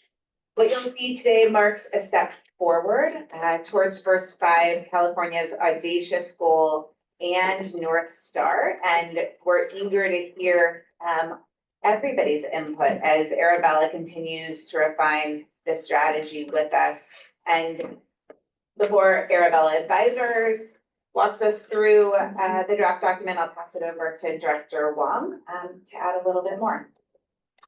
Great. I know we're short on time, so I'll make it brief. Really appreciate the executive advisory committee who's kind of taken both the executive and this and done a lot of the woman's work. That's right. And specifically Vice Chair Hazen, who kind of seen this from the beginning when Commissioner Jimenez and you were also part of the strategic advisory group. Just really excited that we are getting closer to something that is reflective of this commission's direction and values over the next 4 years. And intentionally, just so you all know, it is 4 years that is on top of this federal administration. So a lot of that framing too is important to think about the strat plan and the impacts that we can have. I'm going to hand it over to the Arabella team. Welcome, Arabella team, and thank you so much. You were on East Coast time. Really appreciate you being here. Thank you, Jackie. Just a test. Can you hear me? Yes. Okay, great. Just wanted to make sure. Thank you for having us here and for giving us more of your commission time. Thank you to the commission for giving us more of your time. I know it's been a lot of time that we've asked of you collectively and individually over the course of the past few months, and some of what we will share today you will have seen for the benefit of the entire group and for those who are both in the audience and watching along online. We wanted to go over some of the origins of, or some of the process so far, where we are in the process of strategic development so far. And then my colleague Nikki is going to go through the draft framework as it stands now, which has been updated and improved with all of the direct and helpful feedback that staff and commissioners have provided. So I'm going to ask my colleague Emma to share slides. We will try and be more abbreviated about this than we have been, than we had intended, because we want to try and keep this overall part of the agenda to around 45 minutes if we can. So if I skip a little bit and you want me to slow down, please don't hesitate to, I was going to say come off mute, but you're there in person, so please don't hesitate to ask me to do so. So again, today we'll provide an update on the strategic planning process as Jackie indicated. And we'll also make sure that folks are aligned on what we're proposing as the draft theory of change and strategic objectives for the next 4 years for First Five California. And then we will have a period of discussion and feedback from commissioners and participants that can inform refinements, additional refinements to the full strategic plan. And just so that you know, what you're seeing here is the framework for the strategic plan. The actual strategic plan, when it is done, and you can go to the next slide, Emma, will be a written product. So we're right here in the third phase of our work, sort of at the last bullet. We're almost complete with the development of the strategic framework here, sort of the outline of what the strategic plan will be, and then it will be turned into a more detailed, I was going to say robust, a more detailed and specific document that you'll have the chance to approve in April, next time that the commission comes together. I think it's important to say how we arrived at some of these strategic objectives that my colleague Nikki will go over. We use this rather simple 3-part framework for how strategy can come together. it should be at the nexus of an organization or an agency's mission, vision, and values, the external environment that it operates in, and the internal capacity that it has to deploy or apply to any given situation. So for mission and vision values, we took First Five California's North Star and Audacious Goal, which are now a few years have been developed now for a few years, and the role that's codified within Proposition 10. For the external environment, we are very thankful that First Five, a cohort of First Five's partners, was able to participate a couple times in not only providing initial feedback or initial input, but then providing feedback on the strategic framework. And we really thank the First Five advocacy partners and county commissions and state agency officials who took time to provide both input initially last year and then feedback this year. And lastly, we looked at internal capacity. We had a prior work with First Five California where we thought about the skills and competencies that you all would need, and have on an ongoing basis been reviewing your financial resources and the investments you've already committed to, the capacities you have in terms of what dollars have gone out the door and what you're investing in. So these three things came together and formed the basis for how we arrived at some of the strategic objectives that you're going to see on later slides. I just want to go a little bit on that external environment side. You can go to the next slide, Emma. I'm going to go a little bit about what we found when we talked to folks. I think for folks on the commission and folks in the room, none of this will be a surprise, but it might be nice to again see it in one place. What we heard is a lot of assets for First Five California and its partners to build on, but also many challenges to address, both within the network of groups that work on 0 to 5 or early childhood issues, and in the broader political landscape. So I want to name some of those assets because it's not a doom and gloom situation. There's a lot to build on, which is there's a lot of interest from diverse quarters in aligning efforts to advance not only programs of public policy for young children in California and to prevent duplication. The field of advocates and agency leaders working to advance legislation is really strong. Lots of people are working, as we just stepped into the conversation on transitional kindergarten, and we can reflect on what it took to make transitional kindergarten and who it took to make transitional kindergarten happen in the state of California. It's clear there's already strong advocacy and agency leadership. First Five California has a really strong position. It's sort of it's inside the government as an agency, and yet it also has the ability to advocate and make positions, as Jorge just outlined, make positions clear on 0 to 5 elements of public policy, which is really important. And has a relationship with a network of county First Five commissions that enable sort of a two-way street, meaning that enable First Fives to lift up issues to First Five California and their association, and also enables First Five California to leverage its own relationships on behalf of counties. So this is possibility of a well-functioning network. There's an asset or an asset to build upon. But there's also challenges to address. There's a lot of room, according to the people we spoke to, for improved coordination between government agencies and First Five county commissions and advocates and community-based organizations. Part of that is folks asking for and really wanting something that is always good to have across any state or any issue, which is sort of real-time data on the issues that you are facing. If you want to tackle child health or child education or family functioning, having the most up-to-date data available in order to tackle those issues was something that folks pointed to again and again.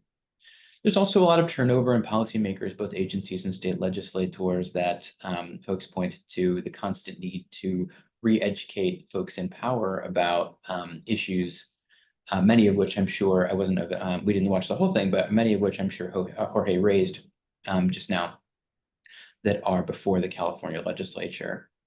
And the last thing I'll raise then is, as you all know, resources within the First Five network and generally are squeezed. There are declining resources in this network, and folks are concerned, rightly, about how funding for many programs and services may be sustainable over time. It's a top concern for many folks that we spoke with. So many assets to build upon, many challenges to address, and I'll just say 2 more takeaways before I turn it over to Nikki to go through the meat of the strategic framework. So we can go to the next slide. I won't go through all of the text on the left-hand side. You had the chance to take a look at the deck ahead of time as commissioners, though I just wanted to say 2 top recommendations really came out of our focus groups. Again, this the external circle on that thing, on the external engagement circle that we showed earlier, that helped form the foundation of the strategic objectives that you're going to see in a minute. And those two recommendations were that the roles that First Five California has outlined for itself or had outlined for itself in 2021 and 2, this role as a convener and a broadcaster and a catalyst and an advocate to build a 0 to 5, we call it an ecosystem, but to build networks of collective impact. These are good roles. People want to see First Five California play these roles and play them even more effectively than they have in the past. So that is good. We didn't get into these meetings and people were like, the roles are wrong. It's sort of the implementation of the roles that folks had different viewpoints on that we've tried to manage and leverage within the strategic plan. And second, folks really were interested in this moment, not only because there's many policy opportunities, but because there's this worry also about revenue and sustainability over time for First Five California to be very involved in policy work and to distinguish itself, or to keep distinguishing itself, I should say, as a strong 0 to 5 voice inside California's government and to the California legislature as well, and federally, because at least under certain administrations, there may be opportunities to influence the flow of federal dollars to California as well, which might be true to this administration as well. And so keeping that voice front and center as a 0 to 5 voice within and outside of the state of California was something that folks, more than one person that we spoke to in our focus groups and input sessions, lifted up for us. So that forms the foundation of why we proposed the strategic objectives that we did, and then to double down on something that Vice Commissioner Hazen said.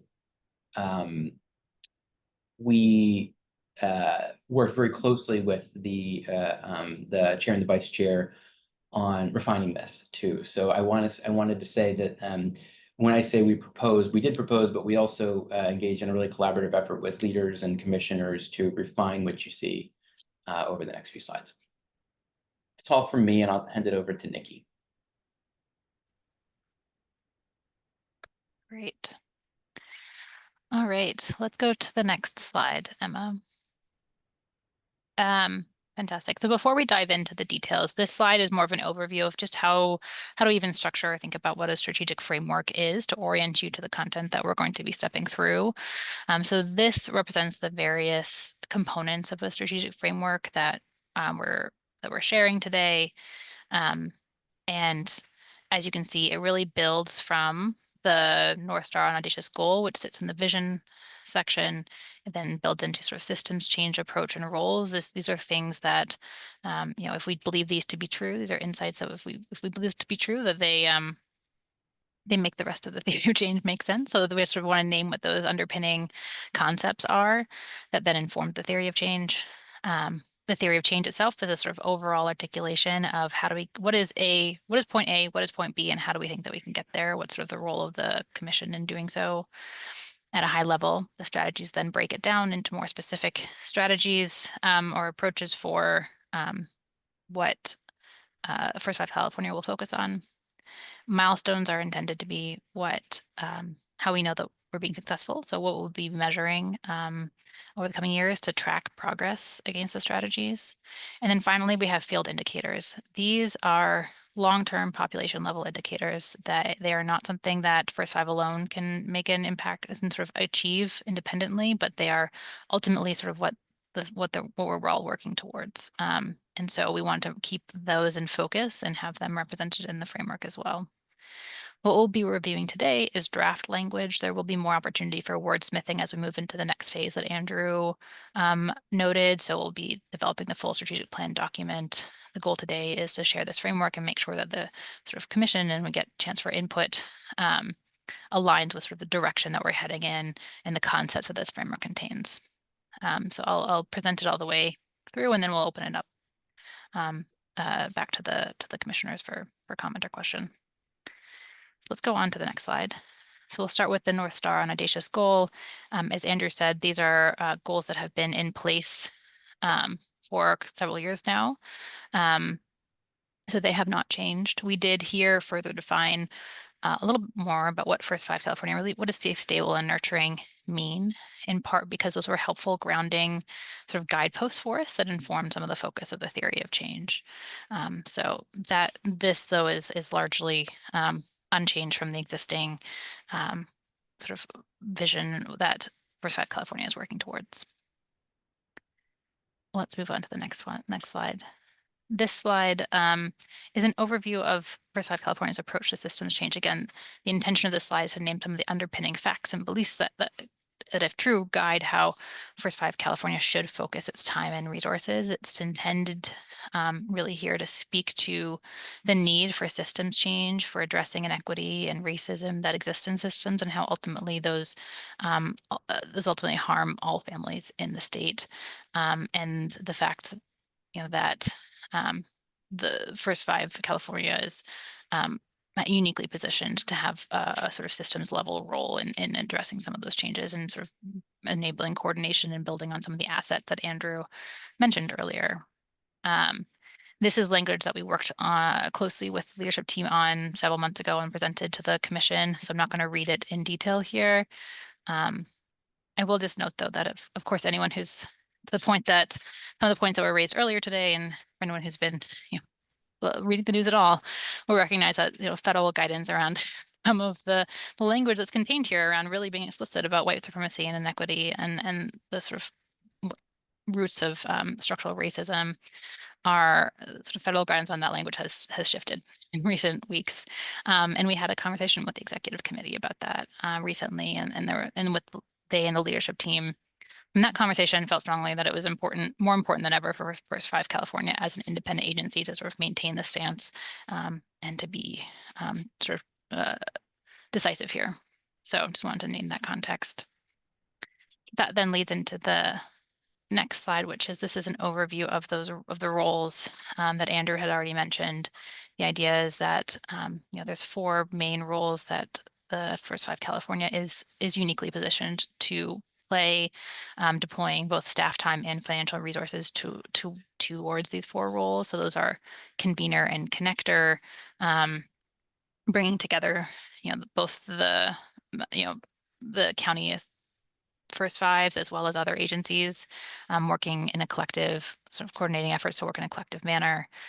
As a voice of state and fellow advocate, a lot of the work that Jorge was just talking about is only increasingly important. Of course, its role as a media broadcaster and is something that where First Five has had historically a lot of impact and is continuing to do so.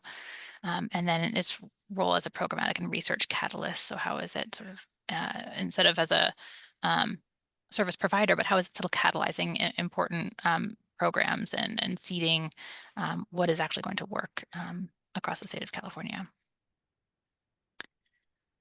Moving on to the theory of change. This is a lot of text for a slide. Again, it is in the pre-read materials that were available in advance, and so I'm not going to read every word here. The purpose of the theory of change is to outline the sort of operating hypothesis of what roles First Five should play to advance its audacious goals. It's really intended to cover first the fact that in order to make progress on its ambitious North Star and audacious goal, First Five can't do it alone. Systems change is required, and that involves a range of actors and structures that need to be coordinated. That through collective effort, First Five California and its partners can make progress to reduce the prevalence of adverse childhood experiences, address childhood poverty and its impacts, and increase access to quality healthcare, childcare, and early learning. Again, these are particular issues that we named because they are rooted in what we think is actually required to achieve safe, stable, and nurturing environments and what those sort of words really mean. That was sort of driving us there. And it sort of concludes with that first five is really uniquely positioned to play the role of catalyst, convener, broadcaster, and advocate in a way that can help to organize all of the many actors that are needed to actually get everyone rowing in the same direction to achieve the kind of systems change that it's ultimately working towards. All right, so that's it overall in a nutshell, and then we're going to dive into some of the more details. We will have one slide at the end that brings together, I'm going to step through 4 specific strategies. We have a slide that brings them all together that we'll end on. So just naming that we will get to that slide, but we wanted to have a zoom it in a little bit into each one before we get there. So this is the first strategy. I'm not going to read all the words on this page again, but we'll name each strategy. So this one is focused on First Five's role as an advocate for state and federal legislation that creates the systems and regulations required for all children to access safe, stable, nurturing relationships and environments. Jorge has already been talking about some of the focuses there, and First Five's California's role there can be, catalyzing new solutions, can be connecting and convening and making sure that folks are coordinated in their efforts, and of course using its own voice as an advocate. And what you see here on the right are several milestones. The purpose of these milestones, again, are to understand sort of how are we tracking what progress against the strategy, and what you'll see is that the strategies themselves are designed to be strategies for achieving systems change, which means improving the sort of ecosystem of actors that are how the actors are coordinating and being effective together. And so the milestones are designed to be indicators about how sort of progress towards that as a goal. We'll move on to strategy 2, which is focused on aligning California's government agencies to advance priority 0 to 5 issues and policy implementation. So again, this could be around catalyzing, new innovations and quality standards. It could be connecting and convening stakeholders, really helping the dot connector and helping to break down silos that we heard were, really hindering progress across the state. Moving on to strategy 3, it's focused on promoting public awareness and public narratives to increase awareness around ACEs and children's development. In particular, this is focused on the Stronger Starts campaign that is already an investment that First Five California is making. And the fourth and final strategy is strengthening the First Five networks to represent and advocate for the priorities of families with young children in their counties, using its role as to catalyze new resources and strategies by investing in capacity building for the First Five counties and convening the First Five counties themselves to support alignment and collaboration. And then I have one last strategy slide. This is the one that I promised that brings it all together with tiny text, but is actually helpful to see it all together. And the one thing that this does add is the 4 field indicators. So again, you'll remember I noted these indicators are designed to help us keep focused on sort of what does change look like. So if ultimately we achieve the systems change and are working towards that North Star, what are some of the sort of changes in population level that we would expect to see, and that's these ones we've selected are focused on the prevalence of ACEs, childhood poverty, child developmental health, and early childhood education. And again, these are not intended to be indicators that First Five alone can move the needle on, but that with collective effort across the range of stakeholders that are required, it can make some progress on each of these.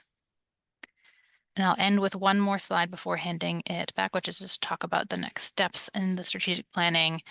Over the coming months between now and the April Commission meeting, we will be taking any additional comments and insights from today and working with the commissioners to refine a comprehensive strategic plan document. It'll be more detailed, connected to some of the investments in that are tied to each of the strategies and milestones, and we'll be presenting that for approval in April. At the same time, we'll be coordinating with the First Five leadership team to create an implementation roadmap, because a strategy is only as good as its implementation plan, and it's really not about actually the document, it's about bringing it to life. And so we want to make sure that the leadership team feels equipped to live the strategy as well. And with that, I think I'll return it to Commissioner Hazen. Excuse me, thank you so much, the Arabella team, for all of the support and work to get us to this point. I don't know if you have any key questions or feedback that you would like from the commission. And if not, I will open it up for discussion, but wanted to give you that opportunity. Thank you for offering. I don't think there's anything in particular that we need to focus on. We welcome sort of any reactions or thoughts and whatever makes the most sense for you all, what's coming up as we presented it. Perfect, thank you. All right, with that, I will open it up to any commissioners who have questions or wish to discuss. Okay. All right, do we have any public comments on this item? Okay, and stick to 2 minutes. We can get everybody out of here by 4. Got it. Thank you, Vice Chair Hazen. Told you I was going to be up here a lot today. One, I want to appreciate the areas of the strategic plan that First Five California is focusing on, especially being more involved in state and federal advocacy and working to better align state agencies to focus on 0 to 5, something that California has needed for a long, long time.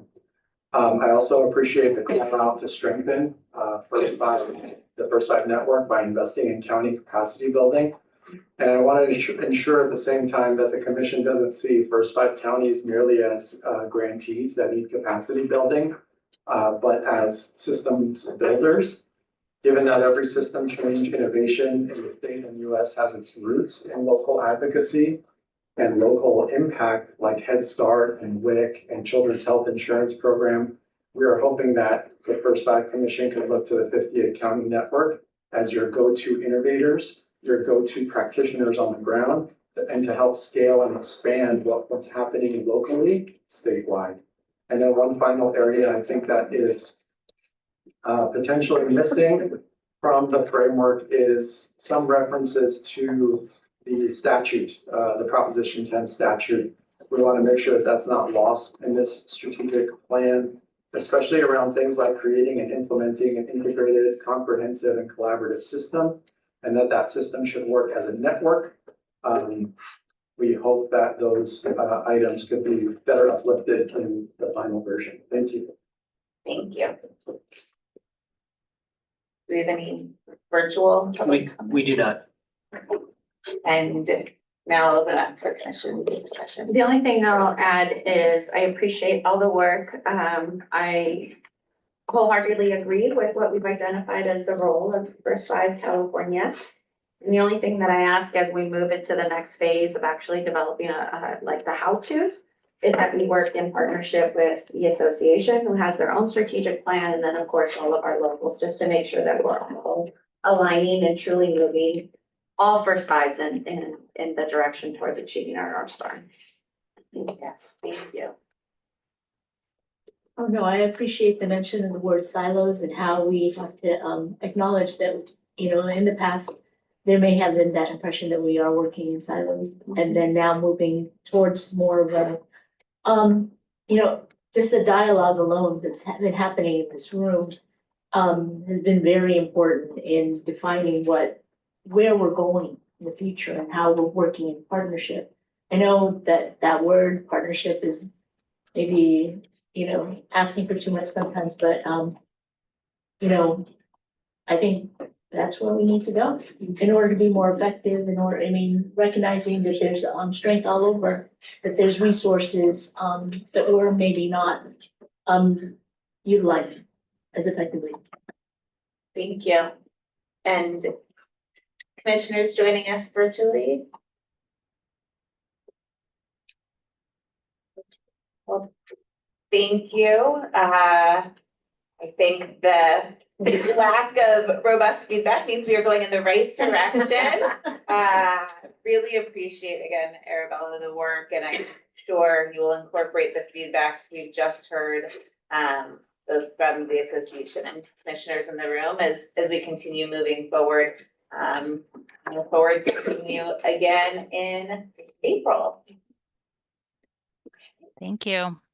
Thank you.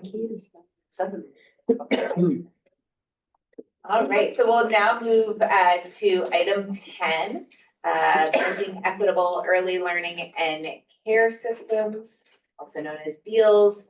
This is a progress update, and would like to welcome back Dr. Dominguez Brinkley and Catherine Goins from West Ed to present.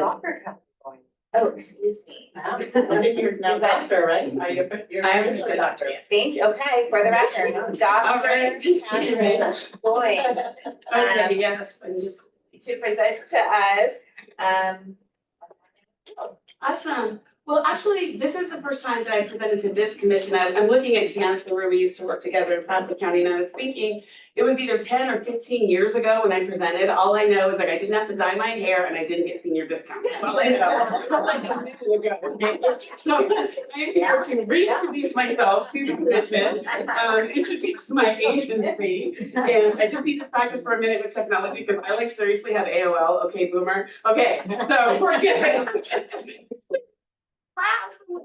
You've got mail. You're great. I've got mail. I do got mail, right? And I am excited to be here, not just because I had a 5-shot venti Americano for lunch, but it was so great listening to this today. So there's just a couple things you need to know about me and about my organization before I dive in for the BEALS update. And hopefully this is not the last time that you invite me back. So I'm going to keep it short in the interest of time.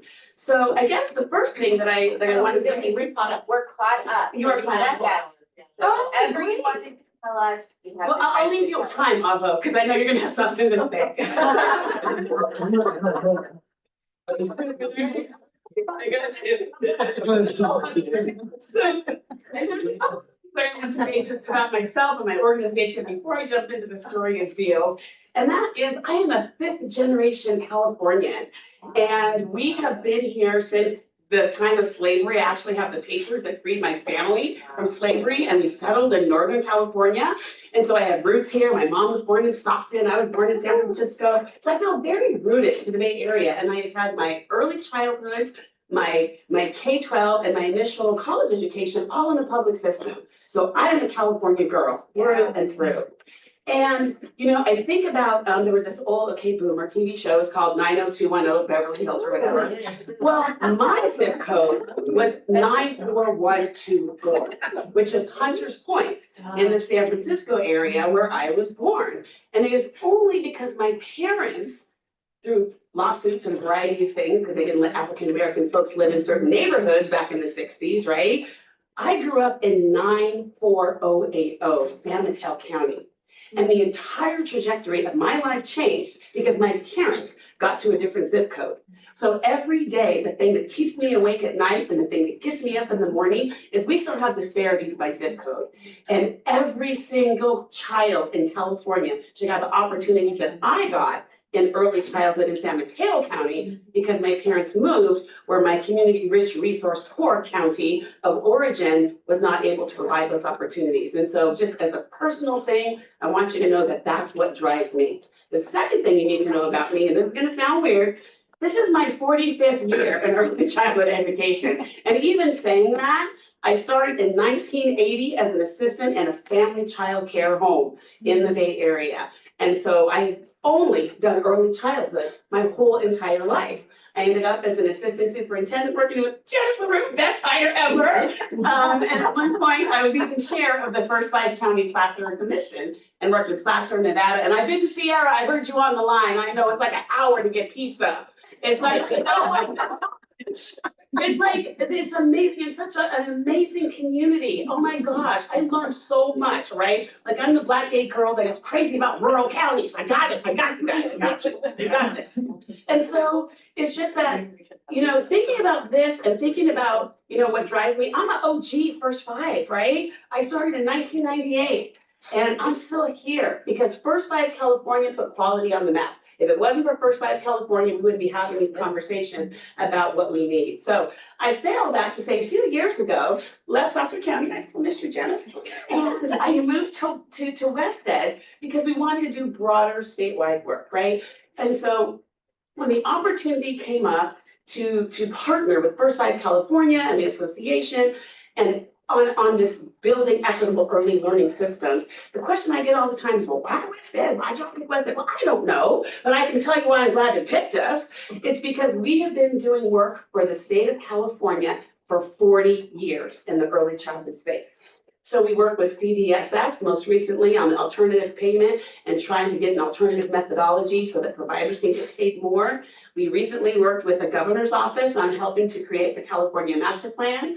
And what we're most proud of is very recently, we did some work on creating a module of professional learning for the Surgeon General's office on trauma-informed practices so that everyone can have access to the information that they need to move the work forward. We're doing standards and assessment with CDE, and of course, we've been so fortunate to partner with First 5 California on impact. And so when the opportunity came up to partner with everyone on this building equitable early learning and care systems, we said yes, because we're trying to do something that has never been done before in my 45 years of early childhood education. When this is done, I'm retiring, y'all, I'm done, okay? I'm out, that's it. But we're going to talk about today why we need Beals, what's our vision, how's your money being spent? It's got a price tag, and we're going to talk about that, and what are some successes and challenges to date, and then y'all can do your thing. And then Abba will get up and make a public comment. So with that, basically, all these fancy words mean is that under Director Wong's visionary leadership, she asked the question, what would happen if we actually built a system from the ground up? I know in 45 years, no one's ever asked me, what do I want? Have you been to Lake County? Hey, what do you guys want? What do you need? And how much does it cost?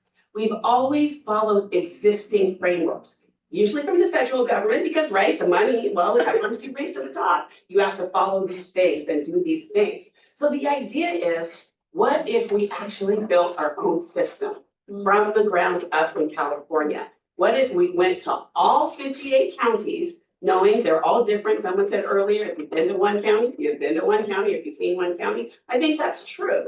And so it is both an individual look and a statewide look, because we'll aggregate the data up so we can have a statewide story of the things that are in common and where we have unique differences depending on the county context. So co-development, co-design, co-creation. It takes time, it takes labor, and it's very labor intensive. It is voluntary. To date, we have 43 counties participating. And I do, no kidding, although I want to give a shout out to you and Lilia Duran, because you guys have sat at the table with us, you're on our advisory committee. You've honestly said, when do we need to speed up, slow down, change direction? Like, you've been straight up about that. And we appreciate the partnership, because that's what co-design and co-creation means. And so the idea is that we'll have a California specific roadmap that will help us sustain. I've heard a lot of talk today about sustainability. It's very hard to invest in systems sometimes rather than direct program, but when we're looking at transformation, rather than just moving the needle and really doing something different, we want to be able to advance equity. The reality is the system is built inequitably and on inequities, and we're going to have to interrupt that if we are in fact going to change the system.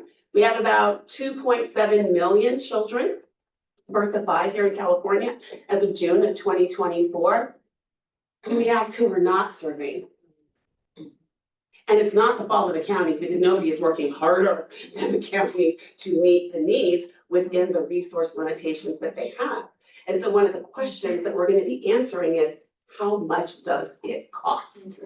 What do counties want and how much does it cost? We'll have an individual toolkit for each executive director, and we will also have aggregate data.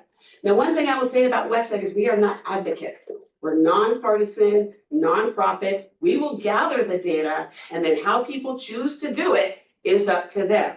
But we will have information that will tell the story of California. So the main things that I wanted to highlight from this year, what's already been done, and some of the things that we're planning on doing, is the first year was really gathering the village. Gathering the village of people coming together across the table, getting an advisory committee together, and really finding out from the counties, not just what do you want, but how do you want meals to look? Sometimes they say, well, Catherine, that sounds kind of fuzzy. What's your goals? Well, until the counties tell us, we don't know, because that's the whole point of co-design and co-creation. How often do you want to meet? What do you want? What's important?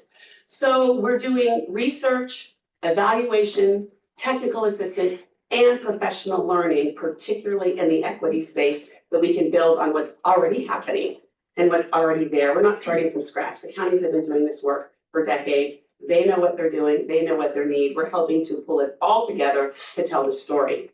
A couple of things that I want to highlight that are different is we've already began to engage and support institutes of higher education.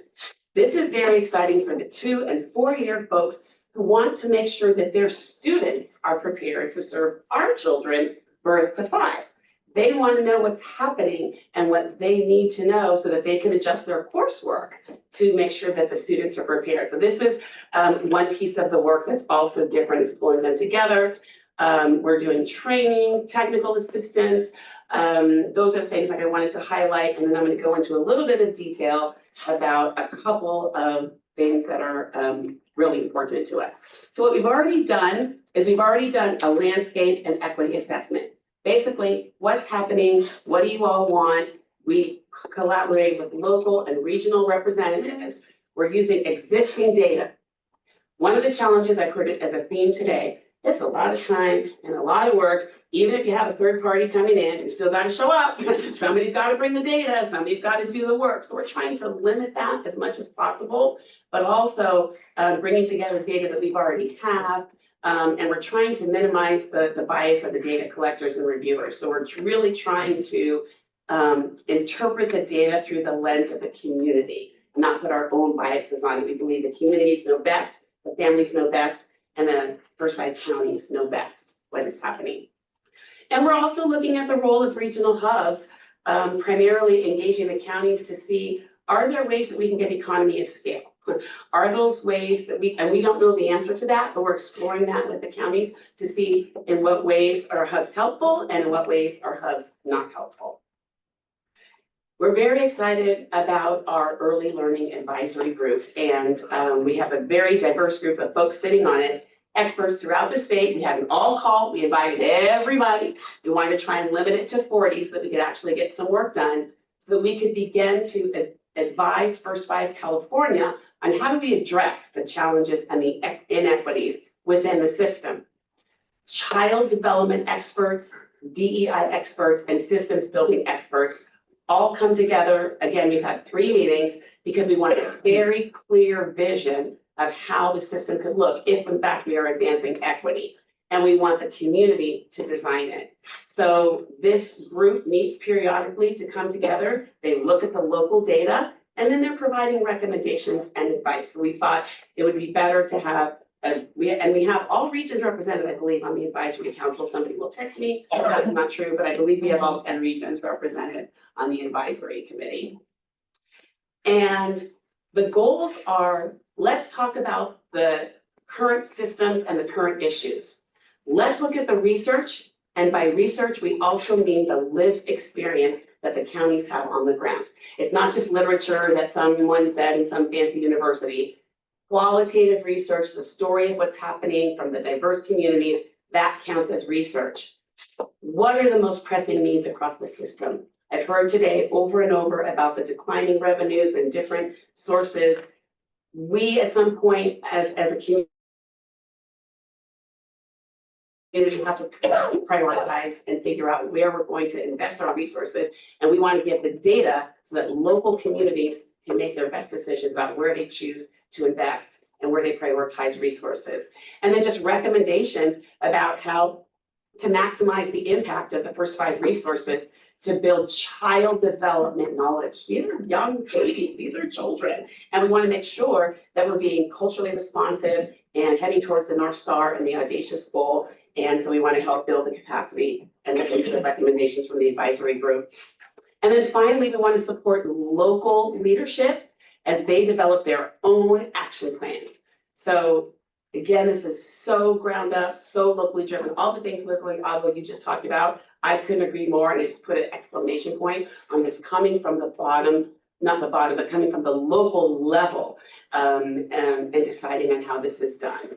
So this will be posted along with the other presentations today. So in addition to the statewide group, we have local leadership groups. And this is where a lot of the work gets done. So we wanted to have an equity framework infrastructure that we could implement by 2027 when the funding is done. We want an opportunity for the counties to learn, what if you could create what you want instead of just following existing models? How do we reach those who have been furthest from opportunity? These are the questions that locally people are exploring, and we are relentless in our advancing equity for all children and families. That is the goal. So we've already done the equity assessment to gather county input. We have already provided, how do I say it? The counties are the resource that are telling us how the system is and how we are building the system. Later this year, we will begin to put dollars to the information that the counties have given us. So we have talked a little bit about the higher education. We have a coaching course that we are helping folks learn how to train on any topic that they want to, so that throughout the state we'll have some infrastructure so that people know, hey, this is what it means to be an excellent trainer, no matter what topic that you're talking about. We've been working with Arabella advisors who've been terrific on the first 5 strategic plan development and making sure that equity is included and making sure that we are aligned along with the commission so that we are consistent with the strategic plan that the commission is putting forward. We've been doing a lot with the Quality Counts website and communication, and also just providing whatever technical assistance and resources that folks need. But ultimately, what this is about is telling the story of California from the eyes of the counties, saying this is how much it would cost individually for each county and collectively as a state to do the things that our counties say matter. And these are the elements of those things driven from the communities. This has never been done. And that's why it is very labor intensive and takes a lot of time. And we are open. This is a collective impact work with a network of folks, and it is constantly improving, constantly under construction. And we can't do it without the counties, without the association, without the commissioners, without the staff. I want to call out Kristen Torres. I want to call out Dr. Dominguez Brinkley. I want to call out Simon, because you just answer any question that I have, Simon. I don't know, call Simon. And you know, Director Wong had this vision about transformation, and it's hard. Like, equity work is hard work. Systems building is hard work. And so all those folks have just come together to help us. And WestEd is very excited to pull all the resources that we have together. And we are so excited to be on this journey with you. And I will stop there. Thank you, thank you. Appreciate the energy. Well, most importantly, appreciate the work and the energy to close out the day. And I think the inspiration and the reminder that when we come together, we can do great things. So thank you for that. Do we have any commissioners who'd like to ask questions or discuss this item? Well, this is, I think, when you're talking about the county and remember section D. I mean, this is the explanation of what that funding, I mean, there is a relationship between what that funding that's there is being used for. I mean, that's. Yeah. Any other questions from commissioners in the room or remote? No. This is Katie. The only question I have is, can we get it sooner? Which I know we can't, but it seems like such important, valuable information. And so to the extent that maybe we could do more periodic reports and that kind of thing about where you are, it would be terrific as we go forward. Yes, I agree. The slide I have in front of me right now is the timeline, because my mind isn't exactly the same place. Would would be great to continue hearing what's happening, because it's great to know that there is stuff happening. It's fantastic. I promise you I'm working. Yes. And I don't know, Commissioner Majors, if you had anything before we take public comment? I do not. Thank you. Right. Well, thank you very much. And you were right. Anyone else?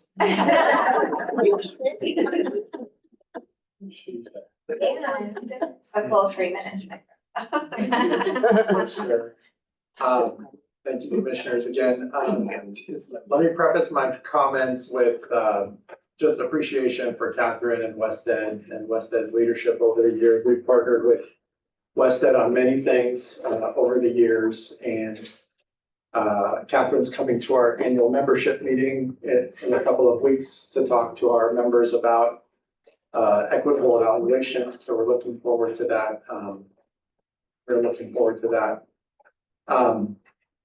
I just want to say on behalf of our members that they are all ready to get a lot more concrete on what next steps looks like. So echoing Chair Albright about potentially it could be time to speed things up, Catherine. To your question, so looking for more concrete steps and more concrete connections to how impact legacy and when it transitions and ends, and when new investments are available and what that actually looks like.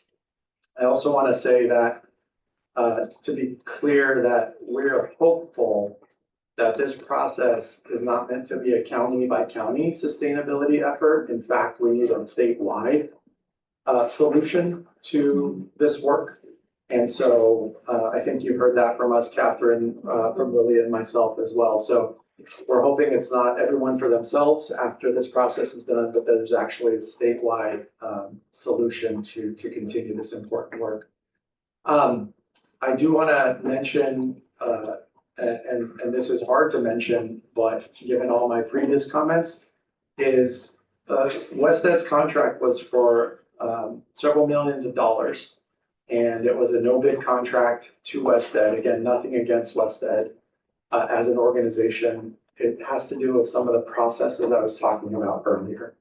And especially when consultant contracts are being ratified or approved by staff without the benefit of public discussion around services that the public is going to benefit from, creates a lot more questions than answers, especially when impact is being cut by 10%, really goes against the very core of the capacity building and sustainability we're trying to gain with this appeals process. Those two things are coming into conflict, and the lack of acknowledging or understanding what the scope of all this work is and how much it costs First Five California is adding on top of the confusion. So again, I want to be super clear that we appreciate Wested's leadership, Catherine in particular. We are, though, concerned about the process and some of these mixed messages around funding cuts to communities while trying to sustain them at the same time. Thank you very much. And do we have anyone online? No, we do not. Okay, well, with that, we will close out. Our next commission meeting is scheduled for April 17th. And I'm now looking for a motion to adjourn. I'll make the motion to adjourn the meeting. Thank you. And is there a second? Thank you. All right, we are. Thank